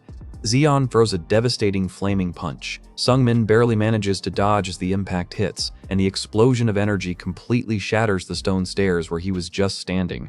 Sungmin slides back through the dust, looking up at the captain. Zeon is impressed that the kid dodged a peak-level strike and says he likes him even more now. This dude is a psycho. Zeon stands tall, his fist still glowing. He says that if he can't have someone as talented as Sungmin on his side, he'll just have to get rid of him right here. Sungmin is crouching on the stairs, realizing he's totally isolated. Zeon mentions that Baron is busy in another room with the rest of the squad, so there's no one around to stop the murder. But a voice screams from the entrance, asking who says that. Zeon's expression turns to one of pure annoyance. It's Lude. He's charging into the library with his sword drawn. Zeon is confused, wondering how a nobody got past his elite guards at the door. Lude is absolutely livid, calling out Zeon for finally showing his true colors. He's been waiting for an opportunity to call this guy a traitor for years. Sungmin is shocked to see his partner. Lude tells him that if Sungmin dies, Zeon will definitely kill him too just to silence any witnesses. They're both in the same boat now. Lude lands on the stairs right next to Sungmin with a heavy thud. They're two S-rankers against an SS-rank monster, and the odds are definitely not in their favor. Zeon just laughs, his fist glowing even brighter. He asks if the two of them really think they can win against a legendary SS rank captain. Sungmin knows the brutal truth. He admits that their chances are definitely low, especially if the rest of the Flare Mercenary Corps joins the fight. We get a close-up of Sungmin's intense eyes. He's not giving up, he's calculating a way to flip the board. Sungmin suddenly grabs Lude by the collar in a split-second decision. Lude screams in surprise as he's literally dragged away. Sungmin shouts that they need to go underground right now. He explains his plan as they run. He needs that magic armor to bridge the gap. If he gets it, they might actually have a fighting chance at winning. A heavy boot hits the stone floor of the hidden chamber as they move fast, hoping to lose Zeon in the dark. They arrive at the bottom and see a shadowy figure standing in the middle of a purple mist. The atmosphere is heavy with ancient magic. A close-up of an eye reflects a bright object. Sungmin has finally reached the prize. Sungmin gasps that there it is. Sitting on a stone pedestal is a full suit of dark, glowing plate mail. The Devnark magic armor is real, but they're not alone. Zeon is right behind them, his silhouette towering over the two mercenaries. Lude is gritting his teeth, holding his sword with a look of pure terror. Lude looks like he's about to snap. He knows he has to hold Zeon off for just a few seconds to let Sungmin grab the gear. Zeon lunges forward, and Lude tries to block. Sungmin is forced to jump over them, his eyes locked on the armor stand. A close-up shows a hand being crushed. It looks like Zeon just delivered a brutal blow to Lude, and the blood spatter tells you it was a heavy hit. Sungmin's eye widens as he sees the reflection of his friend being brutalized. He's realizing the price of this power-up might be his only true friend's life. Zeon isn't holding anything back. He's just delivered a brutal, bloody blow that leaves Lude gasping for air. This is the absolute power of an SS rank captain. Lude hits the ground hard with a sickening thud. Zeon is standing tall, barely looking like he's breaking a sweat. Sungmin is frozen in the foreground, trying to process the gap in their strength. Zeon gives a condescending smirk, actually complimenting Lude for managing to block even one strike. Meanwhile, Lude is a mess on the floor, showing just how outclassed they really are. Sungmin looks down at his friend, and it's a grim sight. Lude is bleeding out right in front of him, and the weight of the situation is finally hitting home. He flashes back to the better times they shared. Lude was the one guy who actually treated him like a person in this second life, making this betrayal hurt even more. A close-up on Lude shows it doesn't look good. He's unconscious and bleeding, a silent victim of Zeon's ruthless ambition. Sungmin finally snaps. He lets out a primal scream of pure rage, his face twisted in a way we haven't seen before. He charges at Zeon like a madman. Zeon actually looks a bit surprised, asking what a larva like him thinks he can actually achieve. Zeon blocks the desperate strike without even trying. He starts lecturing Sungmin, reminding him that in Iria, strength is the only law that matters, especially for people like them. A massive wave of energy sends Sungmin flying back. Zeon drops the final lesson. In a world this garbage, trusting anyone is just a shortcut to an early grave. Sungmin tries a high kick, but Zeon just weaves out of the way. The captain keeps trash-talking, calling Lude trash and saying everyone eventually turns traitor. Zeon's eyes go cold as he decides he's done with the life lessons. He tells Sungmin to just give up and die, his fist already glowing with lethal energy. Sungmin is getting pulverized. He's being slammed into the wall, using every drop of his internal energy just to keep his spear between him and certain death. Zeon is genuinely impressed that the kid is still alive. He notes that Sungmin's new spear is top tier, and you can already see the greed in his eyes. Zeon grabs Sungmin by the face in a terrifying grip. He demands the kid hand over the legendary spear, looking like he's about to end the fight right here. Zeon actually manages to snatch the spear away. He's admiring the craft, noting how light it is despite its massive power. Sungmin is left defenseless on the floor. Zeon turns his attention back to the prize. He wonders if the spear is made of mithril, his greed for legendary gear completely taking over. Suddenly, Zeon pauses with a confused look. A massive flash of light erupts from the armor stand, and something isn't going according to his plan. And look at this. The Devnark armor is literally flying toward Sungmin. He's just as shocked as we are, blood still dripping from his mouth. Zeon is losing his mind. The pieces are swirling around Sungmin, responding to him instead of the SS rank captain standing right there. Zeon is breaking out in a cold sweat, realizing that this magic armor has chosen its own master. He can't believe a larva is getting the legendary prize. This isn't just gear, it's like a living thing. Dark energy tendrils are wrapping around Sungmin, sealing him into the armor with a sinister glow. There he is. Sungmin is fully suited up in the Devnark armor, looking like a total dark knight. The atmosphere has shifted from desperation to pure menace. Even Zeon is on the defensive now. He can feel the black energy radiating from the armor and knows he's no longer dealing with a regular peak master. The entire room is being swallowed by this dark mist. Sungmin has become a silhouette of destruction, and the danger Zeon felt is about to get very real. Sungmin looks at his new armored hand, testing the power surge. Even though he's still injured, he looks like he could punch through a mountain right now. Zeon isn't backing down yet. He readies another strike, but he's clearly wary, wondering exactly what kind of artifact he's up against. Zeon lands a massive hit, but instead of crushing Sungmin, the impact creates a flare of energy that pushes the captain back. Zeon is totally baffled. The black energy he felt just vanished after the hit, leaving him scratching his head about how this armor actually works. Zeon gets his confidence back and taunts Sungmin to try again. He figures that even with an artifact, a larva is still a larva compared to him. Sungmin is having a crisis of his own. He realized that despite the cool look, his stats haven't actually changed. The legendary cheat code isn't working like he expected. Zeon is closing in for the kill. He compliments Sungmin one last time for his evasion, before declaring that his time is officially up. This is it. Zeon looms over the defenseless Sungmin, declaring it's time to die. Sungmin can only grit his teeth and curse his luck as the fist comes down. A final look at Lude, and it's heartbreaking. He's dying in the dirt, and it looks like his sacrifice for Sungmin was all for nothing. The killing blow is launched. Zeon's fist is a blur of motion, carrying enough power to end everything right here. But wait, who is that? A terrifying shadowy figure appears out of nowhere right behind Zeon. He casually notes that Devnark is a good item, like he's just browsing a shop. Both warriors are frozen in a void of pure dread. The mystery figure warns that using an item like that comes with a huge recoil, and you can tell he knows exactly what he's talking about. Zeon tries to attack the intruder, but his flaming punch hits a mana shield and shatters. The figure just calls it strange, totally unimpressed by an SS ranker's power.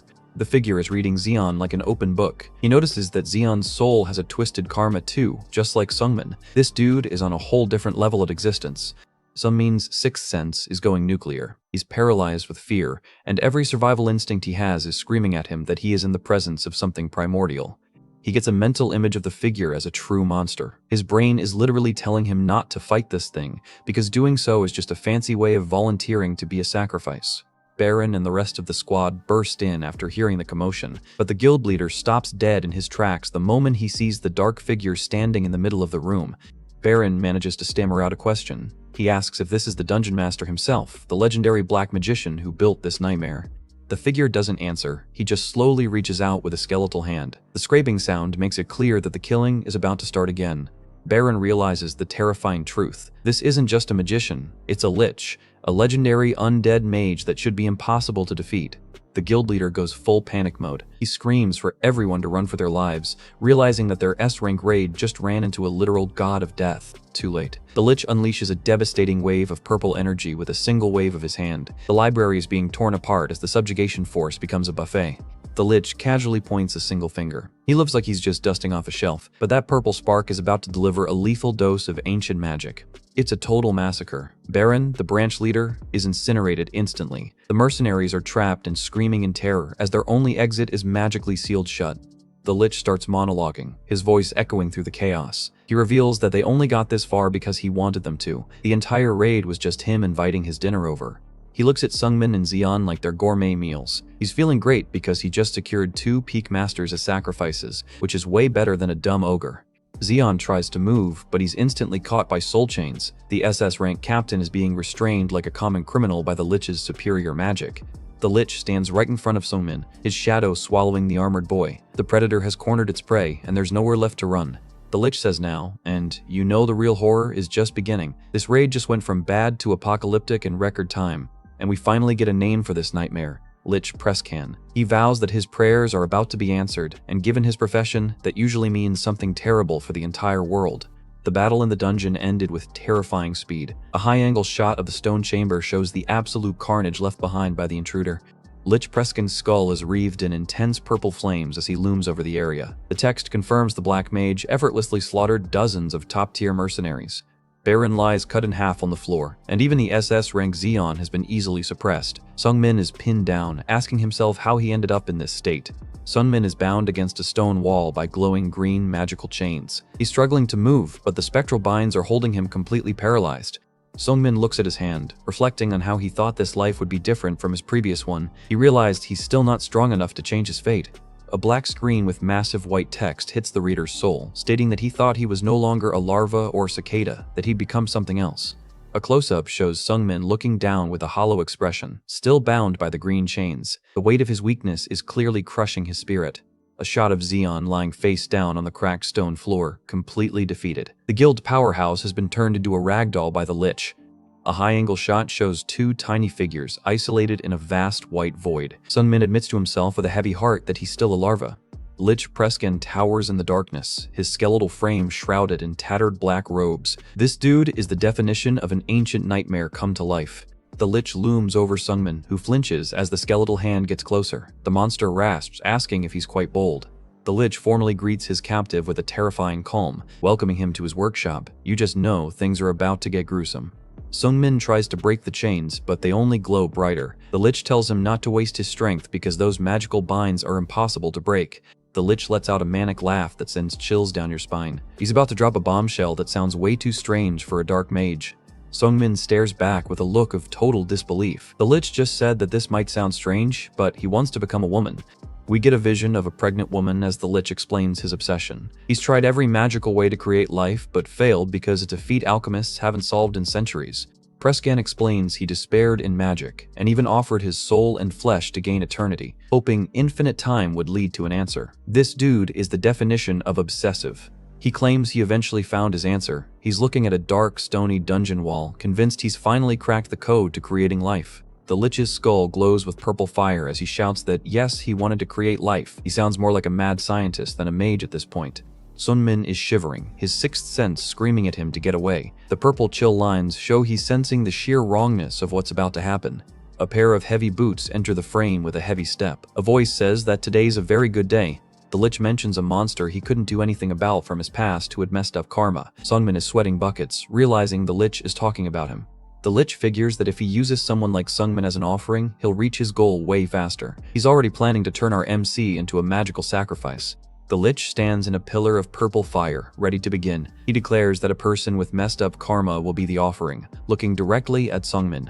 The ritual begins, and the Lich is hyped. He vows that his prayers are about to be answered, which usually means something terrible for the world. The Lich reaches out a skeletal hand, and Sungmin is paralyzed with terror. The screen turns blue as the mental pressure of the spell hits him full force. A close-up on Sungmin's face shows his eyes wide and bloodshot from the strain. The purple energy is swallowing him whole. The background turns red and black as the Lich starts the extraction. Sungmin is trapped in the center of a nightmare ritual. Sungmin is shown in a small panel, floating in a cosmic void. He looks like he's about to be completely erased. A massive purple explosion erupts. Something just went horribly wrong with the offering, and the shockwave is tearing the room apart. Sungmin is shown reeling from the backlash, looking dazed and bloodied. He's gasping for air as the world turns purple and white. The Lich is screaming for the offering to be taken while holding something up to the heavens, but the energy is unstable and fighting back. Sungmin is huffing and puffing, his face a mask of agony. He's lucky he hasn't been vaporized yet. A wide shot shows a massive, dark eyeball appearing in the cosmic void. The offering is being scrutinized by a higher demonic entity. The Lich is absolutely baffled. He stammers, realizing the ritual isn't going according to plan. The Lich is looking at a massive purple energy ball, totally confused. He wonders why on earth this is happening, thinking there's no way it's possible. The Lich is in total shock, muttering that it's impossible. He can't believe the entity is refusing the sacrifice. A massive purple shockwave blasts through the room. The failed ritual is causing a total mana collapse. Sungmin is slumped on the floor, barely conscious and bleeding. The Lich is hovering over him, totally defeated by the rejection. A text panel appears, with the entity asking if the Lich is rejecting the offering. The Demon King himself has basically said no thanks to the Lich's plan. A close-up shows Sungmin's bloodied face as he stares up at the monster. He looks like he's been through hell and back in just a few seconds. The Lich is losing his mind. He shouts, demanding to know who the hell Sungmin is and why the Demon King of Fear rejected him. Sungmin looks defiant, asking how he would know. The Lich is genuinely curious about the kid's messed up karma now. The Lich's skull is wreathed in purple light. He decides he needs to take a look at Sungmin's memories to solve the mystery. The screen turns pink and white as the memory extraction starts. Fragments of Sungmin's past are shown as the spell hits his mind.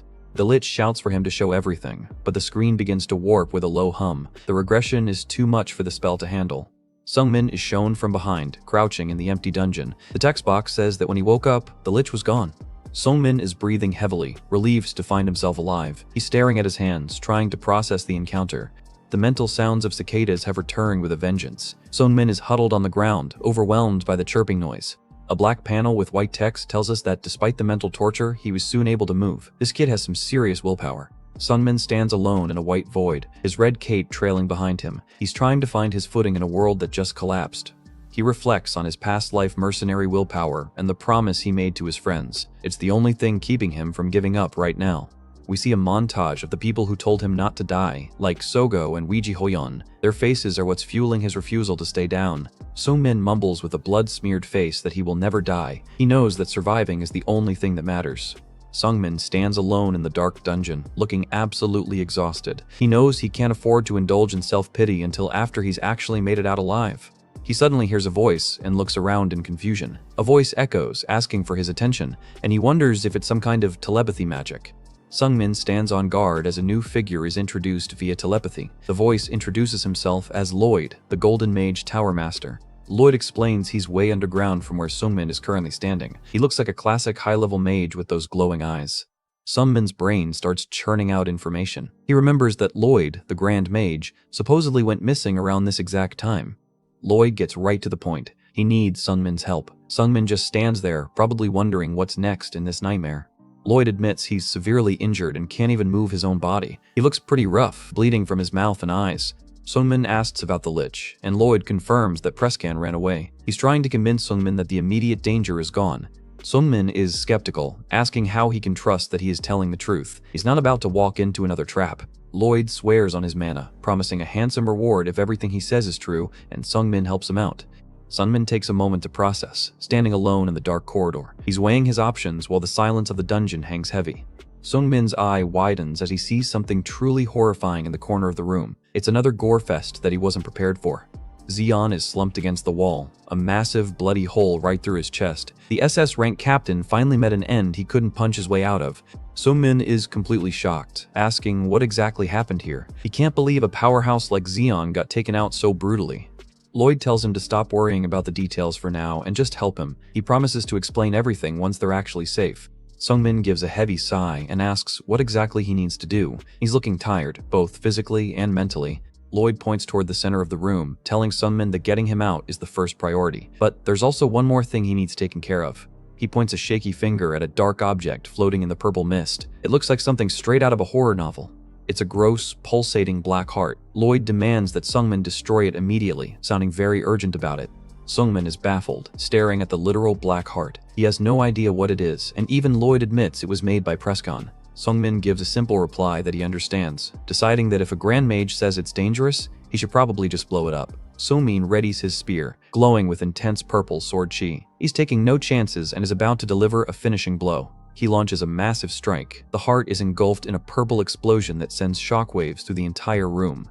The artifact is completely obliterated. Fragments of black and purple energy fly everywhere as Sungmin follows through with his attack. He spins his spear and lands gracefully, looking back with a startled expression as something weird starts happening with the mana. Sungmin is standing in a white void. He looks confused as the energy from the heart starts swirling around him instead of dissipating. A close-up shows the shattered remains of the heart turning into a purple mist. It's definitely not destroyed in the way Lloyd probably intended. Sungmin stands his ground, but you can feel his heart pounding. Something has entered his body. His eye widens as a massive black heart suddenly reforms right in front of him, or rather, it's pulsating within his own soul.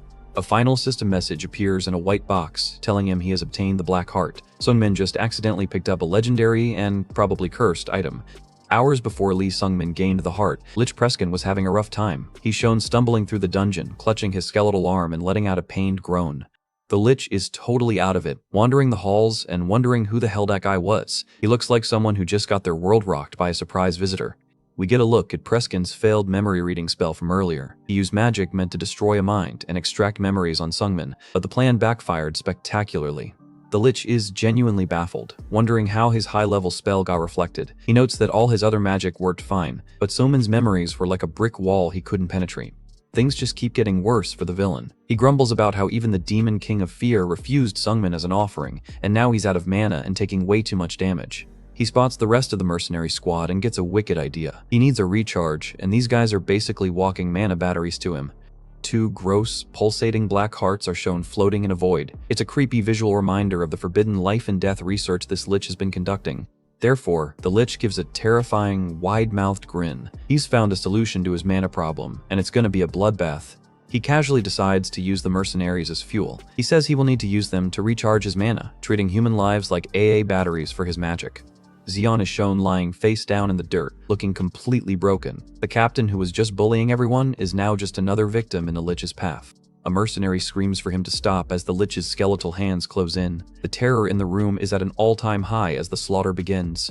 The Lich doesn't listen and starts the drainage process. A massive draining sound fills the panel as he literally sucks the life out of a screaming mercenary. Prescan admits he feels a little better after the snack. He's surrounded by the husks of dead mercenaries, looking refreshed and more dangerous than ever. He turns his attention back to the library, looking toward where Sungmin is hiding. He calls the kid a cute little bastard for acting like he's sleeping through the massacre. The Lich is floating above the carnage, a purple flame where his face should be. He looks like a true king of the undead in this dark workshop of his.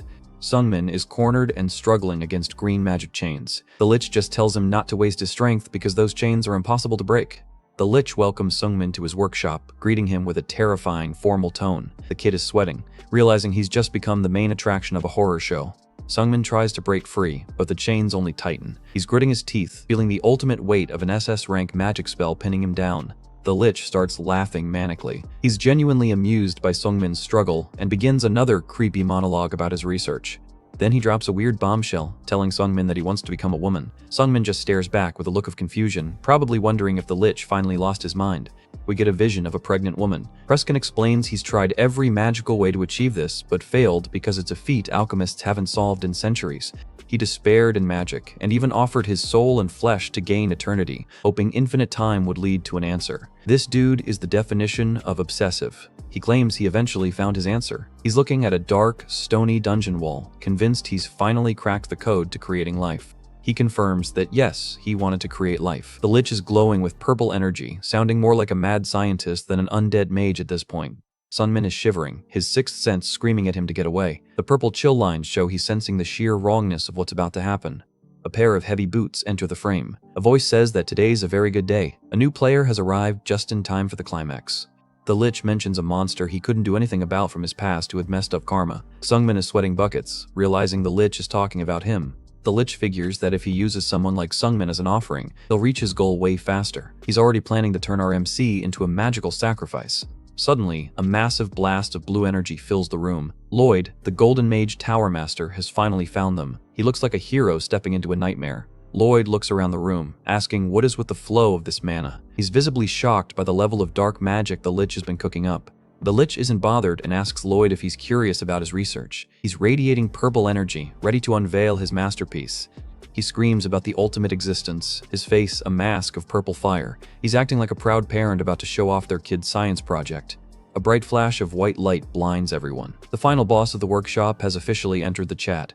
We see a single, pale foot hovering above the ground. The mysterious girl has arrived, looking deceptively calm for a magical abomination. Lloyd's face is a mask of pure dread as he stares at the newcomer. He can feel the power coming off this girl and knows he's just stepped into a very dangerous situation. The girl is revealed in full long black hair, a black dress, and a terrifyingly blank expression. She's floating in the middle of a purple aura, looking like a ghost. The Lich admits she's incomplete, but he figures one heart is enough for her to overcome this crisis. He's already planning to finish her development later. The mysterious girl looks over at the black heart floating nearby. She's basically a living vessel for the Lich's most forbidden experiments. Zeon charges in, calling it a futile struggle. He's glowing with gold energy, determined to wipe her out before she can even move. Zeon unleashes a massive flaming hawk attack. The whole panel is a blur of yellow fire as he goes all out with his SS rank moves. The Lich gives a creepy wave and tells his creation to take care of that bastard. He's backing away, letting his pet do the heavy lifting. She pierces through, moving so fast it looks like a teleport. She's already right in Zeon's face, bypassing all his defenses in a heartbeat. A close-up of her eyes shows they're filled with a swirling galaxy-like purple pattern. She doesn't look human, she looks like an empty void that's been given a physical form. Total annihilation. Zeon's flaming attack is literally dispersed into purple sparks the moment she touches it. The impact shows the sheer physical force she's using. Lloyd is in shock, watching his magic get dispelled just like that. He's starting to realize the Lich might have actually succeeded in creating something beyond his level. The girl looks back at the Lich and calls him father. Prescan is hyped, shouting that she did great. He's acting like a proud parent of a serial killer. She looks completely bored while saying she's hungry. The Lich just laughs, confirming that he's her creator and that he has a snack ready for her. Zeon is standing there with a confused look. He has no idea what's coming, and the girl's hunger is a massive death flag for him. The girl repeats that she is very hungry, looking right at Zeon. She's not talking about food, she's talking about the peak master standing in front of her. With a crunching sound, a hand drives straight through Zeon's back. The sound effect tells you everything you need to know about the brutality of the strike. A massive explosion of blood and energy erupts from Zeon's chest. The captain who thought he was a king just got turned into a happy meal. The girl is literally pulling Zeon's heart out of his body. The caption reminds us that this was how the captain of the city's strongest guild died, without even being able to resist. Zeon's body hangs limp in the air, a silhouetted shell of its former self. He died like a bug, proving the gap between peak masters and this girl is infinite. The next part is pure insanity. We get a shot of her mouth wide open, ready to finish the meal. It's a total horror show. Lloyd is frozen in shadow, his face a mask of terror as he watches the girl eat. He's realizing he's witnessing something that shouldn't exist. The girl starts laughing manically. The red text and jagged bubbles show she's officially lost whatever tiny bit of humanity she might have had. She turns back to the group, blood dripping from her mouth. Even Lloyd, a grand mage, calls her a monster, and he isn't exaggerating. Lloyd is gritting his teeth, his glasses reflecting the carnage. He knows he has to act now or everyone in this cave is dead. Lloyd explains that the battle continued, and he used every drop of mana he had left to fight. The Lich and the girl eventually ran away, probably satisfied with their snack. Back in the present, Lloyd is in a recovery bed with a bandage around his head. He's finishing the story, thanking Sungmin for his help one more time. Sungmin just stands there in his new armor, looking stoic. Lloyd thanks him for saving his life and for destroying that cursed black heart. We see a flashback of the heart. Lloyd thinks it's gone, but the audience knows there's a big secret still hidden in the shadows. A close-up of the black heart shows it looking like a clump of coal with dark energy radiating out. It's an ominous reminder of the Lich's power. Sungmin plays it cool, saying he just did what he was supposed to do, but his internal monologue is a mess. A heavy heartbeat sound effect pops up right over his chest. Sungmin breaks out in a cold sweat, his face pale. He's wondering what on earth is happening to him as the room starts to spin. He realizes the worst. Sungmin didn't destroy the heart, it's now beating inside his own chest. Lloyd is finally awake and feels indebted to Sungmin for saving his life. He offers him a literal empty check, promising to grant any one wish within his power as a grand mage. Sungmin is smart enough to know that a favor from a tower master is a massive trump card. He decides to bank it for later rather than wasting it on something small right now. The mood is tense beneath the surface. Sungmin knows that if Lloyd found out about the black heart beating inside him, the reward would turn into a death sentence instantly. We get a bit of lore. Prescan was once a tower master himself before he went rogue and turned into a lich. Lloyd has been hunting him for 10 years to clean up the mess. Here's the butterfly effect again. In the original timeline, Lloyd probably died in that cave because the raid happened months later. Sungmin's interference saved a grand mage's life. That explains why Lloyd was a missing person in the future. Sungmin remembers. He was destined to rot in that cavern until Sungmin flipped the script. Sungmin is realizing the sheer weight of his actions. He's actively rewriting history, saving legends, and changing the power balance of the entire world. But there's a darker side to the coin. If people who are supposed to die are living, what happens to the people who are supposed to live? It's a heavy realization. Zeon is dead, and the future Sungmin knew is officially gone. The hero he once admired is no more. The mental noise returns. Sungmin is haunted by the metaphorical sound of cicadas, reminding him that his time is ticking and he's still not where he needs to be. He admits he was naive. He thought Zeon was the peak of strength, but seeing the Lich and the Grand Mage fight showed him that the sky is much higher than he imagined. He saw true monsters. The Lich's creation and Lloyd's magic were on a level that regular martial artists can't even dream of. It's a classic metaphor. Sungmin realized he was just a small frog thinking the well's opening was the whole sky. The real world is vast and terrifying. The realization is humbling. He spent years training to reach the top, only to find out the top he saw was just a stepping stone for the truly powerful. This is the core theme of his second life. No matter how strong he gets, there will always be someone stronger, a sky much vaster than the one he's under. He thinks about his goal. If he's this small, how much of a monster has Wijihoyon become? The gap between them still feels infinite. He drops the ego. He admits he's still just a larva squirming in the dirt, far away from becoming something that can fly. But he's not giving up. He's going to keep crawling forward, one agonizing step at a time. Despair is a luxury he can't afford. Back at the city, he runs into Kim Jong-hin again. The Black Mage is acting all cheerful, which is always suspicious given how their last talk ended with him bleeding from his eyes. Jong-hin mentions the rumors. Most of the raid team was wiped out, but here's Sungmin, alive and wearing a legendary-looking set of armor. The mage's greed or curiosity is showing. He senses that the Devnarch armor is something special and wants to analyze it. Sungmin stands his ground. He's not exactly eager to let a crazy black mage poke around his new gear. Surprisingly, he agrees. He knows Jonghyun has information he needs, so a little trade is worth the risk. Sungmin has his own agenda. He's going to use the mage's expertise to understand exactly what he's wearing. Jonghyun drops the truth. The Devnarch armor isn't just gear, it's a forced contract tool that links the wearer directly to a higher demonic entity. It's an evil armor. It bypasses the usual consent and just turns the wearer into a slave for a demon king. Talk about a raw deal. He uses a diagram to explain. The armor awakens a person's hidden potential, making them a peak master instantly, but at the cost of their soul. The trap is simple. Power now, eternal damnation later. The demon king basically collects the soul as payment for the power boost. But here's the mystery. Nothing happened to Sungmin. He put it on, but he didn't get a power boost and he didn't feel a contract link. Jonghyun lays out the options. Either Sungmin is so trash that he has zero hidden potential left to awaken, or he's already claimed by someone way more powerful than a regular demon king. The implication is terrifying. Jonghyun bets on the second option. He asks if Sungmin knows who might have already put a claim on his soul. Sungmin is stunned. He remembers the Lich saying the demon king of fear refused him as an offering. It all starts to connect. The good news? Since there's no contract, the armor is safe to wear. It still has several beneficial types of magic cast on it, making it a top-tier defensive set. The armor starts to shift and compress. It's magical gear, so it doesn't have to stay in its plate mail form all the time. It turns into a sleek bracelet. It only becomes full armor when Sungmin infuses it with mana or internal energy during a fight. Super convenient. Back to the scary stuff. Jonghyun explains the demon king of fear is a transcended being of a very high level. Sungmin asks his second question, why the hell did Preskin try to offer him up in the first place?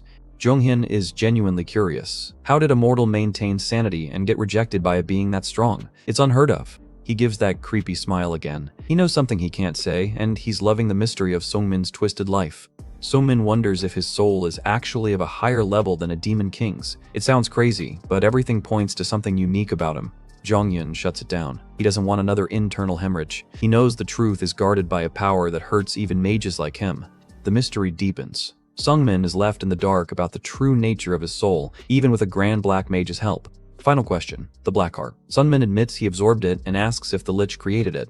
He's worried because he doesn't feel any alien energy change inside him. It's inside him, but it's silent, for now.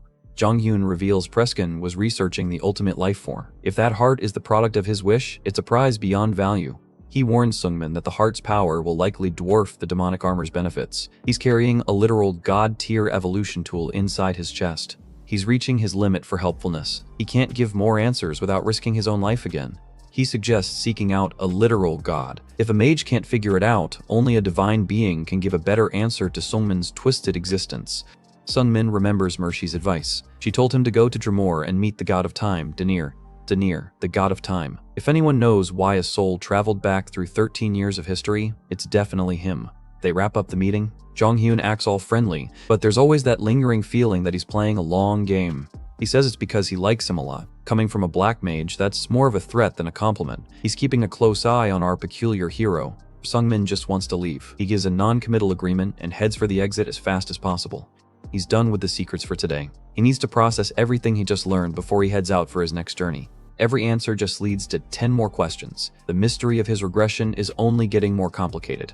Suddenly, Scarlet is back and she's not happy. She delivers a flying kick to the back of Sungmin's head. Sungmin hits the floor with a heavy thud. Scarlet is standing over him, fuming like a volcano. She's furious that he ignored her warning about Kim Jonghyun. She really has become the protective big sister of the group. Sungmin complains about the physical abuse, but Scarlet just points out that she's being merciful by not incinerating him. Her logic is, let's just say, fiery. She repeats the warning. She's dead serious, nothing good comes from being involved with that guy, and she doesn't want Sungmin to get swallowed by the mage's darkness. She tells him to just ask her if he has questions. She can't stand it when a brat like him tries to be independent and ends up in danger. Huge mistake. Sungmin asks the forbidden question, how old is she? Scarlet's face turns into a shadow of pure murderous intent. She's radiating enough killing intent to make a peak master sweat. You never ask a female mage her age. She puts him in a headlock, grumbling about respect. Sungmin's inner voice just confirms his suspicion. She's definitely way older than she looks. The mood softens for a second. Scarlet asks if he's alright after the raid. She knows he survived alone, and she's genuinely worried about him. Sungmin gives his usual stoic answer. He's alright, at least on the outside. He doesn't want her to worry too much. A quiet moment between friends? They've both been through hell on the mountain, and that shared history means something. Sung-min drops the news. He's leaving and heading to Dreamore because he has some business there. Surprise, Scarlet wants to come along. She's all smiles and sparkles, while Sung-min's reaction is just total shock. Looks like our lone wolf just got a permanent companion.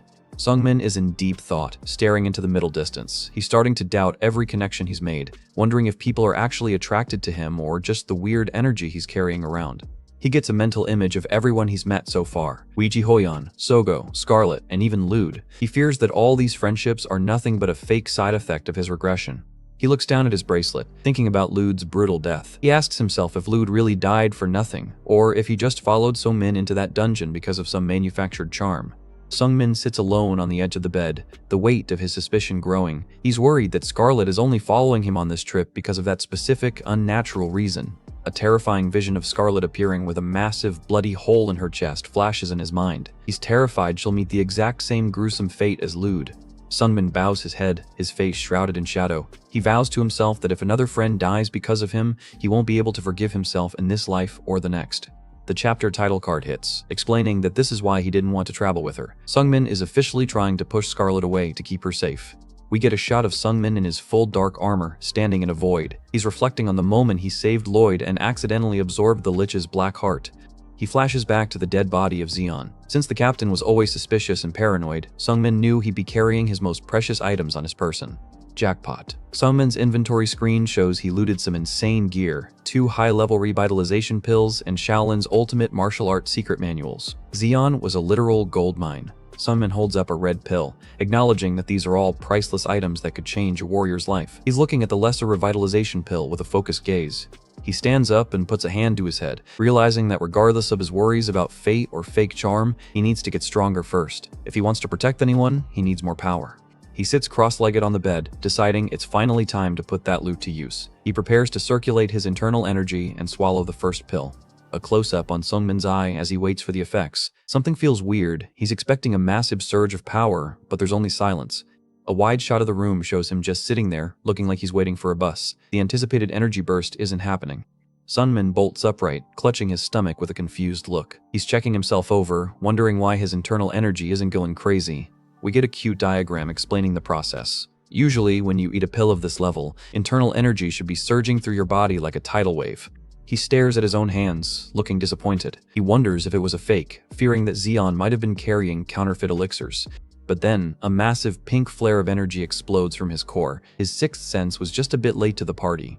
The summary is simple. His internal energy has increased exponentially. The lesser revitalization pill was definitely the real deal.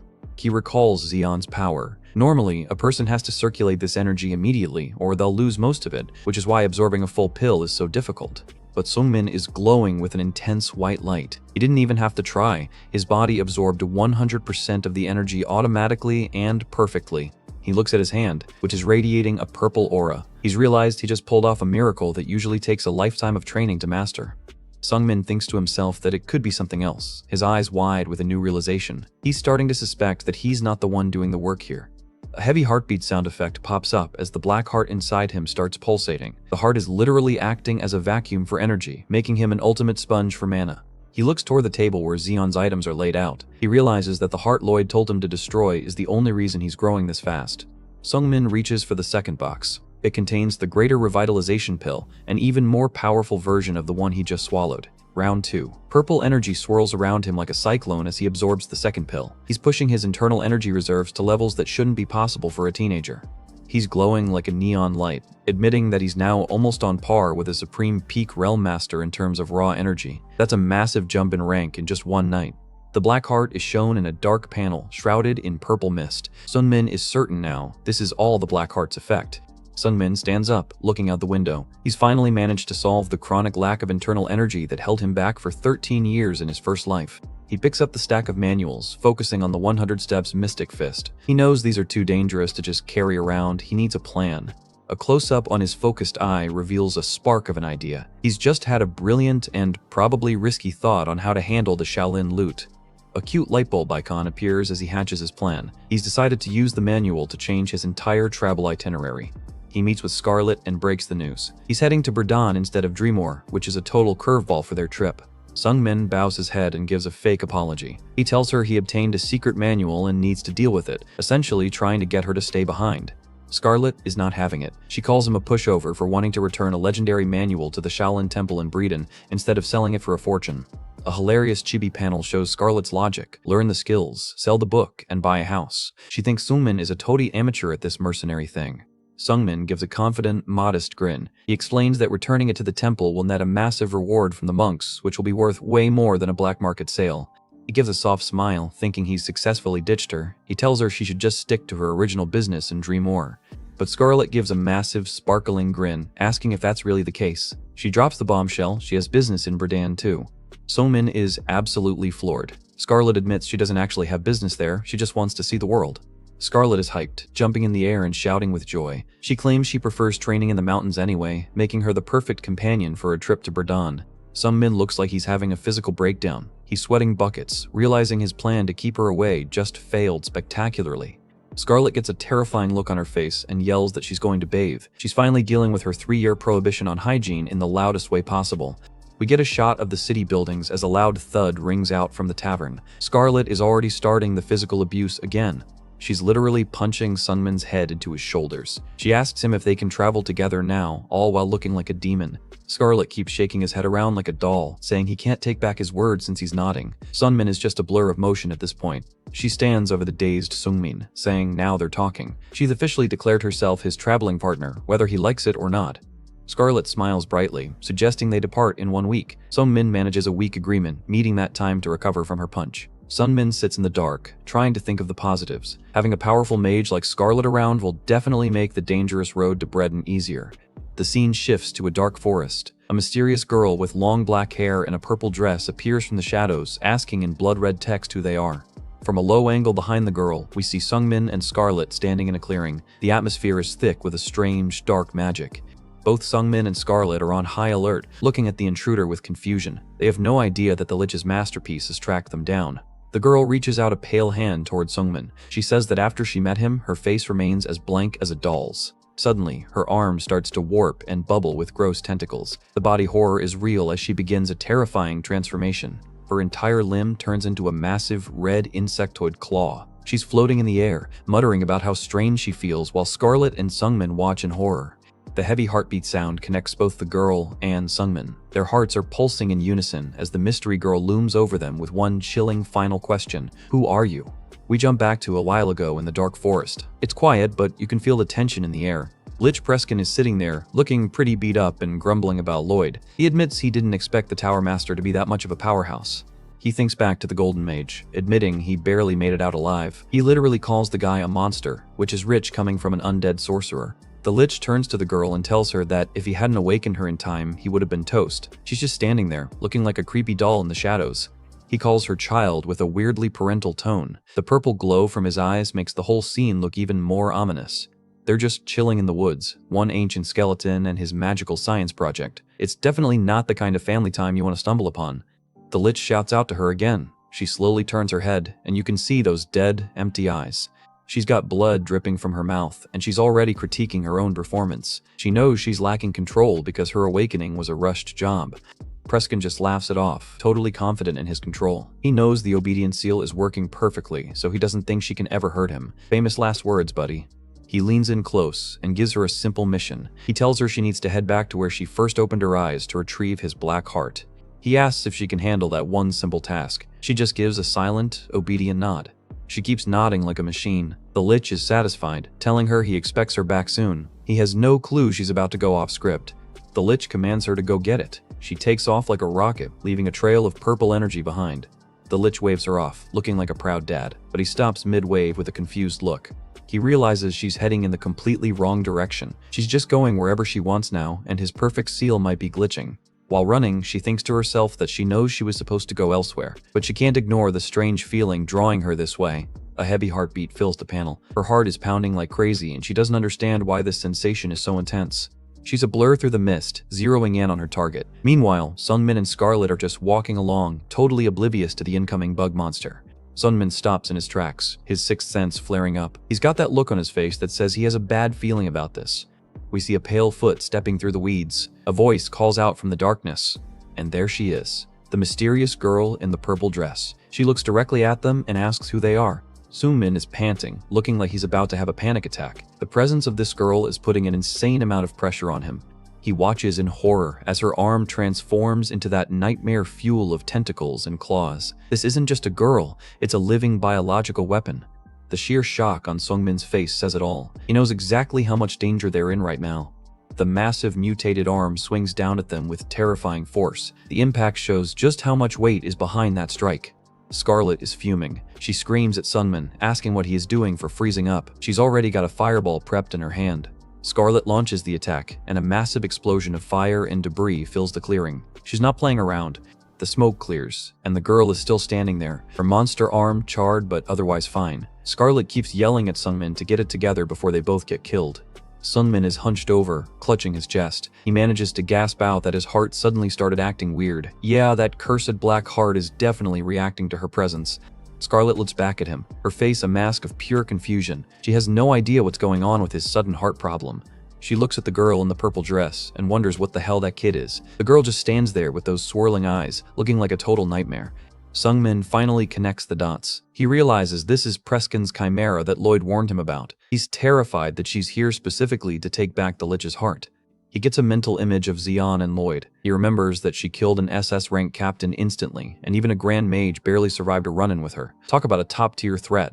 Sungmin clenches his armored fist, his bracelet glowing with purple light. He asks himself the million-dollar question, if he can do this. He's sweating bullets as Scarlet stands behind him, ready for support. The pressure is suffocating, and the odds are looking pretty grim. We get a grayscale shot of a defeated warrior. The answer in his head is a simple, heavy no. But then he shakes it off. He stands tall and declares that he must do this. His aura is flaring up, showing he's ready to fight for his life. The girl lunges forward, her massive claw trailing behind her. She's moving with that "I'm the main character of a horror movie" energy. The claw smashes into the ground, and the impact is so massive it looks like a bomb went off. Sungmin barely managed to dodge that one. Sungmin flinches, sensing another attack coming. He's using his sixth sense just to stay one step ahead of a lethal blow. He blocks a heavy strike with his spear. The sparks and impact sound show just how much force this little girl is packing. It's a total chaotic trade. The girl's tentacles are swiping everywhere while Sungmin is a blur of motion, desperately trying to find an opening. She swings her massive claw arm like a whip. Sungmin grits his teeth, calling her a brat under his breath. He's being pushed back by the sheer power of her strikes. He notes that her attacks aren't conventional and are way more powerful than even that chimera ogre he fought. Sungmin grips his spear tight, thinking about the elixir he drank. He knows that without that energy boost and his new lightweight armor, he'd already be a red smudge on the ground. Scarlet steps in, telling him to move his butt. She's got a massive fire spell ready, and she's looking like she's about to end the whole forest. A pillar of flame erupts as she unleashes her magic. It's a spectacular display of high-level wizardry. But look at this. The girl just reaches right through the fire with her monster hand. She's totally ignoring the heat and going straight for the kill. A massive fireball explodes right in her face. Scarlet is doing some serious damage, but the girl isn't flinching. Scarlet stands in the smoke, acknowledging that the kid has some crazy magic resistance. But then she smirks, saying her magic is a little special. The girl is slightly singed but looks bored. Scarlet explains that since her magic is customized with her own secret incantations, normal resistance is basically useless against it. Scarlet is all smiles, looking very confident. She gives the girl a last chance to surrender quietly before she gets turned into ash. The girl just tilts her head with a blank, confused look. She clearly doesn't understand the concept of a surrender. Suddenly, she charges again. Scarlet barely has time to react as the giant claw comes screaming back into the fight. She's right in their faces. Scarlet asks if this counts as them being even for the help she gave earlier. Sungmin just grunts his agreement, too busy not dying. Sungmin stops and stares, his eyes widening. He senses a change in her stance that feels disturbingly familiar. And wait, what? A glowing orange phantom of Xian appears right behind the girl as she preps a punch. Sungmin screams internally, recognizing the 100 Steps Mystic Fist. This is bad news. Sungmin has a terrifying realization. He remembers Lloyd saying she ate Xian's heart. This grayscale panel makes the image of her with blood on her mouth look even more demonic. She unleashes the punch, and it's a total energy overload. Sungmin is thinking that she must absorb the abilities of whatever she eats. That is one broken power. The final panel shows Sungmin looking determined but very worried. He's calling her a damn monster, and honestly, he's 100% right. This fight just got a whole lot more complicated. Sungmin is barely holding on here, gritting his teeth while sweat and blood drip down his face. This girl is operating on a level that's just plain unfair. She's hovering right over him, and Sungmin is having a total internal crisis. He's thinking he can't go on, while she looks down on him with that creepy, doll-like expression. It's a frantic trade of blows. Sungmin is desperately trying to remember his basics, telling himself to use parry or hold to deflect those monster attacks. The girl is right in his face, literally towering over him as he struggles. She asks why he isn't replying to her question, and honestly, he's probably a bit too busy trying to keep his head attached to his shoulders. Check out that terrifying look in her swirling eyes. She leans in close and demands to know who the hell he is, her shadow completely swallowing him up. Sungmin is wide-eyed and paralyzed with shock. He's looking through a literal screen of dread as the pressure of the situation finally starts to crack his resolve. A massive fireball explodes right in the middle of the clearing. Looks like the cavalry has finally arrived to bail our boy out. Scarlet is looking cool as hell, casually holding her magic catalyst and telling Sungmin he'd better count his lucky stars she decided to tag along. Talk about a big sister entrance.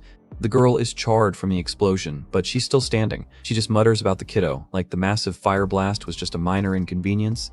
Scarlet isn't intimidated at all. She's actually taunting the bug monster. She asks if the girl is angry and dares her to try and kill her if she's got the guts. The girl lets out a pained groan, her expression finally shifting from blank to genuinely pissed off. Scarlet really knows how to push all the right buttons. A close-up on the girl's eye shows the mana starting to swirl. She's about to go nuclear, and you can tell by that terrifying light that things are about to get messy. Suddenly, a pair of gross, fleshy hands erupt from the ground and grab the girl's ankles. Talk about a literal dirt nap trap. Scarlet is using shadow or earth magic to pin her down, telling the girl to try and escape if she can. She's finally taking control of the battlefield. The girl is struggling against the restraints with a frustrated groan. Behind her, a menacing purple shadow of the Lich appears, reminding us who her creator is. She's not trapped for long. Her arm morphs into a massive, jagged scythe blade made of bone and flesh. She's radiating a lethal purple energy that says she's done playing games. Action shot. Sungmin lunges forward with his spear while the girl's scythe arm swings in a wide arc. They're a total blur of motion as they clash in the forest. The girl's eye is locked on her target with mechanical precision. She's analyzing every move Sungmin makes, looking for the perfect split second to end him. Sungmin looks absolutely horrified. He screams internally, wondering if she cut off her own legs, unable to believe the level of self-mutilation this monster is willing to do just to gain an edge. She's airborne. The girl literally severed her own lower half to escape Scarlet's ground trap, proving that she has zero concern for her own physical pain. She's spinning through the air like a bloody top, trails of gore following her movement. This girl is a total nightmare to fight. She lands gracefully on the ground, and wait, her legs are already back. The white flash suggests a level of magic-infused healing that's just broken. Sungmin and Scarlet are both staring with looks of total disbelief. They've seen some stuff, but a self-amputating, regenerating bug girl is a new low. The girl stands there as if nothing happened, her dress not even wrinkled. Sungmin asks the obvious, if she just regenerated the legs she cut off in that short moment. Scarlet is fuming, muttering about how annoying this situation has become. She's been through 3 years of mountain hell, and she's not in the mood for this. Sungmin confirms the frustration with a simple, yeah. They're both standing back to back, realizing their opponent has a healing factor that rivals a literal god's. Scarlet starts lecturing him like a teacher, pointing out that even with exceptional regeneration, there's always a limit to a monster's mana pool. She's already cooking up a war of attrition. Sungmin looks serious, agreeing that if they fight together, they can keep dealing heavy damage. He's finally starting to see a path to victory through the carnage. The girl is just standing there, looking like a creepy doll again. Scarlet's plan is to repeat the cycle until the monster's mana hits rock bottom, and it will be their victory. The panel shows the girl in deep shadow, highlighting just how dangerous she still is despite their optimistic plan. Well, so much for that plan. A massive pillar of purple mana energy explodes from the girl, shaking the entire forest. Scarlet is sweating buckets now. She mutters that she'll cancel what she just said, realizing the mana limit she was talking about might not even exist for this thing. The girl looks like she's undergoing a second evolution, her purple dress glowing with power. Scarlet is terrified, asking what the hell is with that mana capacity. A massive purple shockwave hits Sungmin directly, sending him and his spear flying through the air. Sungmin hits the dirt hard, coughing up blood. The impact was so strong it actually cracked part of the ground where he landed. Scarlet rushes to his side, screaming to ask if he's alright, while the girl floats in the background like a vengeful ghost. They are officially in over their heads. Scarlet goes full mama bear, yelling at him that he can't die and needs to hear her. She's desperate to keep her only mountain mate alive. Sungmin is on all fours, trembling and bleeding onto the grass. His internal monologue is getting heavy as he reflects on how he had to change just to survive this long. We see a close-up of blood dripping from his hand. He thinks about how he changed. He's pushing through the physical pain by tapping into his past life trauma. A glowing purple crest from Mershi's mountain appears. That symbol represents all the hell he went through just to get to this point. He thinks of Weiji Hoyon's confident smile. He admits he only pushed himself this hard because he dreamt of heights that he could never reach.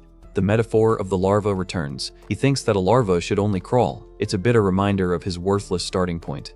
Sung-min looks at his own hands, realizing he wasn't able to reach that height. He feels like he's failed the people who helped him. He gets a mental image of a massive mountain wall. He admits he hit a wall that was just too high for someone with his trash talent. The demonic armor is shown in all its golden, cursed glory. Sung-min realizes he left the mountain because he wanted to choose the easier route of using artifacts instead of pure skill. He thinks of Lude, realizing the price for running away from his training was the life of his only true friend in Behenger. The guilt is eating him alive. He stands up slowly, leaning on his spear. He thinks he is useless and pathetic, but you can see the fire starting to return to his eyes. He grips the spear so hard it creaks. He thinks that he shouldn't have done that it's heavy. He's finally feeling the weight of his own decisions and his own spear. The static noise and cicada chirps are back. It's the sensory overload from the mountain returning to haunt him. His face is a blur of purple static. That's cicada. He's embracing the noise now, using it as fuel for his second wind. He remembers Weiji Hoyon again. His original goal was to stand side by side with her, and he refuses to let that dream die in the mud. He thinks of Bayek Sogo. He wanted to change his fate, and he realizes that running away isn't how you change anything. Sung-min launches into the air with his armor flared up. Scarlet watches from the ground, shocked as he screams that he doesn't want to die. He realizes his dream was too grand for a mere larva, but he's decided he doesn't care about what's realistic anymore. He's charging right at the monster. He thinks that he definitely doesn't want to die, his eyes glowing with an insane intensity. He uses a burst of speed that shouldn't be possible for someone this injured. He's pushing himself beyond every natural limit. Sung-min is screaming, his face a mask of primal fury. He's reaching for a power that goes way beyond deserving. The girl is startled, her empty eyes finally showing a hint of surprise. Sung-min thinks that he mustn't take just one step. His spear starts glowing with a massive, vibrant purple flame. He demands more of his own energy. Everything is turning purple. He's forcing his internal energy to the breaking point, screaming for more as he prepares the final strike. The spearhead is a literal sun of purple fire now. This is the culmination of 3 years of hell on the mountain. He screams for more, launching a massive lunge that shatters the very ground beneath him. The impact is going to be legendary. The strike connects, and a massive dome of purple energy incinerates the girl's defense. The sound shows the struggle for dominance. The girl is shown being blown back, her face twisted in shock. For the first time, a human has actually overpowered her. Sung-min delivers a point-blank thrust. The purple aura is so bright it's blinding, showing he's poured every single drop of mana into this one move. The girl is coughing blood and screaming, asking who the hell he is, while the shockwave of the hit ripples through the forest. Total dominance. Sung-min stands in the middle of the smoke, his eyes glowing like embers. He gives a cold, hard response that he is. He stands tall, leaning on his spear like a conqueror. He's about to give her the name of the man who just broke her. The quiet of the forest returns as the voice continues. Lee, we're left hanging on his name as the chapter ends on the most epic note possible. Scarlet stands tall, looking like she's ready to hear a confession. She waits for Sung-min to finish his thought. Sung-min is a mess, blood dripping down his face, but he holds his ground. He mutters his name, Lee Sung-min, finally giving it to the one who just wrecked him. The monster girl, Ain, is staggering back, clutching her stomach where she's bleeding out. It looks like Sung-min's last-ditch effort actually did some serious damage. Ain stares at him with those empty eyes and introduces herself as Ain. Great, now the nightmare has a name. The forest is finally quiet as they stare each other down. Aine is grounded and leaking mana, while Sung-min is barely leaning on his spear. Ain decides she's had enough for today and turns to leave. She's moving slow, but you can tell she's not finished with them yet. She vanishes into the fog of the forest without another word. The threat is gone for now, but the atmosphere is still heavy as hell. Scarlet and Sung-min just watch her silhouette disappear. They're lucky to be alive, and they both know it. The adrenaline finally wears off, and Sung-min collapses. He's completely drained, his eyes closing as he hits the dirt. Time skip alert. The scene shifts to the dark wooden ceiling of a room. Looks like he's finally out of that creepy forest. Sung-min wakes up in a bed, looking way more refreshed than he should after being pulverized. He's staring at the ceiling, probably wondering how long he's been out. Sung-min sits up and notices he's in a simple village house. Scarlet is just chilling in a chair, reading a book like they didn't almost die 3 days ago. Scarlet confirms the timeline. He's been out for 3 days. She tells him they're in a nearby village and they're safe, for now. Sung-min checks his torso, amazed that his external injuries are already gone. He tells her he can move without any problems, which is borderline impossible. Scarlet kicks him right in the ribs for being an idiot. She calls him a brat and tells him to stop acting tough when he probably has dozens of broken bones. But Sung-min is dead serious. He's staring at his hand, realizing that even his fractures have completely healed in just 72 hours. This isn't normal medicine. He knows exactly what's doing the heavy lifting. The black heart in his chest is pumping out some insane regenerative energy. This thing is a total cheat code. Scarlet watches him with those sharp eyes. She knows something is up, and she's not going to let it slide. Scarlet gets serious, asking him if there's something he's not telling her. She's got that look on her face that says, "Don't even try to lie." She wants to know what that monster brat Ain was and how Sungmin knew her. She's done playing games and demands the truth. She gets right in his face, telling him to spit it out. She's not going to be a travel companion for someone who hides death flags. Sungmin is stuck. He knows he can't keep the black heart a secret forever if he's going to travel with the Grand Mage. He finally caves. He tells her about the artifact he absorbed, the black heart of Presscan. Scarlet's reaction is one of total shock. He explains the hell he went through and how this mana lump is granting him these incredible powers. He's laying all his cards on the table. Scarlet is actually shocked. She doesn't know if he's the luckiest guy on Earth or just incredibly cursed. Either way, he's definitely special. She leans back and tells him he's lucky she was there. If she hadn't tagged along, he would have been Ain's dinner for sure. Scarlet gets annoyed at his dull reaction. She wants a bit more gratitude for saving his scrawny hide. Sunmin looks at her with a serious expression. He asks the one thing he doesn't understand, why she didn't run away. He points out that Ain was only after him. Scarlet could have easily ditched him and survived without a scratch. He repeats the question, looking for an honest answer. He's probably not used to selfless people. Scarlet goes quiet, looking away as the mood gets heavy. He can tell she's thinking about something from her past. She gives the most Scarlet answer possible, because she didn't want to. Simple, stubborn, and typical. Sungmin just stares at her, letting the silence hang. He knows there's more to it than that. Scarlet starts fidgeting and scratches her head. She's definitely uncomfortable with the emotional vibe. She changes the subject by asking if he's ever been through a war. Sunmin's face goes blank, probably thinking about his original life. He gives a non-committal answer, but Scarlet takes the lead. She's about to drop some lore. She talks about her younger days when she was darn cute but not sexy yet. Even in the tragedy story, she can't help but brag. She describes the start of a war that burned everything down. A blood-splattered sword shows just how brutal it really was. War is a brutal thing, she says. It took her home and everything she cared about, leaving her alone in the world. A vision shows her younger self standing in a graveyard. She lost everyone precious to her that day. Sungmin watches her silently. He's starting to realize that everyone he meets carries their own heavy burdens. Scarlet admits it's hard to get used to such loss, which is why she never tried to get close to anyone. It's her defense mechanism. But then she looks at him and says she couldn't just leave him behind. She realized she actually values their bond. She tells him he made a face that was way too familiar. She saw the face of someone who has lost everything before, just like her. Sungmin is hit hard by that. He's sitting on the bed, thinking about Lude and his own failures. Scarlet snaps him out of it, telling him to stop worrying about useless things because she's not dead. She's still the same bossy mage she always was. She brags about how lucky she is, and how she survived everything the world threw at her. She's trying to lighten the mood with her ego. She even claims she had a secret ultimate technique ready just in case. Sunmin just looks at her like she's being serious. Scarlet gives him some senior advice. She asks if he's traveling alone just because he's scared of people dying on him. She points a finger at him and shouts the only real solution, he just needs to get stronger. Typical logic, but she's right. She tells him to get so powerful that he'll never have to worry about his companions being in danger again. It's a challenge and an invitation. Sungmin just sits there, absorbing the advice. He knows she's right, even if she's annoying about it. He admits it's an obvious answer, but Scarlet notes that he looks much better now. The mental cloud has finally lifted. Sungmin agrees with a rare, sincere smile. He's finally accepted her as a true partner. Scarlet is back to business. She tells him they're departing for Breton tomorrow and to get some rest. Sungmin gives her a sincere thank you. Scarlet just waves it off. She leaves the room, and the sound of the door closing marks the end of their heart-to-heart.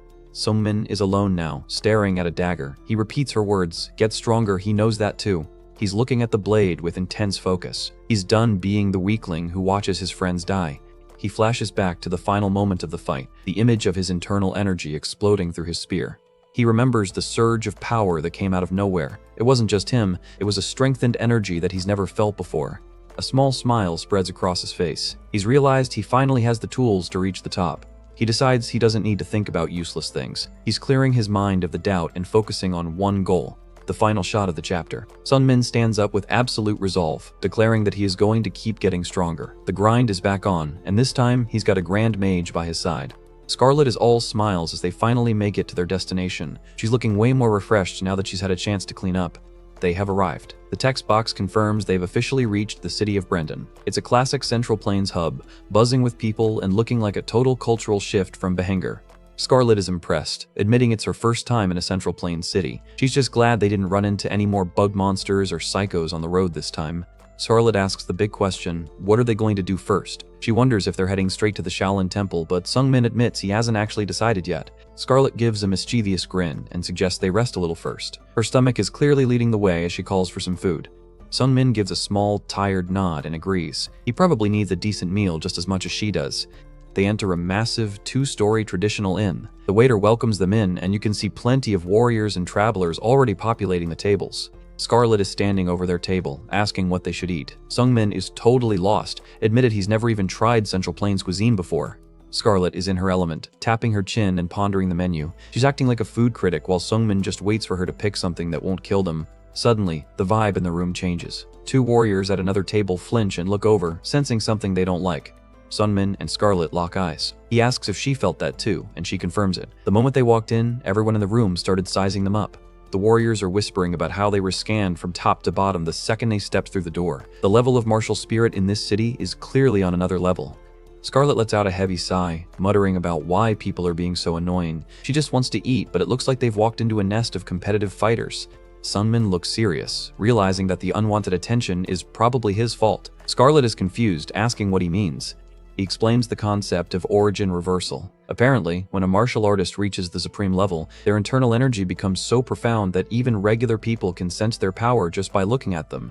The system confirms Sungmin has achieved one of the requirements to become a supreme martial master thanks to his strengthened energy from the heart. He's not quite a full-fledged master yet, but he's close enough to draw a crowd. Scarlet smirks, realizing his internal energy is basically overflowing and attracting all these curious flies. She finds the whole thing pretty amusing now. A warrior with long hair at another table takes offense to being called a fly. He stands up, looking ready to start a brawl right in the middle of lunch.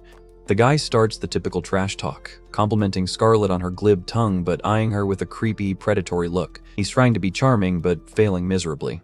Scarlet isn't taking any of it. She gives him a cold, dead-eyed look and asks what the hell he is talking about, calling him an idiot. Talk about a shutdown. Scarlet goes for the kill, asking if the guy ate something foul for breakfast. Sungmin is just in the background looking like this is about to get messy. The warrior tries to laugh it off, calling her a beautiful flower with thorns. He's clearly trying to stay cool, but his ego is taking some serious hits. Scarlet is done with the conversation. She tells him every word he says just makes her want to kill him more, so he should probably just shut up and let her eat. The guy's face turns into a mask of pure rage. The sound of his temper finally snapping echoes as his aura starts to flare up. Sungmin watches the guy get really infuriated while Scarlet just shrugs and asks why. She is an absolute master at trolling. The warrior reaches for his sword, telling Scarlet he'll give her one chance to take back the insult. Sungmin just gives a deadpan response, realizing a fight is now inevitable. Scarlet calls him an idiot to his face again. The whole room is watching as the two groups face off in the middle of the inn. The guy lunges. Scarlet just waves a hand and sarcastically shouts for Sungmin to save her while looking completely bored. Sungmin sizes the guy up. He's around a first-rate martial master, which is decent for a regular warrior, but nothing special compared to a mountain survivor. He's just annoyed he has to pick a fight before even ordering food. Suddenly, a white object flashes through the air. It hits the warrior right in the forehead with a groan, stopping his charge instantly. Sungmin is stunned. He looks around, wondering where the surprise attack came from. A calm voice asks how people can act so rudely in an inn. Sungmin is on high alert, his hand going to his spear as a new figure enters the frame. A dapper young man in a blue and yellow outfit is standing there, looking like he just stepped out of a palace. He notes that the long-haired guy has bad judgment for attacking a girl who's obviously way stronger than him. The warrior is out cold on the floor. Sungmin notices the object that took him out, a single silver coin. Talk about a flex. Sungmin is genuinely impressed. He wonders if he knocked out a first-rate martial master with a coin, staring at the newcomer with wide eyes. The stranger introduces himself with a charming smile as Namgung Hwon. The caption identifies him as the Namgung clan's top rising star, the Sword Dragon. Scarlet's eyes widen. She recognizes that clan. They're famous for having some of the strongest martial artists in the entire Central Plains. Hwon apologizes for interfering, saying he just feels bad for the waiters if someone actually dies in the building. He's looking at Sungmin with an interested expression. Hwon asks if he can join their table. Scarlet doesn't miss a beat and says as long as he pays the bill, which gets a big laugh from the Sword Dragon. They all sit down together. Hwon and Sungmin are already staring each other down, the competitive energy between them obvious even to the people at the next table. Hwon asks why he is looking at him like that, but then gets right to the point. He asks Sungmin how old he is, his curiosity getting the better of him. Sungmin gives his real age, 18. Hee-won's jaw practically hits the floor. He can't believe he's looking at an almost supreme martial master who's still a teenager. Hee-won is genuinely impressed. Admitted he thought he was good himself, but Sungmin is incredibly talented. Sungmin just keeps sipping his drink, trying to stay modest. Hee-won asks a question that makes Sungmin freeze, if he is perhaps the little heavenly demon, Weiji Hoyeon. The mention of his master's name clearly hits a nerve. Sungmin starts coughing on his drink while Scarlet looks on with a confused expression. Hee-won explains that Weiji Hoyeon is the only monster he can think of at that level of skill. Hee-won asks if he knows the little heavenly demon, noting that he's incredibly famous across all of Korea. Sungmin just stays quiet as he tries to regain his composure. Time for some world lore. Hee-won explains there are only 3 martial artists called the Heavenly Demon in this world. We get a shot of the first one, Blood Heavenly Demon, Baekwasan. Then there's the Berserk Heavenly Demon, Byak Wonpei. These guys look like actual nightmares made of muscle and blood. And finally, the Little Heavenly Demon, Weiji Hoyeon. Hee-won warns that while people think he might be weaker because of the little nickname, that is definitely not the case. He's just as much of a monster as the other two. Scarlet is kicking Sungmin under the table. She's asking if that means he is, while the thudding sound shows she's really putting some weight into those kicks. Hee-won points out a shocking rumor. Some people think the Little Heavenly Demon is actually a woman. Sungmin is sweating buckets, knowing that rumor is 100% true. Sungmin is clutching his head from Scarlet's abuse. He's desperately trying to figure out how much information he should reveal to this clan scion. Hee-won leans in, asking in that case who exactly he is. He's realized that a newbie with this much power doesn't just appear out of thin air. He gives his name, Lee Sungmin. Hee-won looks thoughtful, admitting he's never heard of that name before. The mystery of the no-class legend continues. Sungmin tries to change the subject, asking if Hee-won knows anything else about Weiji Hoyeon. He's desperate for any news about his master. Hee-won says that's all he knows. He tells Sungmin that if he wants more details, he should just ask around town. Apparently, Weiji is known for being quite tyrannical and having a massive reputation. Suddenly, Hee-won's expression turns serious. He says he would like to request to spar with him, looking Sungmin right in the eye. He quickly adds that he doesn't mean any ill intent. He just can't help feeling competitive whenever he runs into a strong martial artist. He's a total battle maniac. Sungmin thinks about it and nods. He realizes that sparring with a strong enemy might help him break through the growth limits he's been facing lately. Hee-won is thrilled, shouting how delightful. Hee-won asks if just sparring isn't too boring, a mischievous look in his eye. He suggests they bet something. Whenever someone says that in an inn, you know things are about to get very interesting. Sungmin's just trying to enjoy his meal, but now this guy wants to put a wager on their fight. Hee-won tries to play it cool, suggesting a bet that's not too serious, but you know that's always a trap in these stories. And then he drops the bombshell. The loser has to become the winner's brother. Sungmin's reaction says it all with that massive question mark. This dude really just invited himself into the family tree before they've even finished their appetizers. The duel is set. We see a close-up of Hee-won and Sungmin's feet as they walk toward their starting positions in the arena. The heavy footsteps really drive home the serious atmosphere of this spar. The two face off on a massive yin-yang symbol in the center of the arena. Hee-won gives a confident look and asks if he's ready. He's looking way too relaxed for a fight against a peak master. Sungmin grips his wooden training staff, looking a bit nervous. He replies that he's not sure if he can meet the high expectations of the Namgung clan's rising star. Hee-won just lets out a friendly laugh, clearly amused by Sungmin's humble attitude. He's about to show why he's a legend in the making. The mood shifts instantly as Hee-won's energy flares up into a dark, swirling purple aura. He calls Sungmin overly humble and takes a lethal stance with his wooden sword. Sungmin is stunned by the sudden change in Hee-won's energy. He realizes this guy is exactly as strong as the rumors from his previous life claimed, the strongest of the next generation. The pressure is making Sungmin break out in a cold sweat. He identifies Hee-won as at least a peak martial master, realizing his lunch break just turned into a fight for survival. Hee-won stands shrouded in golden energy, looking like a total final boss. Sungmin is internally panicking, wondering if he's actually facing a supreme peak master. Meanwhile, Scarlet is just sitting on the sidelines, literally yawning. She finds the whole martial arts honor thing completely boring and just wants her food. Hee-won makes his move. With a slight tap of his foot, he's ready to close the gap in a heartbeat. Hee-won becomes a blur of after images, moving so fast it looks like there are 3 of him. Sungmin is caught totally off guard by the insane footwork. Sungmin knows he can't let himself get distracted by the fancy tricks. He prepares his own high-speed movement technique to counter the Sword Dragon's pace. He activates the Shadowless Soulflight's traceless stride. Sungmin becomes a purple blur, showing that he learned quite a bit during his time on the mountain. They clash in a storm of motion. Hee-won is genuinely impressed that the kid destroyed his illusionary footwork with raw speed and managed to get into close range with a long-range weapon. Hee-won swings with a powerful whoosh and shouts that he likes that as Sungmin barely managed to block the strike. The Sword Dragon is finally having some fun.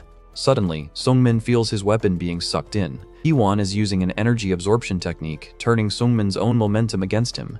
Sungmin is gritting his teeth, struggling to pull his staff back. He realized he's being trapped in Hee-won's rhythm and needs to break free now. Hee-won uses a hold technique, signified by the blue mana swirls. He's completely controlling the flow of the weapons, making Sungmin look like a rookie. Sparks and energy fly as they trade a barrage of high-speed blows. The impacts echo as the two peak masters go all out. Sungmin decides to switch things up and preps the first form of the Supreme Nine Heaven Spear. He's going for a high-damage finishing move. He unleashes the soul-chasing killing strike. Sungmin's staff explodes with purple energy as it hits Hee-won's guard. The shockwave is so intense it cracks the floor. The impact is so strong that Hee-won's hand actually slips on his sword hilt. Sungmin's raw power is starting to show, but the sword dragon isn't done yet. Hee-won recovers instantly and parries the strike with a heavy block. He's reading Sungmin's attacks like an open book. In a display of absolute mastery, Hee-won withdraws his sword in the middle of a swing. Sungmin is left stumbling forward, his defense wide open. Hee-won gives a cheeky smile and notes that if Sungmin had a real spear, that last attack would have been much more dangerous. He's basically critiquing the kid during the fight. Hee-won gets serious, telling Sungmin he doesn't want to lose the bet and call someone younger than him older brother. The sword dragon's pride is finally on the line. Sungmin smirks back, noting that the bet is actually more favorable for him. Since he's the younger one, he has nothing to lose by gaining a strong older brother. Scarlet is still lying down, looking totally done with the drama. Sungmin tells her martial artists hate losing, and Hee-won confirms it with a simple agreement. Hee-won shouts to continue playing as he lunges forward. He's officially done with the friendly part of the match. Hee-won executes a low, sliding attack that looks like he's trying to take out Sungmin's legs. The sword dragon is mixing in some very unorthodox moves. He follows up with a massive horizontal swing. Golden energy trails behind the wooden blade as he pours everything into the combo. It's a frenzy of clashing steel and wood. The fast sounds show just how quickly they're moving through the arena. Sungmin is on the ropes, his face a mask of focus as he blocks a heavy downward strike. He realized he's being pushed to his absolute limits. Their weapons lock together once again. Hee-won is grinning like a madman while Sungmin struggles to keep his ground. Sungmin realized his staff is stuck again. Hee-won is using that energy absorption trick to pin him down, leaving him completely vulnerable. Sungmin is internally fuming, admitting that Hee-won's internal energy control is leagues better than his. He realizes that brute force won't win this fight. He decides to use a risky move to create some space. He thinks there's no helping it, preparing an inefficient but powerful energy burst. Sungmin unleashes a flare of internal energy from his staff, pushing Hee-won back with a loud impact. He's bought himself a few seconds of breathing room.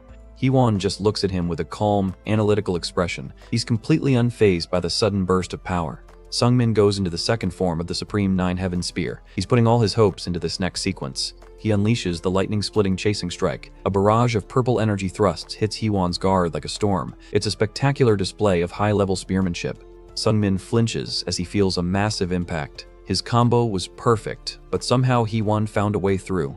A close-up of the staff being swatted aside. Hee-won used a split-second opening to completely neutralize Sungmin's best move. Hee-won is already inside Sungmin's guard, his sword tip glowing with golden light. The fight is over in a flash. Namgung Hee-won starts explaining why he drags his butt to Shaolin every single year. Apparently, he's got an annual date with the temple's big boss, Abbot Master Bulyong. Scarlet is basically all of us, asking why he needs to do this yearly chore. Hee-won mentions some cryptic long-time promise and says he'll spill the beans on the walk there. The squad is officially on the move, trekking through the mountains toward the temple. Hee-won's acting way too casual for someone about to face a legendary master. And there it is, the Shaolin Temple. It's a massive complex nestled in the peaks, looking exactly like every kung fu movie ever made. Time for a quick history lesson. The successors of the four reputable clans, Namgung, Jaegal, Moyong, and Tong, are all around the same age and skill level, making for some serious rivalry. Each clan's patriarch wanted to form a super friends group to unite the clans, but they couldn't stop arguing over who got to be the leader. Classic egos, man. Since the old guys were too busy bickering, they decided to let the next generation settle it. We see a close-up of a hand over eyes, showing the weight of these expectations. The problem is, the kids are all just as good as each other. Deciding on a leader became a total headache because their skills were on such a similar level. Enter the neutral judge, Shaolin's abbot, Master Bulyong. He's the one who gets to play tiebreaker and pick the leader among these elite successors.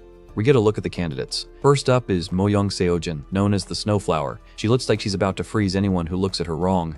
Then we have the Sichuan poison butterfly, Tang Ah-hee. If the name doesn't give it away, she's probably the last person you want to pick a fight with. Hee-won finally rolls up with Sungmin, apologizing for being fashionably late. Sungmin is internally screaming because these are all legends he only heard about in his first life. The atmosphere is thick enough to cut with a blade. The other successors are giving Hee-won some serious side-eye for making them wait. Tanahi isn't having it and demands to know what was so important that it delayed the sword dragon. She's pointing right at Sungmin, looking totally unimpressed. Hee-won just gives a smug grin and tells her that her eyes must be broken if she can't see how special this guy is. He's really leaning into the protective older brother role. He is confused, but you can see the pressure starting to build. Sungmin is just standing there like a statue, letting Hee-won do all the talking. Hee-won grabs Sungmin in a headlock and drops the real bombshell. He introduces Sungmin as his brother who hit supreme peak level before even turning 20. He is absolutely floored. She can't believe a kid younger than her is already a skilled master on par with the clan successors. Hee-won is internally laughing his head off. He realizes that having a brother this strong is going to skyrocket his own status among the other rising stars. The other two successors, Yeol Tae-young and Moyoung Seojin, are just watching silently. You can tell they're re-evaluating the whole power dynamic right now. Sungmin finally asks the big question, if this is why Hee-won made that brotherly bet. He's realized he just got used for clout. Hee-won doesn't even deny it. He smirks and says that since Sungmin is destined for the supreme peak anyway, having him as a brother is a total win-win with no loss. Sungmin just sighs, realizing he fell for the sword dragon's smooth talking. He agrees, accepting his fate as a status symbol. The group finally starts moving again. He is grumbling about the delay, wanting to get this meeting with the master over with already. Sungmin plays along with the act, calling Hee-won brother. Hee-won looks way too happy about his new acquisition. They walk deeper into the temple grounds, passing by statues and gardens. The quiet dignity of the place is a stark contrast to their petty clan politics. Moyoung Seojin gives them a lingering look. Hee-won is shooting hearts out of his eyes, showing that even a sword dragon has a weak spot for a snowflower. Scarlet is fuming. She punches Sungmin, teasing him about how nice it must be to have such reliable backing. She's clearly not a fan of the new family arrangement. A massive monk interrupts the bickering. He tells them to come along because the temple has already prepared their meals. Finally, food. Sungmin thinks to himself that he sees what's going on as they enter a traditional dining hall. The transition from the road to the temple has been a whirlwind of clan drama. Scarlet is looking absolutely depressed. She's staring at her bowl, realizing that temple food means zero meat. Poor girl is suffering for her art. Sungmin is actually enjoying the meal, finding the flavor quite nice. He's already planning his next steps, return the manual and head back to Dronzer. A young monk enters the room and excuses himself, catching Sungmin's attention mid-thought. The monk delivers a shocker. The abbot is asking to meet with him. Sungmin is caught off guard. Why would the big boss want a private chat with a nobody? Sungmin follows the monk, realizing this must be Master Bulyong. He's wondering if his secret has already been sniffed out by the Shaolin leader. He asks why the abbot wants to see him specifically, but the monk just keeps walking. The suspense is real as they head into the darker parts of the temple. Sungmin admits he doesn't know anything about Bulyong from his past life. He was a low-level mercenary back then, and people like the abbot were basically gods to him. But he knows his nickname. Sungmin's face goes serious as he remembers the one title people associated with the Shaolin master. Eccentric Buddha. There he is, a creepy, emaciated old man sitting in a cloud of purple smoke. This dude definitely does not look like a regular holy man. The old man gives a terrifying, jagged-toothed grin. He looks right through Sungmin and asks if he's loved by the omnipotent chaos god. Talk about a creepy opening line. Sungmin is understandably freaked out. He asks what on earth Master Bulyong means by that, but the abbot just mentions an immortal existence beyond human understanding. Sungmin demands an elaboration, but the abbot tells him it's simply not possible. He's being as vague as every other high-level expert in this world. The eccentric Buddha laughs, saying if he could explain that and survive, he would have shed his flesh and become a god in the heavens long ago. Suddenly, a ghostly vision of a girl appears in the mist. Sungmin's eyes go wide. His sixth sense is screaming at him. Sungmin asks where he can go to get the real answers. He's done with the riddles and wants some actual facts about his regression. The abbot is surrounded by swirling, blue, ghostly figures. The eccentric part of his name is starting to make a lot more sense now. Sungmin flinches as a purple chill hits him. Something just changed in the room, and the temperature definitely just dropped. The abbot is glowing with a sinister purple light. He's looking like a vessel for something much older and more powerful than himself. A message starts to float in the air, telling him to go to the north. The font is different, suggesting it's not the abbot actually speaking. The message continues, telling Sungmin that 5 years from now, in the place where eternal snow melts, he will meet someone very important. Talk about a long-term quest. The mist starts to clear. Sungmin is left sitting there trying to process the prophecy he just received. Sungmin asks what that just was. The abbot snaps out of his trance and tells him not to ask because he literally doesn't remember what he just said. The abbot explains that it wasn't him talking, but a spirit that lives in his body. He serves Buddha but carries a ghost. Yeah, that's definitely eccentric. The abbot laughs manically, clearly enjoying how much he's confusing the poor kid. He admits his nickname is well-deserved. Sunmin gulps, wondering if that spirit actually provided the answers he was looking for. He's not sure if he can trust a ghost's travel advice. The abbot changes the subject, mentioning the secret manual Sungmin returned. He's impressed that a mercenary would actually bring it back instead of selling it. Sungmin flinches with a gasp. He realized the abbot saw right through him. He only returned it to Shaolin to get a better reward. The abbot tosses him a glowing red pearl, telling him it's the great circulation elixir and to eat it. He's casually handing out legendary elixirs like candy. Sungmin is absolutely losing it. He can't believe the abbot is giving him such a precious item just for returning a common manual. This day is full of surprises. The abbot laughs again, noting how much Sungmin is making a fuss. He drops a bombshell that Sungmin is really just as Weiji Hoyon described. Sungmin's face goes dark. The mention of his master's name changes everything. Sungmin gets aggressive, asking who the abbot just mentioned. He can't believe Weiji Hoyon might have been here recently. He asks if Weiji Hoyon was just here, his voice trembling. He's desperate for any connection to the one person he truly calls a master. He begs the abbot to tell him more if he knows anything. The professional mercenary facade has completely crumbled. The abbot gives a sly, knowing look. He hums, saying that if Sungmin wants to know that badly, he'll have to earn it. Suddenly, a massive, muscular monk appears from the mist behind Sungmin. The guy looks like he's made of pure granite. The final challenge is set, to fight with this child. The newcomer is Ji-hak, the man called Shaolin's future. Sungmin is about to have his toughest test yet. Sungmin is face down in the dirt, completely broken after his brief encounter with the Shaolin monk. Ji-hak stands over him, casually holding his staff, proving that Shaolin's future isn't just a fancy title. The words, "I lost," hang over Sungmin like a heavy cloud. He's staring blankly at the ground, paralyzed by the realization that his training on the mountain still hasn't closed the gap between him and the true elites. In his head, he can see Weiji Hoyon and Scarlet mocking him for failing despite years of effort. He feels so pathetic that he can't even find the words to argue with the imaginary versions of his friends. He flashes back to his spar with Namgung Hwon, realizing that at least then he was able to put up some kind of fight. But against Ji-hak, it wasn't even a contest. It felt like a master playing with a toddler. Sungmin stares at Ji-hak, wondering who on earth this guy is. He searched his memories from his previous life, but realizes he never even heard the name Ji-hak back then, which makes this defeat even more baffling. Abbot Bulyang looks at his student and asks for an honest opinion. Ji-hak looks back, preparing to give a brutal assessment of Sungmin's current abilities. Ji-hak doesn't sugarcoat it, saying the kid is lacking in a lot of things. Sungmin just lies there, twitching as each critique hits him harder than the physical blows did. The monk notes that while the spear technique Sungmin learned is clearly top tier, he lacks the experience to use it to its full potential. He's basically saying Sungmin is a guy with a legendary sword who doesn't know how to swing it. Sungmin is gasping for air, looking like he's about to pass out. Ji-hak adds that his internal energy control is total amateur hour, claiming he can't handle the huge amounts of power surging through him. The eccentric Buddha, Abbot Bulyang, chimes in, noting that the overall energy within Sungmin is completely unbalanced. Sungmin looks up, totally confused by what that even means.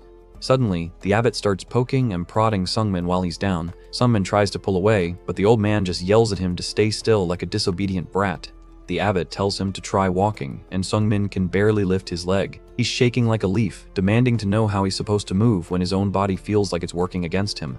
Bulyang just starts cackling, finding the kid's struggle hilarious. He explains that this bizarre state is exactly why he's finding it so hard to move or fight effectively. Time for a spiritual diagram. The abbot explains the disharmony between Sungmin's mind, his energy, and his body. His meridians are clogged, preventing his vast energy from flowing where it needs to go. Basically, his mind understands high-level arts, and his heart is pumping out tons of energy, but his body is the bottleneck. The energy is just getting stuck inside him, becoming a burden rather than a weapon.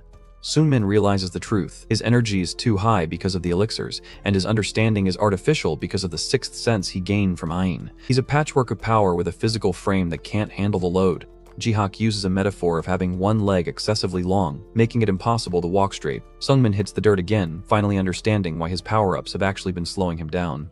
The abbot tells him the solution is simple but painful. He needs to unclog his conception and governor vessels. If he does that, his energy will finally flow smoothly and his control issues will vanish. Sungmin is shocked, realizing the old man is talking about a full body reformation. Bulyang confirms it, saying that unclogging those specific vessels is the most straightforward path to fixing his broken foundations. The abbot orders Jihak to take charge of Sungmin's training for now. Jihak gives a solemn agreement, looking like he's ready to put the poor kid through even more hell. Bullyoung warns that if they leave him like this, Sungmin will definitely experience an energy deviation within 10 years. He jokes that as a practitioner of Buddhism, he can't let a guest explode into a meat mist on his watch. Sungmin breaks out in a cold sweat. Energy deviation is basically a death sentence for martial artists, and he's realized just how close to the edge he's been walking. The abbot softens his tone, mentioning that a child he likes asked him to guide Sungmin if he ever showed up. He's looking at the kid with a more paternal expression now. He says he is referring to Weiji Hoyeon. The name hits Sungmin like a lightning bolt. He freezes with a look of total shock, realizing his master was looking out for him even from a distance. Sungmin and Jihak walk through the temple courtyard. The sound of their footsteps is the only thing breaking the silence as they begin their first real training session. Jihak asks Sungmin what he was thinking after their lopsided fight. Sungmin is silent, his face shadowed as he processes the massive gap in their abilities. Sungmin finally admits that he thought he'd become a little stronger. We see the two of them from a high angle, looking like tiny figures in the vast courtyard of Shaolin. He explains that he worked through years of hardship and recently achieved enlightenment. He thought reaching the level where he could use enhanced energy meant he was finally a big deal. But now, he feels like a total amateur again. He admits to Jihak that losing to both him and Namgun Hwon showed him that he still has an incredibly long way to go. Jihak looks back, telling Sungmin that he's being way too anxious. He points out that reaching Sungmin's current level at age 18 is actually a miracle that almost never happens. The monk explains that Sungmin just met a bad match. Not only is Hwon a once-in-a-century genius, but he also represents a level of talent that standard effort just can't touch. Jihak admits he's only the future of Shaolin because he was groomed and taught by every single monk in the temple since he was a baby. He's trying to tell Sungmin that their talent is actually just a massive head start. Sungmin thinks about the elixirs he's eaten, realizing that even with shortcuts, he's still behind. He looks down, thinking their starting line is totally different. Jihak drops another truth bomb. Even with all his training and backing, he still can't defeat the little heavenly demon. Sungmin looks up, seeing the silhouette of the temple towers. Sungmin is stunned and asks if he fought her before. Jihak confirms it, saying she visited Shaolin not too long ago and left the path of destruction behind her. We get a grayscale flashback of Weiji Hoyeon rolling up to the temple gate. She looks like a queen arriving to inspect a new province, and she definitely didn't come for the tea. She shouted that she wanted to see Shaolin. Even at 17, she sounded incredibly arrogant, basically telling the most prestigious martial arts school in the world that they were just a tourist attraction to her. The Shaolin monks are shown looking totally intimidated. Jihak notes that even though she was just a teenager, her presence was so overwhelming that no one dared to rebuke her. She gave off an aura of natural superiority that people just accepted without question. Jihak remembers her confident, closed-eye smile as she walked among the masters. Jihak admits the spar they had was shocking. He's shown on the ground in the flashback, looking up at her as she stands victoriously with her hands behind her back. He admits he was utterly defeated, and that it was way worse than how Sungmin lost to him. The sword dragon of Shaolin was crushed by the little heavenly demon. Sungmin is trembling, his eyes wide as he asks just how strong his master has become. He can't even imagine the level of power she's operating at now. Jihak gives a grave look. He believes she has stepped far beyond the level of a supreme peak martial master, entering a realm of strength that shouldn't exist for someone her age. Jihak notices Sungmin's reaction and gives a curious smile. He asks the million-dollar question, how he is related to her. Sungmin gets flustered, turning red and covering his face. He manages to stammer out that he is her friend. It's the first time he's admitted it so openly to a stranger. They stand in the middle of the empty training ground. The silence is heavy as Sungmin prepares to reveal his true motivation. He says that she's his goal. Sungmin places a hand over his heart, and we see a golden vision of Weiji Hoyeon looming behind him. He's finally admitted that his entire journey is just a race to catch up to her. Jihak just says that he sees, with a very neutral, analytical look. He's processing the fact that this larva is aiming for the sun itself. The monk gives a knowing look, saying no wonder he'd feel anxious. He realized that chasing someone like her is a one-way ticket to a permanent inferiority complex. He explains that Sungmin's main problem is just a lack of experience compared to the geniuses who've been fighting since birth. He promises that, with time, Sungmin will slowly compensate for that in the future. Jihak takes a combat stance, warning that the process will involve a lot of defeat and despair. He asks if Sungmin is actually prepared for the hell that's coming. Sungmin grits his teeth, digging his fingers into the dirt with a fierce look. He shouts that he's already used to despair, his resolve turning into a dark, focused energy. We see a montage of his constant failures, getting kicked, hit, and thrown to the ground over and over. The narration reminds us that getting back up again isn't easy. Sungmin admits he thought he was finally catching up to the world of geniuses. He's shown lunging forward with a determined look, thinking he'd reach the next step.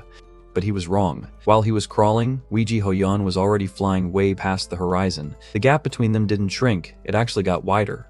Sunmin is flat on his back again, looking up at Jihak from the ground. He looks like he's staring at a sky he'll never be able to reach.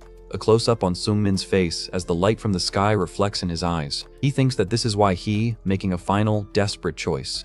A black screen with white text shows his request to fight once more. He's begging for more punishment, more experience, and more growth. The scene shifts back to his room. His voice sounds weak and exhausted. Talk about a rough day at the office. Sungmin returns to his room with a massive black eye and a swollen face, looking like he got hit by a truck. He declares that he intends to remain in Shaolin for a while to finish his training. Namgung Hee-won and Scarlet are just chilling on the floor, playing cards like they didn't have a care in the world. They both turn and look at Sungmin's bruised face with total, stunned silence. The final panel shows the quiet room. Someone asks who he is, probably because Sungmin's face is so swollen they literally can't recognize him anymore. What a way to end the training arc. Namgung Hee-won is absolutely losing it. He yells, asking if Sungmin sparred with Jihak. Sungmin, looking like he just finished a light jog despite being covered in bruises, just casually says, yeah, he was really strong. Hee-won's face is a total mood. He can't believe this kid just had a private session with a legend. Hee-won starts fuming, calling Abbot Bullyoung an old fart for ignoring his own request to spar. He's clenching his fist in jealousy, demanding to know who this Jihak guy really is. When the top-tier genius of the Namgung clan is this rattled, you know we're dealing with someone special. Sungmin reflects on his original life, realizing that despite being so strong, he never once heard Jihak's name back then. We get a grayscale vision of Jihak standing over a defeated Sungmin, a reminder of the massive gap they just found. He concludes it's not surprising though, given how the secret sects operate.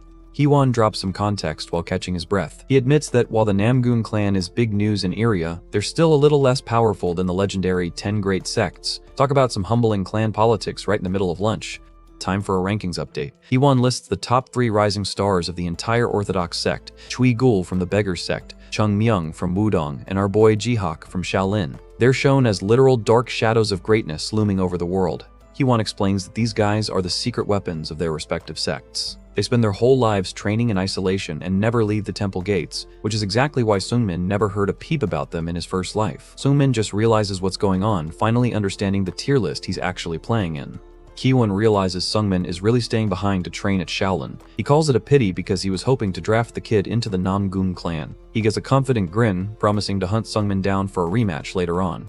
Sungmin gives a polite response that he will look forward to it. Hee-won mentions he drops by Shaolin every year anyway, so this brotherhood is definitely here to stay. Scarlet is just watching the bromance unfold from the back with a neutral look. Scarlet steps up, telling Sungmin she's bidding him farewell too. Sungmin looks genuinely surprised. He's finally got used to the stinky mage following him everywhere. Sungmin asks where she's headed, and Scarlet just gives a mysterious hum. She says she's just gonna wander the world with no destination in mind, looking as sassy and free-spirited as ever. She gives a practical reason for leaving. Shaolin is cool and all, but she's a mage, not a monk. She'd gain nothing by staying there, so she's hitting the road to find her own path. But then the classic Scarlet comes back. She starts teasing him, asking if he's sad to be separated from his cool and beautiful mage friend. She starts roughing him up playfully, calling him a rascal, while Sungmin just begs her to stop the pain. Scarlet gets a bit closer, her tone turning into that tough love big sister vibe. She tells him point blank that he's such a pushover, despite all the grueling training he does every single day.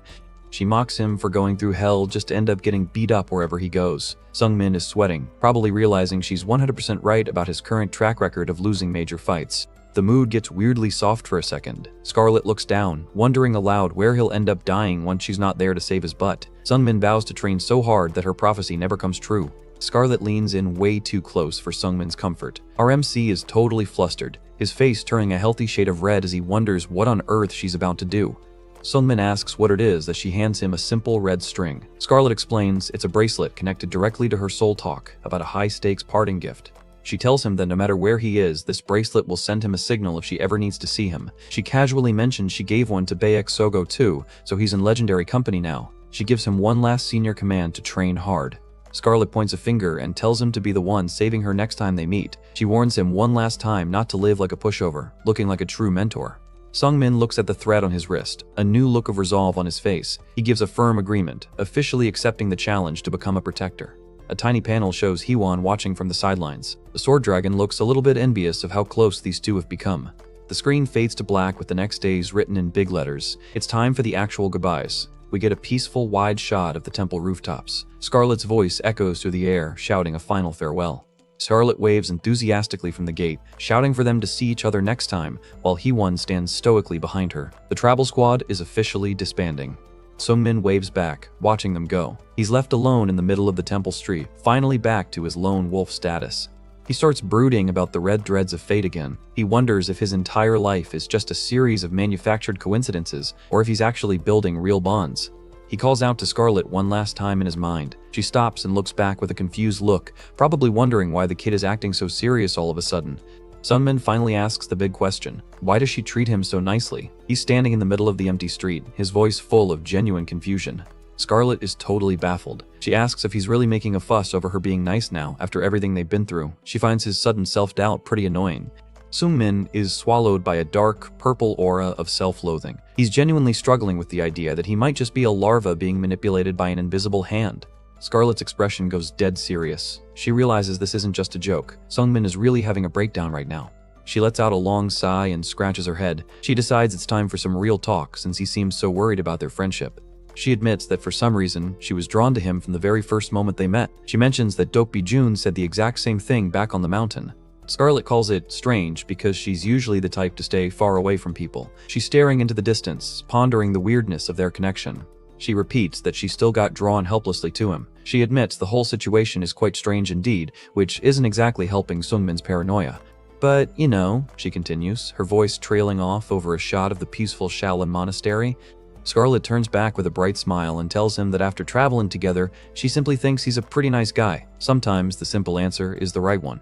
She admits he might be indifferent and boring, but she can't help but cheer for him when she sees how hard he struggles. She values his effort more than his talent. She adds that he feels like the kind of person who won't betray anyone no matter what. She jokes that she likes hitting him, and that his loyalty is what makes him a good-looking friend. Sungmin is stunned into silence. He definitely wasn't expecting a compliment on his looks from a grand mage. Sungmin finally breaks and bursts into a genuine, loud laugh. He's finally letting go of the stress and enjoying the moment. Scarlet is annoyed, asking what that was. She grumbles that he'd understand her perspective if he had to spend his life living with old wrinkled men in a magic tower. She gives him one last piece of advice. Don't act like a loser and live with his head held high. She wants him to believe in the decent person she sees in him. He watches their silhouettes fade into the distance down the long, sunlit road. He's finally at peace with his choices and his lucky life. He looks at the red string on his wrist, which is now sparkling with magical energy. It's a physical reminder that his connections aren't just coincidences. Sungmin clenches his fist with a look of pure, unadulterated resolve. He's officially done with the self-doubt. It's time to get to work. Sungmin is in a dark cave at the temple. He's holding his legendary spear and looking at an altar, looking like he's about to make a big sacrifice. He decides to stop using the spear and the demonic armor while he's in Shaolin. He calls them items that represent his weak mindset of wanting to take the easy way out using artifacts. A black screen with white text declares that he will leave behind his weak mindset and these items here. This is a major character turning point. He places the spear on the stone pedestal, leaving it behind. He's stripping himself of his advantages to force his true growth. He also puts away the great circulation elixir he got from the abbot. He realizes that piling on more power-ups will only increase the disharmony between his mind and body. He thinks of the eccentric Buddha's prophecy again. In 5 years, he'll meet someone very important in the north where snow melts. He's certain that person is Bayek Sogo. He does the mental math, 6 years until Ouija Hoyon, and 5 years until the dungeon release. The clock is officially ticking. Whatever the case, he only has 5 years left. He's back to training with a simple wooden staff, determined to master his basics before the deadline hits. He wonders how far he can go before then. His eyes are burning with a new level of focus that goes beyond anything we've seen. He faces Jihak in the training hall once more. The monk is ready, holding his staff with a relaxed but deadly posture. Jihak gives a curious smile, asking why he ditched his legendary spear and armor. He's impressed by the kid's choice but wants to know the why. Sungmin simply says they aren't suitable for him right now. Jihak nods, noting that Sungmin finally looks like a man with true resolve. Jihak drops some Shaolin wisdom. Martial arts is just learning to use the body, but the real control comes from the heart. Your heart will cover your body and become energy. Jihak demonstrates the concept, his movements leaving trails of blue energy in the air. This is the martial arts of Shaolin. Jihak gives a welcoming look, inviting Sungmin to please see what Shaolin is. He's officially taking the kid under his wing. Sungmin is locked in, ready to experience it for himself. But wait, the mental noise is back. The text says he can still hear the cicadas chirping. The high-pitched sound is stuck in his ears and won't go away. Sungmin's face turns into a blur of static as he enters the zone of sensory overload once more. The chapter ends on an epic note. Before he leaves this place, he will do something about it. Sungmin is ready to conquer his own madness and become a true master of Shaolin. Jihak kicks things off by acknowledging Sungmin's basic techniques. He can tell our boy has spent countless hours repeating the same moves until they became muscle memory. But then comes the reality check. He points out that Sungmin's advanced spear techniques are actually pretty clumsy and asks why there's such a massive gap in skill. Sungmin doesn't sugarcoat it. He admits it's because he ran away. He chose the easy path whenever things got too complicated. He explains that in his past life, he just gave up and stuck to the brain-dead basics like parry, hold, and pierce. He hit a wall and instead of climbing it, he just walked around it. Jihak isn't buying that excuse though. He tells him that if everyone could become a master just by learning the 3 basic techniques, nobody would bother with advanced martial arts. Time to see what actual skill looks like. Jihak preps the Supreme 9 Heaven Spear, 3rd form, and his wooden staff is literally sparkling with mana. He unleashes the hidden snake strike. The move is a total whirlwind of purple and blue energy, looking more like a monster than a weapon strike. A close-up on Jihak's eyes shows he's completely locked in. This dude is a total natural when it comes to controlling the flow of a fight. Sungmin is in the middle of a massive mana storm, looking like a deer in the headlights. The power level here is just on a different planet. The impact is massive, kicking up a huge cloud of dust and debris. Sungmin is barely holding on as the shockwave rips through the area. Sungmin flinches as he takes the hit. He's starting to realize just how much he's been handicapping himself by playing it safe. A ghostly memory flashes in his mind as he thinks about the reasons why. This is the moment his entire mindset starts to shift. Even after getting pulverized, Sungmin's eyes are full of fire. He declares that he's officially done with running away from the hard stuff. Jihak stands there casually, but look at his hand. The wooden staff is literally splintering from the pressure of his own energy. Absolute beast mode. The staff completely shatters in his grip. He's proving that it's the martial artist that makes the weapon, not the other way around. Jihak gives a small smirk and says the path of martial arts is endless. He tells Sungmin the first step is acknowledging where you're lacking so you can actually overcome it. Talk about a brutal truth bomb. He tells Sungmin point blank, he is not a genius. He says the real prodigies have already flown away while he was still squirming in the dirt. The monk puts his hands together and drops some wisdom. He says you might despair, but you can't let it win. If you can't fly, walk, and if you can't walk, just keep crawling. Sungmin is dripping with sweat, looking humbled as hell. He looks up and asks the big question, if he is flying. He thinks back to Weiji Hoyan. He realized that compared to her, everyone else is just standing still while she's already reaching for the sun. Jihak admits he wasn't flying before either, but he's going to work his tail off until he can. He's showing Sungmin that even geniuses have to put in the work. A black screen shows the haunting thought, what about me? Sungmin is really starting to question his own worth in this world. We get the larva image again. He thinks about if he should hope to only crawl in the cold ground. He's really struggling with the idea that he might just be a worthless bug. He thinks that the only thing he can do is wriggle right now. He's accepted his status as the underdog, but the fire in his eyes says he's not staying there. He takes a firm step on the cracked ground, looking like he's finally found his footing. But he wishes to one day fly, he vows to himself. Hilarious chibi flashback time. Sungmin realizes Weiji Hoyan and Bayek Sogo were actually terrible teachers because they only understood things from a genius's perspective. Poor chibi Sungmin is getting bullied by Sogo, who asks why he can't do this with a confused look. Geniuses just don't get the struggle of us normal people. Jihak is way better at teaching because he was raised by the monks. He actually knows how to break down the mechanics for someone who isn't a natural monster. We see Jihak showing off his mastery of 72 different Shaolin arts. He's been using all that variety just to beat some sense into Sungmin. They finally graduate to real bladed weapons. Sungmin is shown swinging a heavy steel spear, finally taking his training into the lethal zone. Jihak lands a heavy hit and tells him his senses are all tangled up. Only his 6th sense is developed while his regular 5 are totally in a rut. The monk keeps the pressure on, pointing out that Sungmin is still total trash at internal energy circulation. He tells him point blank that he needs to improve it or he's toast. Sungmin looks like he's about to pass out, but he's not quitting. He knows his ability to understand is lacking, so he's decided he just has to work 10 times harder than everyone else.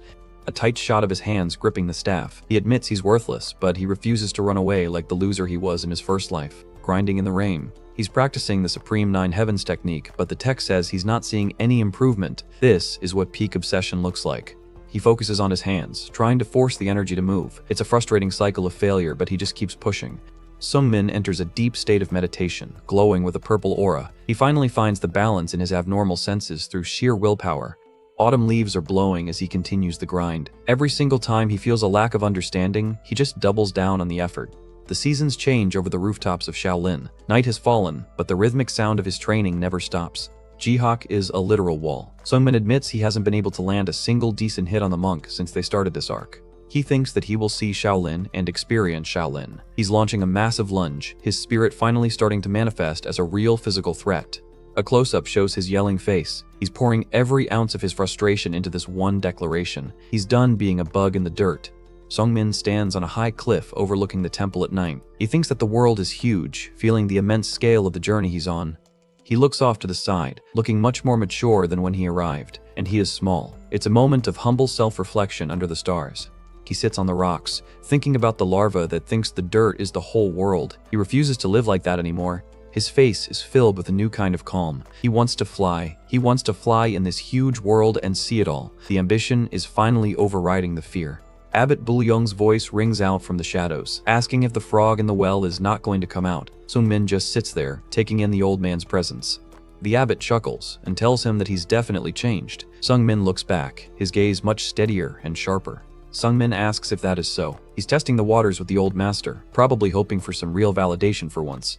The abbot says that with his current skills, he could live happily in the well. He asks the kid what it is he actually wants from his life. The abbot starts laughing manically, saying anyone can see the world. Sungmin just stares back, his resolve unshaken by the old man's antics.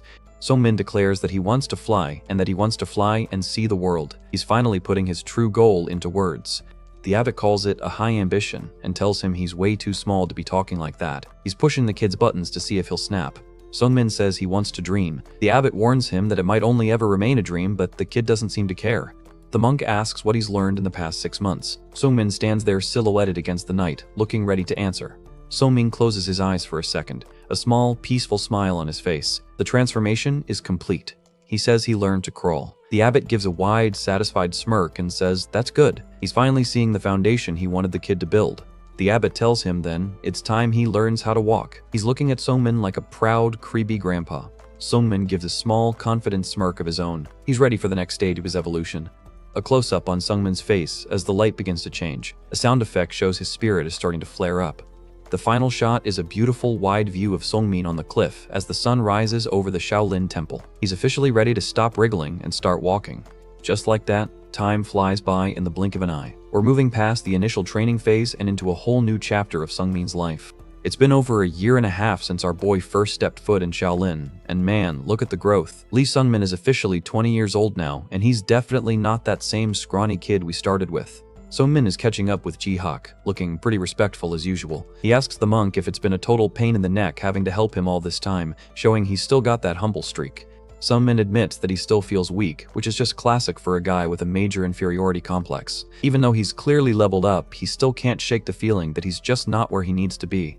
He gets real with Jihak, doubting that the monk even gained anything from their constant sparring matches. He's basically asking if he was sure he wasn't just wasting his time on a scrub like him. Jihak just gives him a warm smile, totally shutting down that negative talk. He tells Sungmin straight up that their sessions have actually helped him grow a ton as well. We get a quick peek at their past spars, and Jihak explains that fighting Sungmin forced him to reevaluate all his own techniques. Shaolin martial arts aren't just about throwing hands, they're a whole process of deep mental understanding. Jihak looks out over the temple, admitting that his learning journey is far from over. He's still aiming for that higher place in life, proving even the temple's rising star has his own mountain to climb.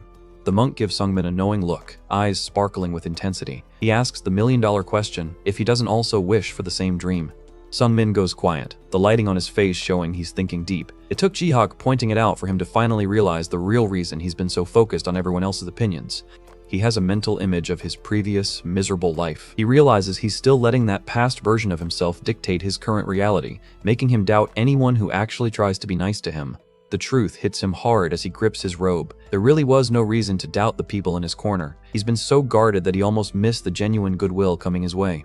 He looks back at a vision of all his companions, Weiji Hoyon, Sogo, and the rest. These people have been the true support pillars for his heart ever since he regressed. He remembers how afraid he was to face these weird coincidences head on. He couldn't help but wonder if some unseen force was just driving everyone to help him out of pity. Sungmin is clutching his face in a dark room, looking totally stressed out. He's finally confronting the demons in his head about why people treat him the way they do. Jihak's voice echoes in his mind, asking about his dream once more. Sungmin is realizing his actual dream isn't just becoming some martial arts god or getting a thumbs up from his master. He takes a firm step forward, his mind finally clearing up. He doesn't just want power, he wants to be someone who doesn't have to live in anyone's shadow. He heads back to see Abbot Bulyung, the eccentric Buddha himself. Sungmin is done being a runaway. It's time to get some real answers about the blessing he's been carrying. He stands before the old master, looking more determined than ever. He declares that he wants to change himself and demands to know everything the abbot has been hiding about his luck. The words hang in the air in a huge text box. I want to change myself. This is the official start of Sungmin finally taking charge of his own destiny. Abbot Bulyung gives a sly, toothy grin. He's been waiting for Sungmin to find the courage to ask this question for a long time. We get a flashback to when they first met, and the abbot was being as cryptic as possible. Back then, he wouldn't say a word because Sungmin wasn't ready for the truth. Sungmin asks point blank about the actual effects of this so-called blessing. He's tired of wondering if his whole life is just a rigged game. The atmosphere in the room gets heavy as the abbot notes it's been over a year and a half. The old man is finally ready to stop speaking in riddles. Bulyung leans in, asking why Sungmin is only curious now when he could have asked a dozen times before. The pressure is real as he stares down our hero. Sungmin stands his ground, admitting he was too scared of what he'd find if he looked in the mirror. But the abbot notices the fear is gone, replaced by a much stronger resolve. The text confirms Sungmin's inner thoughts. He knows he could have asked earlier, but his own cowardice was the real wall standing in his way. He looks the abbot in the eye and says he won't run anymore. He's ready to face whatever weird magic is messing with his life. The abbot lets out a creepy little chuckle, saying he really likes the look on Sungmin's face right now. He's finally seeing the larva grow some real backbone. Here it is, the truth bomb. The blessing is an effect that makes others feel compassion towards him. Basically, it's a passive charm that makes people want to bail him out. Sungmin looks absolutely horrified, his face shrouded in shadow. He's thinking his whole life is a lie because of some supernatural pity spell. Bulyung notices the reaction and starts to explain the fine print. He sees that Sungmin is taking the news way harder than he should. He clarifies that the blessing only messes with how people first see him. It's like a magical filters for his reputation, not a mind control spell for his friends. The abbot explains that it just helps with first impressions. If Sungmin was actually a jerk or hard to get along with, people would have ditched him regardless of the blessing. Check out this cute chibi panel. He says that everything Sungmin gained from his friends was entirely due to his own actions and who he is as a person. The blessing just got his foot in the door. Sungmin is stunned, gasping out, asking if that is the case. He looks like a huge weight just lifted off his shoulders. Bulyung gives him a stern, serious look. He confirms that every single relationship Sungmin built so far is 100% real and definitely not fake. Sungmin is overcome with emotion, looking like he's about to tear up. Hearing that his bonds with Sogo and the others are genuine is the best news he's ever had. The simple text, "Thank you," appears over a dark screen. He's finally found some peace with his own existence in this second life. The abbot offers him a choice. He can actually remove the part of the blessing that helps with impressions. The catch is that people won't naturally like him anymore when they first meet. Sungmin bows deeply, making his decision. He's choosing to live without the cheat code, even if it makes things harder. We get a close-up of his resolute face. He's decided that if he's going to make a name for himself, he wants to do it without any help from fate or blessings. Transition time. Namgung Hwon rolls up with a bottle of wine, looking at Sungmin's traditional robes and asking if he's officially joined the monk squad. Sungmin just laughs it off and points at his long hair. He's looking way more relaxed and comfortable in his own skin now. The two brothers sit down for a drink, and Hwon is looking as flashy as ever. Sungmin agrees, finally enjoying some downtime. Hwon tosses a small cup towards Sungmin with a sudden flick. He's always looking for a way to test the kid's reflexes. They toast to their progress, both acknowledging that they've gotten much stronger over the past year. Hwon is genuinely happy for his little brother. Hwon formally congratulates Sungmin on reaching the supreme peak level. That's a massive milestone for an 18-year-old in this world. The conversation turns to romance, and Hwon drops the news that Lady Moyoung finally married Hyegal Taeryung. Sungmin is just confused, clearly not keeping up with the socialite gossip. Hwon tells the story of how Lady Moyoung rejected him because he was too arrogant and haughty. Poor guy got friend-zoned by the snowflower. The two of them share a laugh and a toast. Hwon admits she wasn't wrong about his attitude back then, looking surprisingly humble. Hwon downs his drink and admits he only reached supreme peak because he was trying to train his pain away after the rejection. It was a pathetic motivation, but hey, it worked. Hwon laughs it off with a loud cheer, asking how things are going for Sungmin. The camaraderie between these two is really great to see. Hwon asks the big question, if the training here has actually been enjoyable. He's looking for a more personal answer than just saying he got stronger. Sungmin gives a soft, genuine smile and says yeah, he enjoyed it. He's finally found some happiness in the grind. Hwon looks at him and notes that Sungmin has changed a lot. He's seeing a completely different person than the one he met at the inn. He points out that the constant anxious vibe Sungmin used to have is totally gone. The kid finally looks like he belongs in this world. Hwon admits that when they first met, he had a strange feeling in his heart whenever he saw Sungmin. He's finally fessing up to the effect of the blessing. Hee-won laughs, saying he doesn't feel that weird attraction anymore. He jokes that he briefly thought he might have a thing for guys. Sungmin just gives a half smile, internally laughing because he knows it was all just the blessing's effect. He's glad that's over with. He mutters that it's great as they look up at the wide blue sky. It's a peaceful, satisfying end to his time at the temple. Another year goes by in a flash. The text tells us that Lee Sungmin has officially turned 22 years old. A simple white box on a black background drops the final news. He left Shaolin. Sungmin is heading back into the world, and this time, he's ready for anything. Abbot Bulyong is finally sending our boy on a real mission. He hands Lee Sungmin a scroll and tells him to deliver it to the Manhwa sect leader over in Dreamore. Sungmin realizes this is actually a huge win. The god of time, Denir, has a temple in Dreamore too, so he can knock out 2 birds with 1 stone. He wonders if the old monk used some low-key prophecy magic to set this up. The text says it all. He was given a task, and this worked out great. Sungmin is ready to move, and he's not wasting any more time in Shaolin. He stands at the edge of the temple, clutching the scroll and looking out at the horizon. He decides it's time to call in some professional help and summons Neville. A shadow starts to swirl on the ground as Sungmin calls out for the broker. Neville doesn't exactly do normal entrances. It's gotta be flashy every time. And there he is. Neville appears in a burst of light, giving the classic long time no-see greeting. He asks Sungmin why he's being summoned back to reality so soon. Sungmin gets straight to business. He tells Neville he wants to buy some fresh information, and the broker is all ears. Information is the most expensive currency in area after all. He asks for updates on his old training crew, the Sword Phantom, Dokbi Jun, and the Flash, Baek Sogo. He needs to know where everyone stands before he starts his own journey. The scene shifts to a wide shot of the woods as the information report begins. Neville starts laying out the current status of Sungmin's acquaintances. He also asks about the one person who matters most, the little heavenly demon, Weiji Hoyan. Sungmin is looking focused, desperate for any scrap of news about his master. First up is Baek Sogo. The report says she's been traveling around doing chivalrous deeds and helping out the helpless, which sounds exactly like the senior sister we know. She's actually become quite famous for her heroics lately. Apparently, she's been staying in the big city of Rubes for about a week now, probably looking for her next noble cause. Then there's Dokbi Jun. The Sword Phantom is out there making a massive name for himself by challenging every strong warrior he can find. He's basically on a non-stop sparring spree. We get a close-up of a very menacing Dokbi Jun. He's obsessed with finding reputable sects and martial artists to test his blade against. Neville drops a bombshell. Dokbi Jun is currently headed for the Manhwa sect in Dreamore. Sungmin looks into the crystal ball, realizing their paths are about to cross again. Sungmin is actually looking forward to it. He realizes he might be able to meet his old sparring partner much sooner than he expected. Now for the big one. Neville preps the information on Weiji Hoyan, the little heavenly demon. Sungmin is leaning in, his heart probably racing at the thought of her. Sungmin gives a small, determined smirk as he waits for the news. He's ready to hear just how much of a monster she's become while he was stuck in Shaolin. There she is, Weiji Hoyan in all her glory. Even the graphic looks intense, showing her name in bold letters like a boss intro.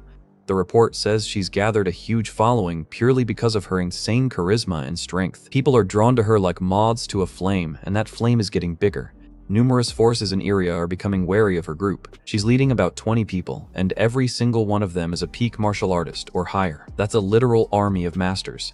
Neville introduces a new threat, Baek Wusan, the blood heavenly demon. He's the undisputed ruler of the northernmost region and looks like someone you definitely don't want to mess with. Weiji Hoyan and her squad are heading straight for his territory. Neville predicts that these two demons are likely to clash very soon, and it's going to be a bloodbath. Neville predicts that the Blood Heavenly Demon will win since he's ruled that area for so long, but Sungmin shuts that down immediately, saying he is wrong. Talk about confidence.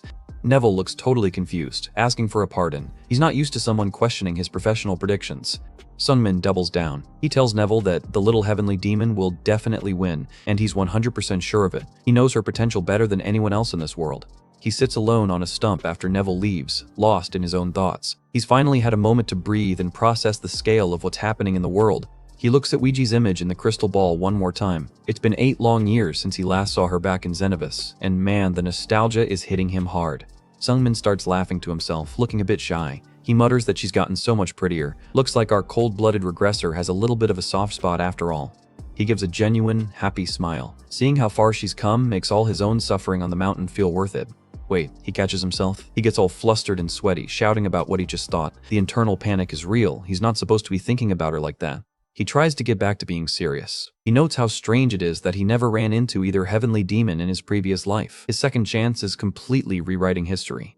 He thinks about her changes. In his past life, she disguised herself as a man for years, but now she's out and proud as a woman. It's a huge shift in the timeline.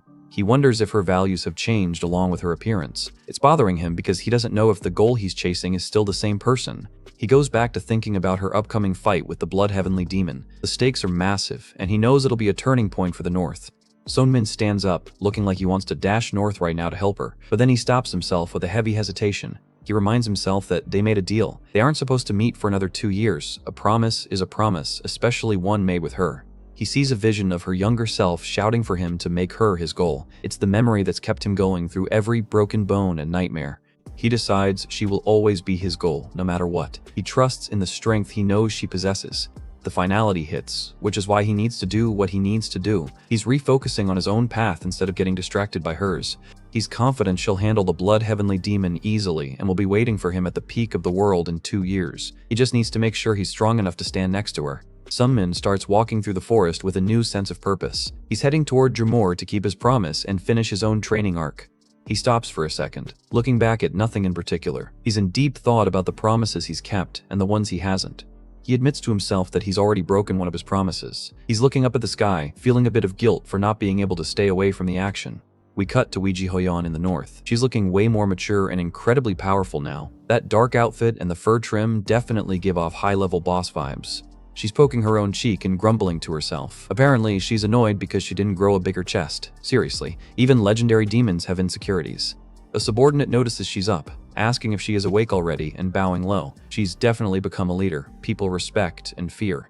Her advisor tells her she should have slept longer. Weiji is clearly not the type to just lounge around, even when she's supposed to be resting. Weiji looks cold and stern. She tells him point blank not to call her lord, reminding him she never officially took them as subordinates. She's still as fiercely independent as ever. The poor guy flinches, stammering his agreement. You can tell she runs a very tight ship based on fear and absolute power. Weiji stands on a cliff overlooking a massive valley filled with warriors. The scale of her influence is staggering now. She's not just a lone master anymore. Every eye in that crowd is locked on her. She's surrounded by floating magical eyes, too, showing she's constantly being monitored by friends and enemies alike. She looks down with pure disgust. She hates those expectant looks. She got enough of that as the young cult leader, and she clearly hasn't learned to love the attention. She calls the crowd vermin and wonders if she should just wipe them all out, but then her expression softens as she mutters that she misses Lee Sungmin. My heart. A deep voice booms from behind her, asking if she is the little heavenly demon. Weiji slowly turns around, her red eyes glowing with a dangerous light. It's Baek Wussun, the Blood Heavenly Demon himself. He tells her she seems full of vigor and asks if she's really here to fight him. This is the main event. Weiji doesn't back down. She says that as a heavenly demon herself, she's curious to see just how good the blood version actually is. Baek Wussun just laughs at her audacity. Weiji gives him a pitying look. She tells him he's just unlucky because he's the only high-level target she could find without too much effort. Savage. Baek Wussun calls her overconfident. Weiji ignores the insult and says she only has one question before they start the deathmatch. She asks which hand he uses to lift a spoon. The Blood Heavenly Demon is totally baffled, wondering why the hell she is asking that. Weiji is already glowing with a terrifying red aura. She declares that she will leave that hand intact. Talk about the ultimate flex before a fight, she's already decided exactly how much of him she's going to leave behind. Finally made it to the Manhwa sect. Look at the scale of this place. This is where the big leagues play. But of course, the bouncers are out in full force. They're demanding to know who this random kid is and why he's bothering them. Sunmin just pulls out a scroll and drops Master Bulyung's name. It didn't take long to get to Dromore, but the real work starts now.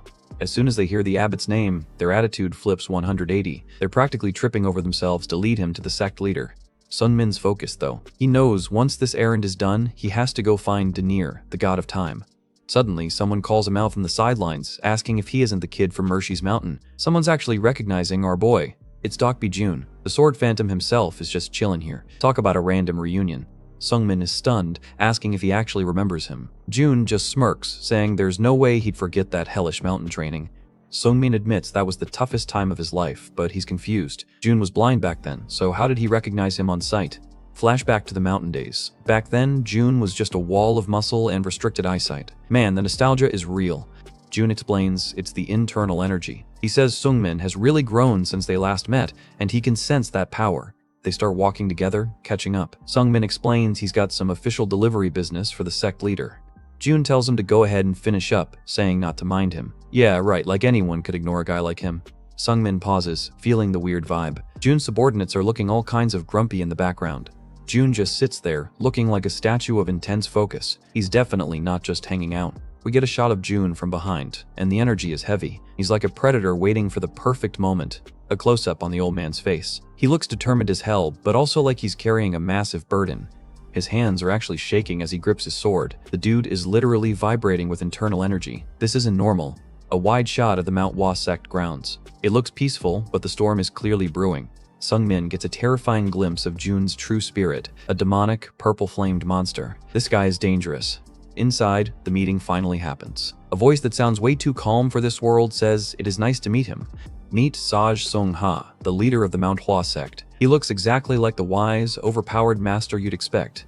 Sungmin introduces himself and hands over the scroll from Bull-young, and the sage remarks on the interesting errand boy Bull-young has.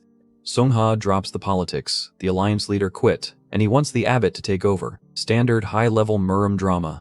He opens the reply, and it seems the abbot is not doing it. He is such a troll, even in writing. Sung-ha just tosses the note, sighing about the old geezer. He brings up the sword phantom, knowing Sungmin is acquainted with him. Sung-ha is troubled. He says the sword phantom is right outside, begging for a duel. But the sage has zero intention of accepting. Sungmin is confused. Why would a master turn down a challenge from a legend? He asks for the reason. Sung-ha looks dead serious, implying it's not about skill. Sung-ha admits he loves a good fight, but he won't touch this one. There's something wrong with June. He admits that he's also a martial artist, and enjoys fighting those with strength, but he won't give June what he wants. Sung-ha says the sword phantom is dangerous, with a menacing red background. He's worried about what June has become. Sungmin heads back outside. He sees June sitting alone in the cold dark. It's a lonely, ominous image. Sung-ha drops the hammer. June is dangerous. That red background says everything you need to know about the old man's aura. Sungmin faces the man who once trained him, calling out to him. He asks the tough question, if it's true that he uses evil sorcery. Talk about awkward silence. June just laughs it off. He knows what people are saying, and asks if that's his excuse for not fighting him, that he uses evil sorcery. Sungmin asks if he's hit a limit. June smirks, telling the kid he's way too young to be discussing limits. June asks Sungmin if he's ever felt like he was growing old. He looks half dead in the shadows. No, June continues. Strength just seeps away when you get old, no matter how much mana you have. He shows his hand. It looks like it's rotting. He explains that you can't get back to your prime no matter how hard you try. He asks if Sungmin knows that kind of despair of wanting to do more despite losing your physical edge. June looks absolutely manic. He's willing to throw away his pride and throw his soul into evil sorcery just to stay relevant. This is the dark side of Murim. He sits back down, done with the conversation. He tells Sungmin to be on his way. He's embarrassed to show this side of himself. He tells Sungmin to go. There's a sadness in June's eyes that's hard to ignore. Sungmin just watches, speechless. He realized it's not his place to judge or say anything. A close-up of Sungmin's eye, filled with reflection and sadness. He's seen a different side of a legend tonight. He left as he felt it wasn't his place to say anything. Sometimes, silence is the only respect you can give. He starts walking away, wanting to just focus on his other tasks and forget about the heavy mood. Survival first, drama later. He finally finds the place Mercy told him about. But wait, he wonders if a hut like that is the temple. Talk about humble beginnings. Inside is a blonde kid who looks way too young to be a deity. He shouts for Sungmin to get lost. Welcome to the Temple of Time. Sungmin just stands there holding up the crest. He's not leaving until he gets what he came for. Denier, the god of time, scratches his head, super annoyed. He mutters about Mercy sending him someone so troublesome. Gods and their drama, man. Denier points a finger and drops the truth bomb, asking if he is someone who crossed over time to come here. Busted. Sungmin isn't even surprised. Gods no. Denier just floats there, looking unimpressed, saying, well, yeah, he is a god. Denier floats with a golden hourglass symbol over his head. The god of time is officially in the house. Denier is visibly displeased. Sungmin is disrupting the natural flow of the world by being a time trickster, and the god is not a fan. Denier asks if Sungmin has been living his life exactly the same as the previous one. He's testing to see how much damage has been done to the timeline. We see a chibi montage of Sungmin's mundane first life. It was a boring cycle of eating, sleeping, and meeting the same people. Sungmin looks skeptical, asking how he could possibly do that. Denier explains every small change accumulates like a snowball effect and causes further flow changes. Sungmin realizes the massive shifts. Weiji Hoyeon stopped the man disguise, and she's in a war that never happened before. It's all his fault. Denier confirms it. Exactly. His existence itself has already distorted this world. Sungmin is the ultimate butterfly effect. A bloody blade appears on screen. The mood just turned 100% dark. No more chibi panels today. A vision of total carnage. Bodies everywhere in a dark room. This is the future Sungmin is creating with his changes. Danier's voice booms. The change of flow will continue to grow. We see a man screaming in pure agony. The final shot shows a monstrous, glowing figure. The world is evolving into something even more dangerous because of Sungmin's regression. Sungmin is reeling from the truth bomb. He mutters to himself, wondering if his existence itself is already distorting this world. It's a lot to process for a guy who just wanted a second chance at life. He tries to defend himself to the god of time, saying he didn't consciously choose to regress. He claims that when he woke up, something had already been stuck onto him, referring to the stone of regression. Danier, the god of time, just gives a bored look. Sungmin asks if Danier can tell him what that something is, but the god shuts him down instantly, saying he can't do that. Just classic unhelpful deity behavior. Danier explains the cosmic tier list. Even though they're gods, they aren't omniscient or omnipotent. They're simply high-level existences that still have to follow the restraints of death and the laws of the universe. He drops a heavy warning about a shadowy, skeletal entity. He says there are certain things they simply mustn't talk about, or they'd have to be prepared to be completely annihilated by the forces of causality. Sungmin is breaking out in a cold sweat, looking absolutely terrified. The purple chill lines show his sixth sense is detecting a presence that shouldn't exist. Danier suddenly gets a wicked grin. He says to look at that, noticing something in the local atmosphere that's definitely not good for our hero. The air is literally cracking with purple energy. Danier mentions that an apostle is coming just because he vaguely mentioned forbidden information. Sungmin is paralyzed, asking if he can feel it. Sungmin thinks that this is it, his face contorted in pain. He recognizes this exact sensation of pure dread from when he met Mershi or Kim Jong-hyun. It's the calling card of a high-level cosmic being. Danier puts a hand up, giving a mock apology. He tells Sungmin to leave immediately because he doesn't intend to say any more than this. He's basically kicking him out before the cosmic police show up. The cracks in space are getting worse, glowing with red and purple light. The breaking sounds show the reality is starting to fray at the edges. Sungmin manages to stammer out a question about what that was as he's being pushed away. Danier just looks annoyed, asking if he's really trying to ask more questions after witnessing a near apocalypse. Sungmin looks like he's about to faint. Danier bluntly tells him that none of the gods or mortals will be able to answer his big questions. He's stuck in a mystery that's too big for the world. Sungmin asks if, in that case, there is no way for him to find the answer, looking totally defeated. Danier just gives a cold, hard no. Danier gives a sidelong glance and mentions a name, Enverus. Sungmin repeats it with a confused look, having never heard that name in 2 lifetimes. Danier explains that Enverus is someone like Sungmin, someone with a distorted causality who escaped the restraints of death, but in a different way. He tells the kid to go look for him by himself. Danier is officially done with the chat. He shouts for Sungmin to get lost now that he's heard all he needs to hear. Sungmin is desperately trying to stay, shouting for him to wait a minute. Sungmin drops to his knees and begs for a trial. He's realized he needs power more than answers if he's going to survive this distorted world. A close-up on Danier's glowing eye. He's looking at Sungmin with a mix of surprise and pity, muttering about what is going on now. He was clearly not expecting the kid to ask for more suffering. Danier asks if that's the real reason he came here. He guesses that Sungmin only asked because he successfully finished Mershi's trials and thinks he's ready for the big leagues. Sungmin confirms it with a desperate yes, but Danier cuts him off with a firm refusal. Talk about a shutdown. Danier explains the difference. Mershi's objective is training, but his trials are something else entirely. He's looking at Sungmin like he's a bug he's about to squash. He notes that everyone who has ever taken his trial was significantly stronger than Sungmin currently is. He's trying to be a voice of divine reason for once. The punchline is grim, but all of them lost their minds and died anyway. He gives Sungmin a chilling look, essentially calling his request a suicide attempt. Sungmin is sent packing, stumbling out of the temple hut. He looks totally dazed and defeated after being rejected by a god. Danier's final advice echoes in his mind. Get lost and calm his head down first. If he still feels like committing suicide after that, then he'll give him his trial. Sungmin walks through the tall grass, deciding to head to a nearby village for the night. He notes that the atmosphere in the area feels off, which usually means more trouble is coming. We get a grayscale vision of a man drawing his sword. Sungmin's instincts are tingling as he senses a dark energy brewing in the shadows. The news hits him like a ton of bricks. Dokbijun has apparently ambushed Taoist Sungha at night and killed him. This is a massive shift from the original timeline. Sungmin is frantically searching his memories from his previous life. He knows for a fact that nothing like this ever happened back then. He recalls the original events. The Sword Phantom and Taoist Sungha never actually dueled. Jun just gave up and left the sect without any bloodshed. The timeline is officially broken. In the original version, Jun went on to fight Weiji Hoyon in a dungeon a year later and died there. But now, everything is happening too fast. Sungmin wonders if these things changed because of his regression, looking down at his hands. He's realizing that his mere presence in Shaolin might have pushed Jun to the edge.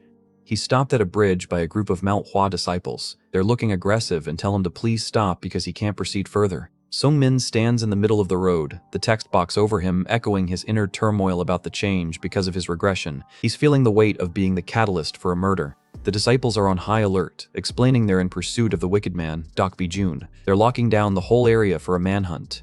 The leader of the group has a fierce look. He explains that Jun used evil sorcery to kill their sect leader in the middle of the night. The anger in the group is palpable. Sungmin is stunned. He asks if there is no way for them to make way. The disciple just gives a sharp reply, clearly offended by the request. Wait, one of the guys recognizes him. He points out that Sungmin was with the sword phantom just yesterday. The startled reactions show the whole group is about to turn on him. Swords are drawn as the disciples surround Sungmin, suspecting him of being an accomplice to the murder. Sungmin looks down, consumed by guilt. He asks himself if he should be taking responsibility for this mess, given that his regression is what caused it. The white screen is dominated by 3 huge words. I don't know. He's completely lost in a sea of moral ambiguity and historical distortion. He doesn't know what he is feeling. Sungmin is physically shaking as he prepares for a potential fight with the disciples. He's a mess of conflicting emotions right now. He makes a snap decision. He shouts for them to get lost and declares he needs to meet with Dokbi-jun immediately to hear the truth for himself. Sungmin just stands there with a blank, serious stare. He's looking through the crowd of disciples with a focused intensity. A shadow appears behind him. A familiar voice says that he didn't think he'd meet him here. It's a strange coincidence that's about to make things even weirder. It's Kim Jong-hyun. The black mage is looking all mysterious in his hooded robe. Sungmin is shocked to see him here of all places. Jong-hyun gives a smug grin and says this must be fate. The disciple in the background is confused, asking if they know each other. The disciple is yelling that they're locking down the area, but Jong-hyun just ignores him. He's more interested in the twisted karma kid standing in front of him. The disciple keeps shouting that he's sure he's here to help the sword phantom. Jong-hyun just gives a dismissive hum, looking totally unbothered by the threats. Sungmin looks wary, asking Jong-hyun if he's also here to find Dokbi-jun. He gives a quiet response, showing he's still not sure what to make of the mage. Jong-hyun thinks for a second and then says he will walk with him then. He's decided to turn this into a tag team mission. The disciples are outraged. They scream in protest, unable to believe a black mage is just ignoring their orders. Jong-hyun gives a chilling response. He says he won't go in without Sungmin, and then adds a terrifying condition. If he tries to help the sword phantom, then he'll take responsibility by killing him. Talk about a high-stakes chaperone. The disciples look terrified, but they eventually give a shaky agreement. They're effectively handing over control to the man they were just trying to arrest. Sungmin gives a small, respectful thank you. Jong-hyun just smiles and says not to mention it, but his expression says he's definitely got his own agenda for this trip. They start walking into the dark together. Sungmin asks what on earth happened to Dokbi-jun, and Jong-hyun just gives an ominous reply. Jong-hyun says he thinks he will know if he sees this, his expression turning dark. Sungmin flinches, sensing that he's about to walk into another nightmare. They find the sword phantom slumped against a tree, looking completely grotesque and barely human. He's mutated into a purple, muscular monster that's leaking dark energy. The chapter ends with a single, chilling, jagged bubble. It's sorcery. The price of power just became visible, and it's way more horrific than anyone expected. Sungmin looks dead serious as he breaks down the situation. He explains that those gross skills are called energy drain, basically the power to suck the life force straight out of a target. He notes that he originally thought it was just regular sorcery or illusion arts. But look at Dokbi-jun now. He's looking like a total demon, proving his new name, Sword Demon, is 100% earned. The squad looks over the aftermath, and Kim Jong-hyun admits that Jun has officially crossed a line you can't come back from. This isn't just a feud with the Manhwa sect anymore. This is a disaster for everyone. Sunmin's eyes go cold as he realizes the magnitude of this mess. All of area is going to be hunting Jun now, and even if he manages to escape this forest, he's basically a walking dead man. Suddenly, a massive black crow familiar swoops down and lands on Kim Jong-hyun's shoulder. The mage looks as unbothered as ever while the bird flutters around. Jong-hyun explains that his familiar just finished its reconnaissance mission and returned to report. Sungmin is just in the back wondering what other tricks this guy has up his sleeve. A single word of surprise echoes in the dark. Someone just found something they weren't expecting. Sungmin flinches with a massive shock. He's on high alert because the familiar just located exactly where the sword demon is hiding out. Jong-hyun starts pulling out some glowing purple mana, looking like he's about to cast a high-level spell. He's moving with a confidence that's honestly a bit scary. Sungmin gets a grim look on his face as the update comes in. He hears that the Manhwa Taoists are going to be late, which is the absolute last thing he wanted to hear. Jong-hyun casually admits that he interfered a tad with their communications. He's basically isolated Sungmin, so the kid has no choice but to face Jun alone. This dude is such a snake. The mage warns that sending standard martial artists after Jun is pointless now. Because of the energy drain, they'd just be delivery boys for more power, making the monster even stronger. Jonghyun gives a sly look, reminding Sungmin that he wanted to meet with the old man anyway. He's literally making it impossible for Sungmin to say no to this suicide mission. We get an extreme close-up of Jonghyun's eye, and it's full of starlight and malice. He's curious to see how the flow of the world changes when Sungmin and the sword demon clash again. Sungmin stands in the shadows, looking small and overwhelmed. He's realizing he's just a pawn in a game between gods and mages. A gravelly voice asks if it's over already through the huffing and puffing. We see a close-up of hands gripping a bandaged spear. The fight is already well underway. Sungmin is doubled over, gasping for air while Dokbi-jun stands over him, looking like he hasn't even broken a sweat. The physical gap between them is still massive. Sungmin screams that he is not done yet, his face covered in sweat and dirt. He's pushing his body past the breaking point, refusing to let the old man win. Sungmin lunges forward with everything he's got, unleashing the Supreme Nine Heaven Spear, 5th form. He's unleashing a high-level move that turns his energy into a purple cyclone. Dokbi-jun just gives a bored look and blocks the strike with his blade. The impact is huge, but it doesn't move the old man an inch.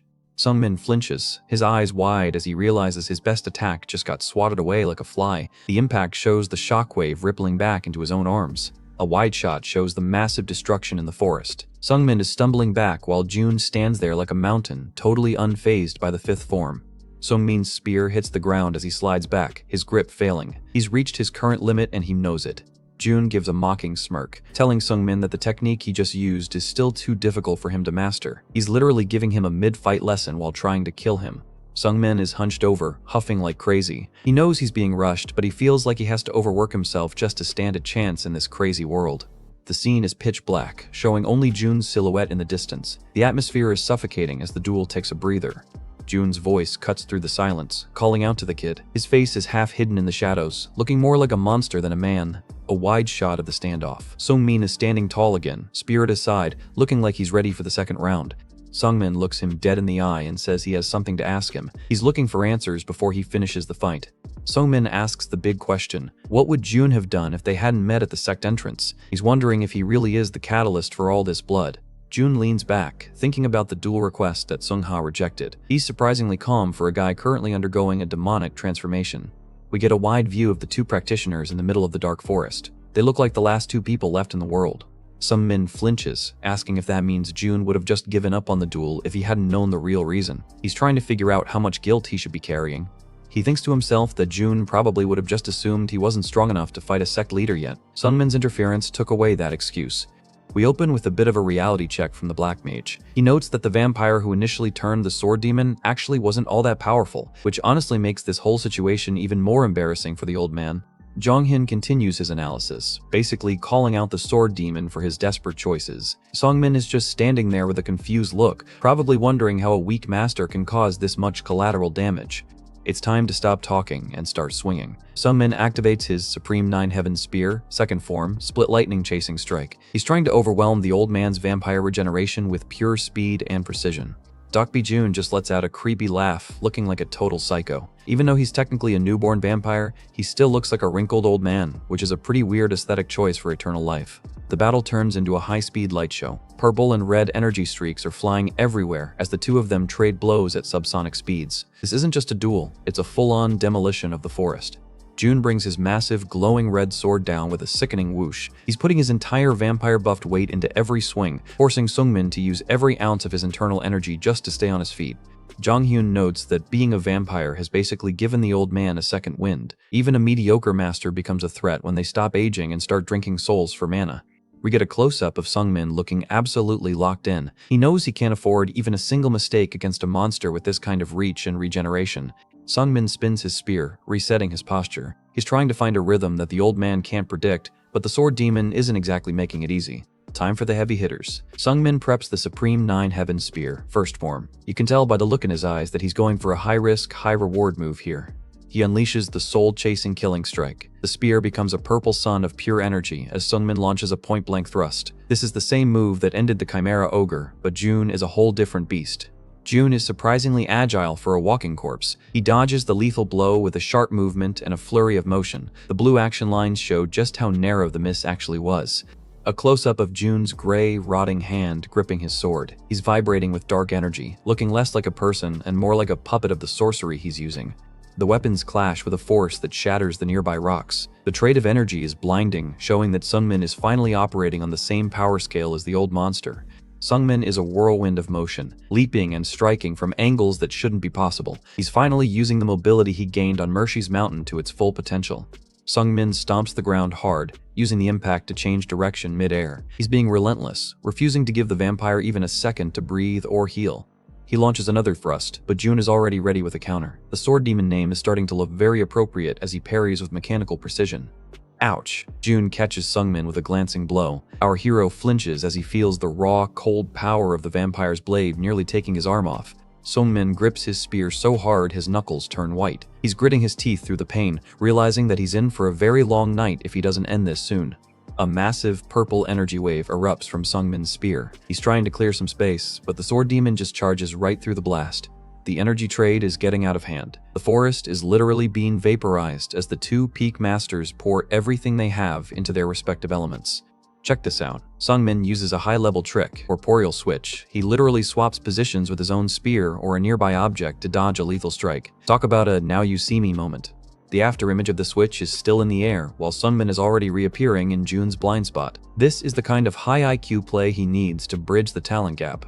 Sungmin lands a solid hit on the old man's shoulder. Blood, or whatever the hell vampires bleed, sprays everywhere, and it looks like June finally felt that one. The victory is short-lived. June suddenly grabs Sungmin's arm in a terrifying, crushing grip. Sungmin lets out a pained groan as he realizes he walked right into a trap.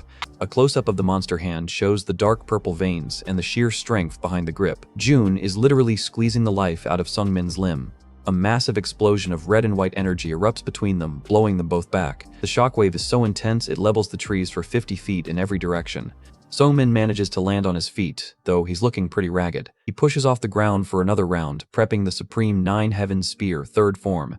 He unleashes the hidden snake strike. Sungmin becomes a blur of spiraling purple energy. The move is designed to look like a serpent coiling around its prey, and it's targeted right at June's throat. June is actually rattled for once. He flinches back with a startled look, realizing he almost lost his head to a technique he'd never seen before. We get an extreme close-up of June's bloodshot red eyes. He's starting to realize that the larva from the mountain has grown into a genuine threat to his life. June's face is half hidden in the shadows of his own dark aura. He looks like a true demon now, his humanity completely swallowed by the sorcery and the thirst. Wait, look at the ground. Sungmin's energy is so concentrated it's actually causing spear-like projections to erupt from the dirt beneath the old man. A pillar of purple energy blasts up from below. It's a total surprise attack that catches June completely off guard and sends him flying into the air. June just starts laughing manically as he flies back. The dude is officially off the deep end, finding the possibility of his own death to be hilarious. A spearhead actually grazes June's face, leaving a deep gash. He admits he never expected an attack to literally pop up from the ground. Talk about a dirty trick. June mocks the bizarre technique, but you can tell it did some damage. He notes that if he hadn't bent backward at the last possible second, that spear would have gone right through his skull. The horror is real. We see the wound on his face literally close up in a second, leaving his skin as gray and smooth as before. This regeneration is just plain cheating. Sungmin looks on, horrified, muttering about the vampire. He's realizing that no matter how many times he lands a hit, the old man just keeps coming back for more. June stands tall, looking down on the ignorant kid who dared to challenge him. He's looking way too healthy for someone who just had a spear through his face. The blood moon hangs heavy in the sky, reflecting the carnage below. The atmospheric dread is at a 10 out of 10 as the fight reaches its final stretch. June gives a creepy, wide-eyed stare, saying he is so envious. He's not talking about the moon, he's looking right at Sungmin with a look of pure, concentrated jealousy. Sungmin flinches, sensing another burst of speed. The sound effect shows that June is moving faster than ever before. June gets right in his face and tells him he's envious of his talent. He sees the kid's growth and hates that a young nobody can achieve in years what took him decades. Sungmin is blasted back by a wave of dark energy. June is using his vampire mana to literally push the larva around like a toy. A series of high-speed slashes catches Sungmin off guard. Blood sprays from our hero's chest as he's caught in the middle of a demonic combo. June towers over the fallen Sungmin, his silhouette dark against the red moon. He looks like a nightmare come to life, ready to finish his dinner. The weapons clash again. The orange and red energy trade looks like a dying star. Sungmin is struggling just to keep his guard up. June leans in and asks if he looks pathetic in this state. He's actually looking for some validation from the kid who used to respect him on the mountain. Sung-min is speechless, breaking out in a cold sweat. He has no idea what to say to a man who threw away his humanity just to stop getting old. Jun's face is shown in a dark, gritty close-up. He looks exhausted, the weight of 50 years of training finally catching up to his soul, even if his body is technically immortal. He flashes back to the moment he left the mountain. He admits he despaired over his own limits and absolutely hated the idea of growing old and useless. A grayscale image of his old, trembling hands. He was reaching a point where his body was no longer able to keep up with his martial ambitions, and that terror is what drove him to the sorcery. He mentions swinging swords for 50 years. He had this grand dream of being the strongest in the world, but he realized it was too ambitious for someone who couldn't even pass his own natural physical limits. We get a vision of a purple specter, likely the vampire that turned him. Jun admits he had zero chance with regular training, so he sought a dark shortcut through age regression sorcery. Sung-min asks if that is why he became a vampire. He looks genuinely saddened by the answer. He's seeing a cautionary tale of what happens when you let your goals consume your soul. Jun just gives a feral grin, his fangs dripping with blood. He says he plans to drink everyone's blood to regain his prime. He's officially traded his pride for a chance to be young again. Sung-min calls out to him, his voice full of a heavy, disappointed respect. He's realized the man he trained with is long gone. A close-up of the vampire's teeth. Jun whispers that he may be able to regain his youth, looking like a total addict for life force. Suddenly, a massive burst of purple and white energy explodes from Sung-min's spear. It's like his soul is reacting to Jun's degenerate speech. Sung-min stands tall, his spear glowing like a neon star. He tells the old man straight up that he had really respected him. Past tense, the respect is officially dead. Jun screams in shock about the enhanced sword energy as a massive beam of light nearly vaporizes him. He's stunned because that kind of power should be impossible for a peak-level martial artist to achieve. The chapter ends on a high note. Sung-min is crying, blood dripping from his mouth, but his resolve is harder than mithril. He's realized his fight has become much more enjoyable, and by that, he means he's finally ready to kill his former teacher. Let's talk about the big league moves. When a martial artist finally hits that peak level, they get to infuse their weapons with pure energy called sword energy, making their blade look like a glowing lightsaber. This isn't just for show either. That energy boost exponentially increases destructive power. We're talking about being able to slice through solid steel like it was a block of soft tofu. But wait, it goes even deeper. If you grow past the peak level, you can actually give a physical form to that sword energy. That's the legendary enhanced sword energy, and it looks as cool as it sounds. Sung-min is gritting his teeth, feeling the sheer pressure of this high-level power. Enhanced sword energy packs way more of a punch than the standard version, and he knows he's on the receiving end of a world of hurt. It's the kind of power that can end a fight with a single clean strike. However, every legendary offense has an equally crazy defense, and we're about to see it. Meet enhanced protection energy. Dokbi Jun is glowing like a red lantern, showing off a technique that uses that same high-level energy to coat his entire body in an invisible shield. This defense is no joke. It's designed specifically to tank an opponent's enhanced sword energy. Jun gives a creepy, wide-eyed look, clearly loving the fact that he's basically untouchable right now. Sung-min looks like he's been through a blender, blood dripping from his mouth as he stares back. He knows the obvious reality: he's outclassed, outgunned, and running out of time. Here's the brutal truth. Lee Sung-min can't even use those high-tier moves properly yet. He's only got an incomplete command of enhanced sword energy that he managed to scrape together through pure mental effort. A dark shot of the red moon perfectly captures the mood. For our boy Sung-min, a path to actual victory is nowhere in sight as the night gets deeper. But he's not quitting. He lunges forward with a fierce flare of energy, refusing to let his story end here in the dirt. Look at that massive red shockwave. Dokbi Jun is just casually swiping his sword and creating a storm of energy that Sung-min has barely managed to dodge. A close-up on the struggle. And man, Sung-min is really gritting those teeth. Every second of this fight is a high-speed game of don't die, and he's barely winning. He uses his staff to block a direct hit, and the sparks show just how much force is behind that vampire swing. He's basically holding back a freight train with a wooden pole. He resets his stance, breathing hard and looking around in a total panic. He mutters, wondering where he is, realizing he just lost track of the fastest monster he's ever fought.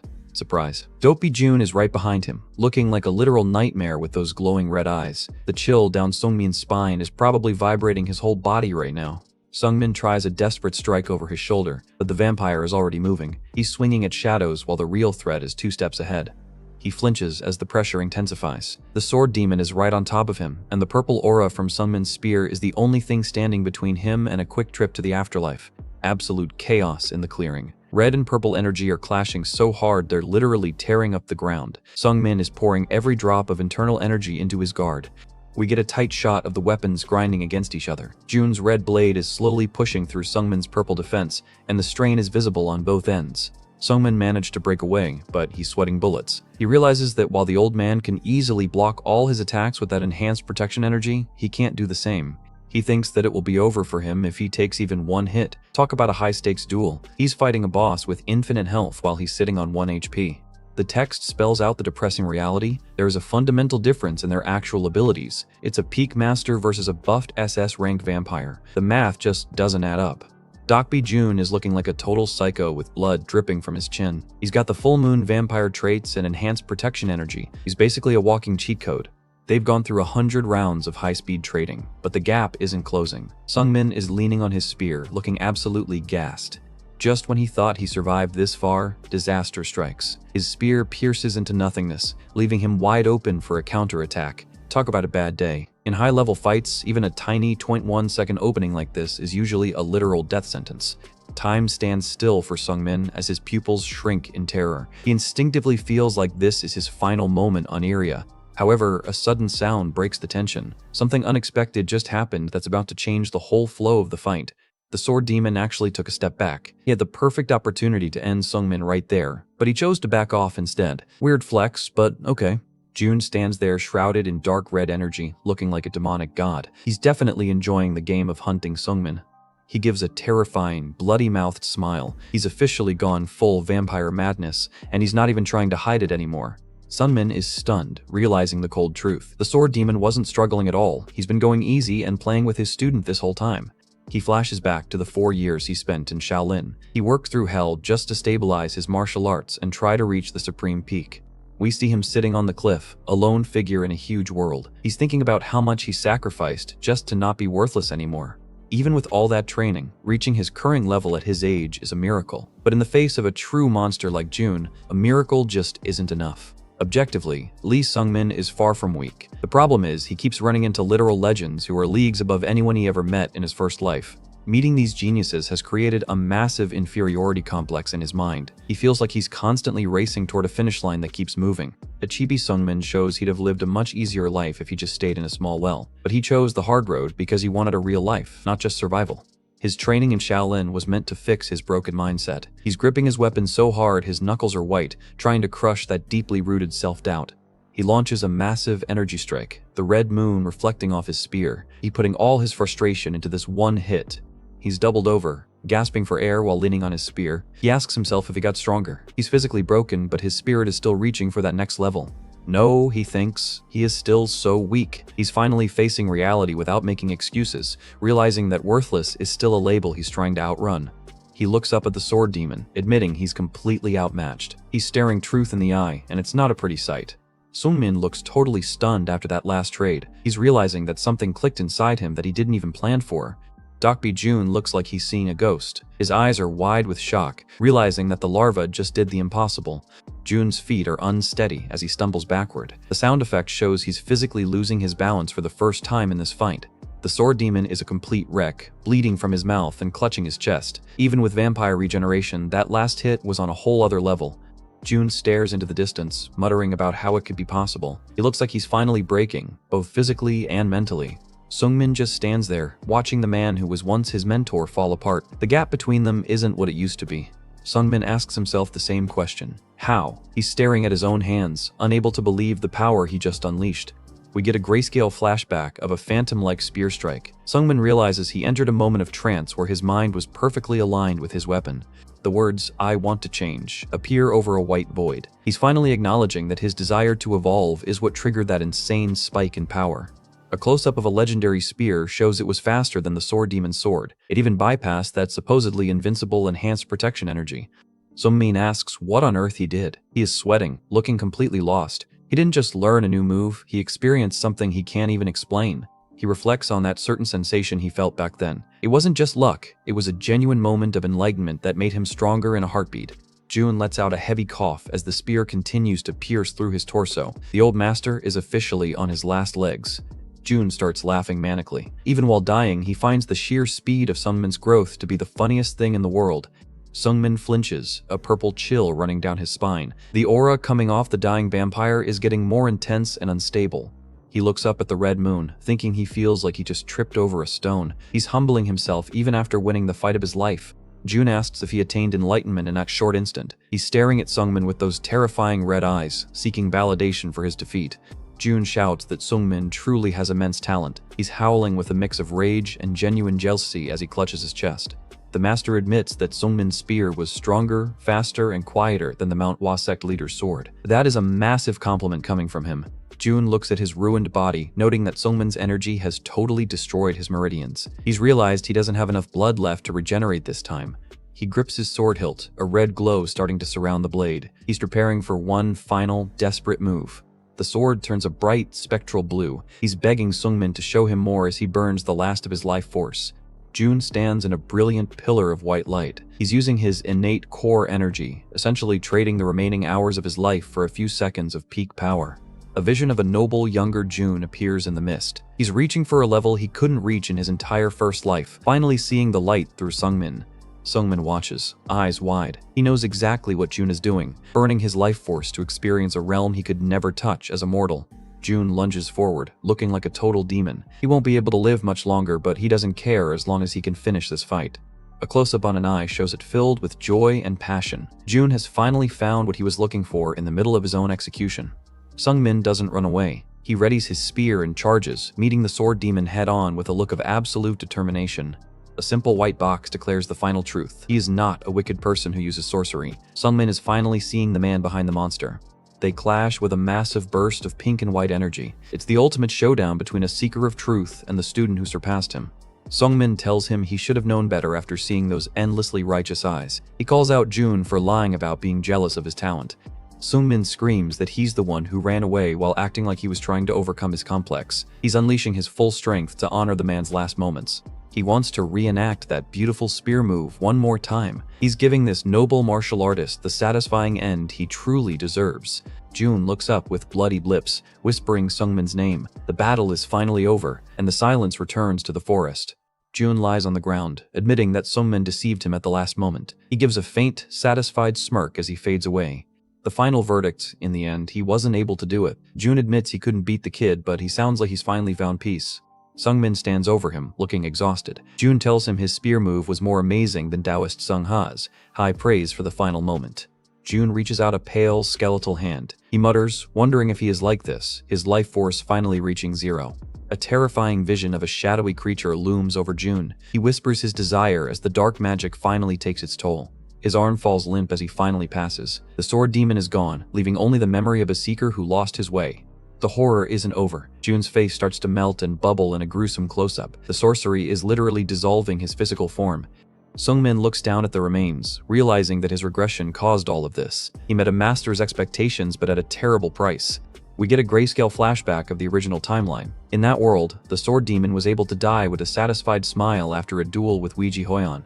A tight shot of June's original death smile. Sungmin realizes he robbed the man of a dignified end just by being there. Back to the present, and it's anything but dignified. June's mutated mouth is frozen in a silent scream of agony. Sungmin is hunched over the corpse, looking completely broken. The weight of his satisfying victory is turning into pure guilt. He's gritting his teeth, tears streaming down his face. He knows he messed up the flow of the world, and he doesn't know how to fix it. Sungmin stares at the ground, looking like he's lost his own soul. The yellow dots of mana floating around him feel like they're mocking his luck. A close-up on Sungmin's face as he hits his emotional wall. He's realizing that being a regressor means carrying the ghosts of everyone he saves. Suddenly, a pair of arms wrap around him. Scarlet pulls him into a tight hug from behind, her face buried in his shoulder. She's finally there to offer him the comfort he desperately needs. Just when Sungmin is hitting his emotional rock bottom, a pair of arms wraps around him from behind. He looks completely caught off guard, probably wondering if another ghost has come to haunt him.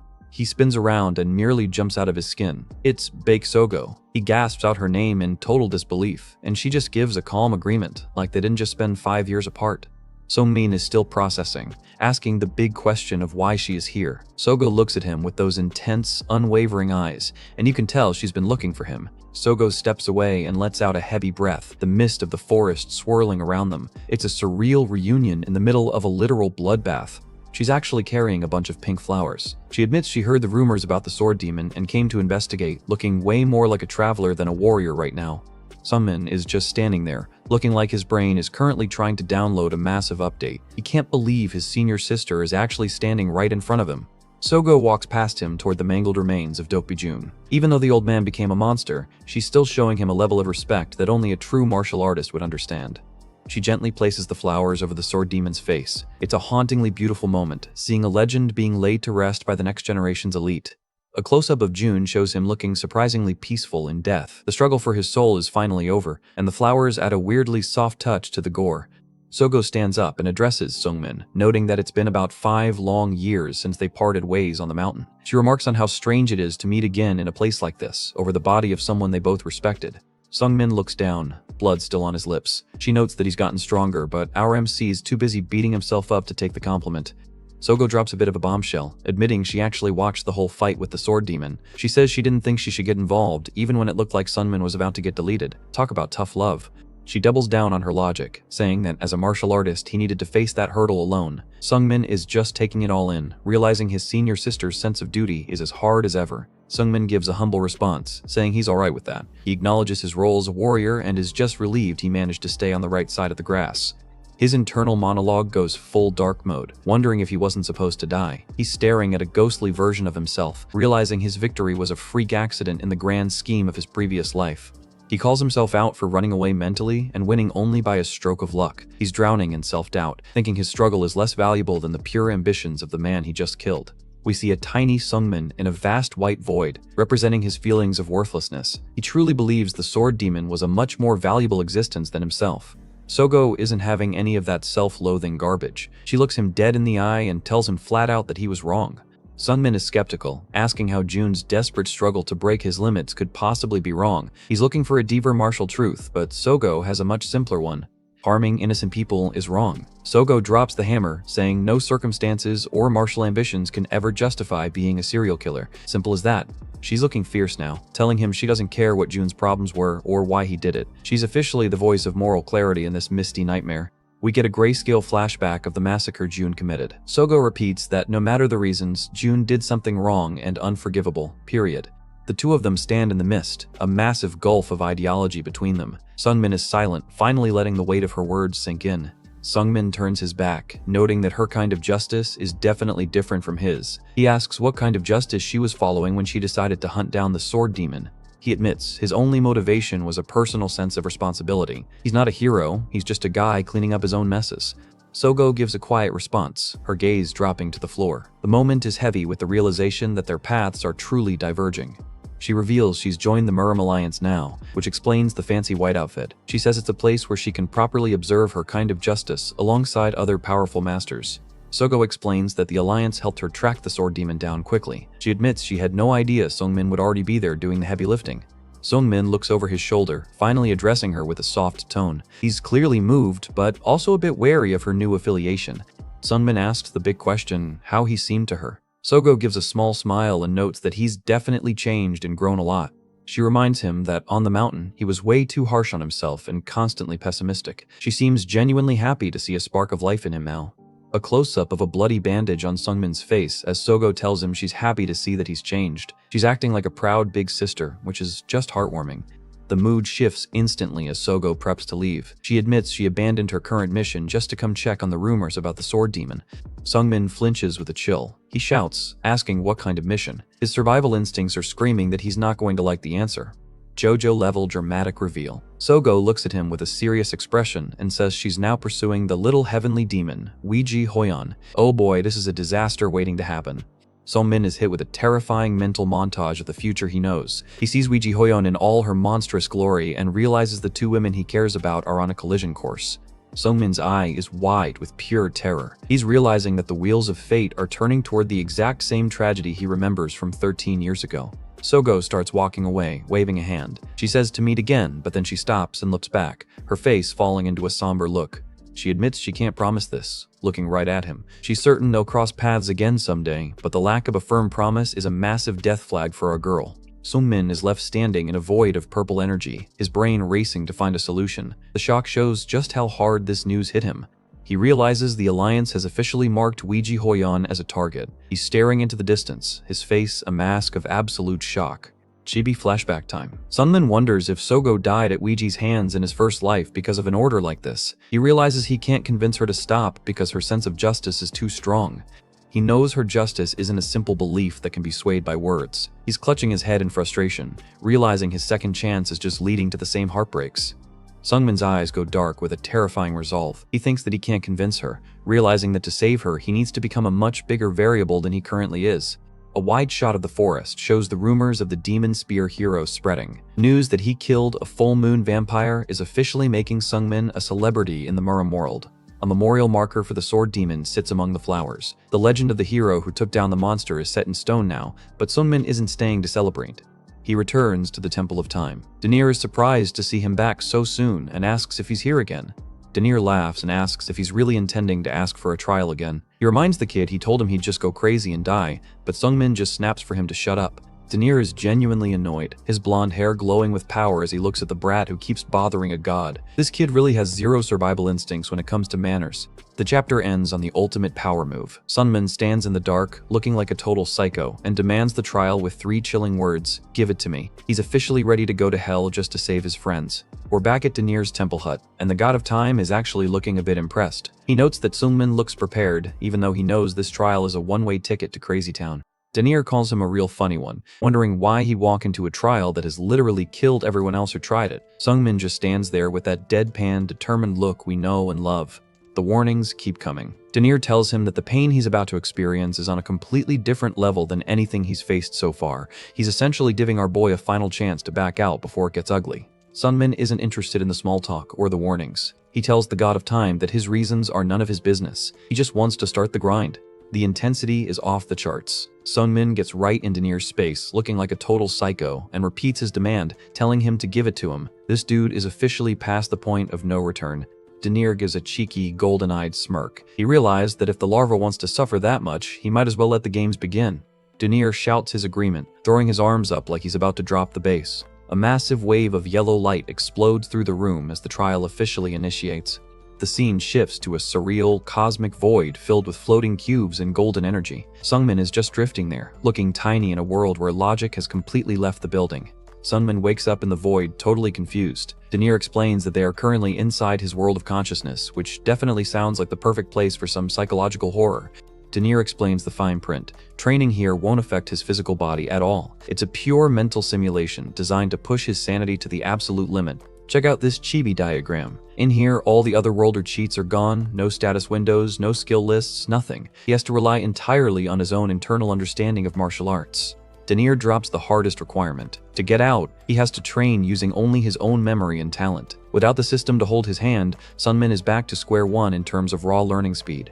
Denier brings out a massive golden sand glass. He tells Sungmin the rules are simple. He has to stay in this mental world until every single grain of sand falls. Sungmin asks the obvious question, how long this sandglass lasts. Denier's reply is chilling, 100 years. Talk about a long-term commitment. Denier leans in with a terrifying wide grin, reminding Sungmin that he can't take back his words now. He's locked in for a full century of isolation and mental grinding. The god of time mocks him, saying he should be punished for his earlier rude behavior. He's looking at Sungmin like a kid who just found a new, interesting toy to break. Sungmin asks if he can stay even longer than 100 years. He-won and the others were geniuses, but this kid is the total training addict who's literally asking for more time in hell. Denier is genuinely surprised by the good fighting spirit. He tells Sungmin that everyone acts tough at first, but 100 years is enough to break even the strongest mind. The sandglass offers 2 paths. Once it finishes, he can return home or flip it to double down on the time. It's the ultimate gamble your sanity for power machine. The math gets scary fast. One flip makes it 200 years, another makes it 300. At that point, you're basically existing as a ghost in your own mind.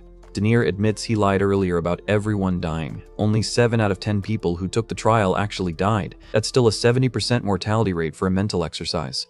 He explains that only 3 survived, but the catch is that they were way stronger than Sungmin is now. Isolation is a weapon that even gods respect.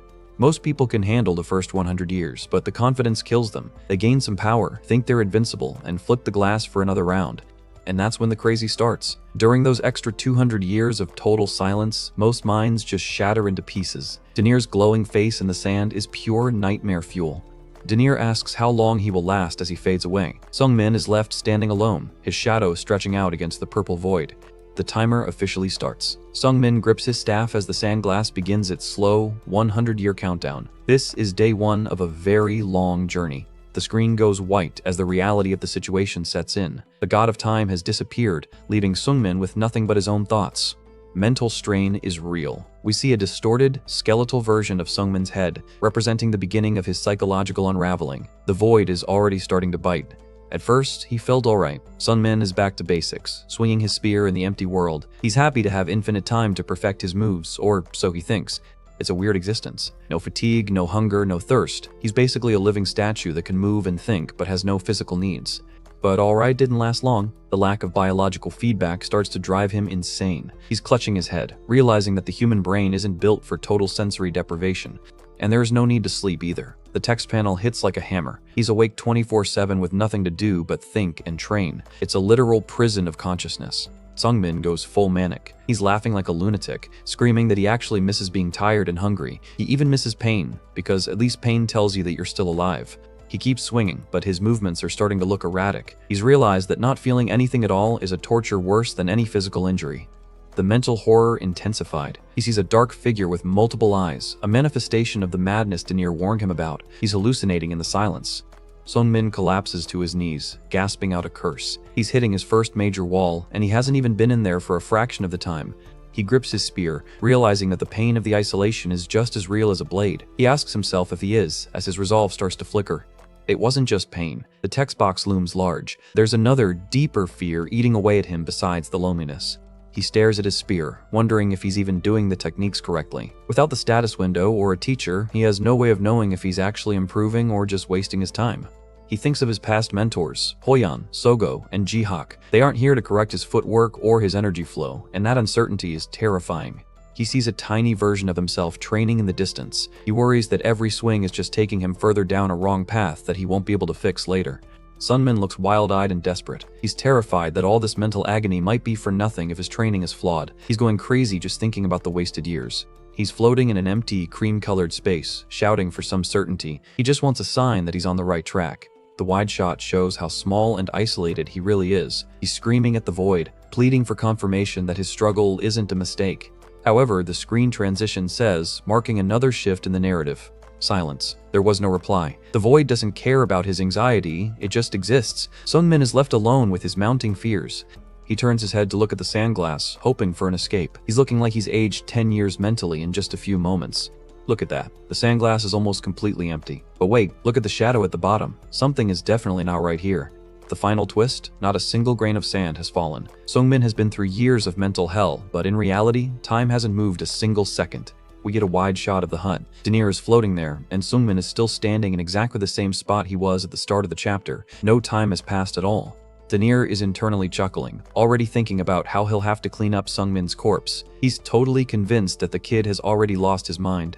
Dronzer gives a smug look, but then he pauses. He's seeing something in Sungmin's expression that doesn't fit his broken man narrative. A close-up on Dronzer shows him looking confused. He's actually startled by what he's witnessing. Dronzer flinches back. He's seeing an aura or a look in Sungmin's eyes that's radiating a level of willpower that even a god finds unsettling. Dronzer's eye is wide with shock. He's realized that instead of breaking, Sungmin's consciousness has actually compressed into something far more dangerous. This crazy bastard. Even the god of time is calling it like it is. Sungmin has just survived his first taste of eternity, and he looks like he's ready for round 2.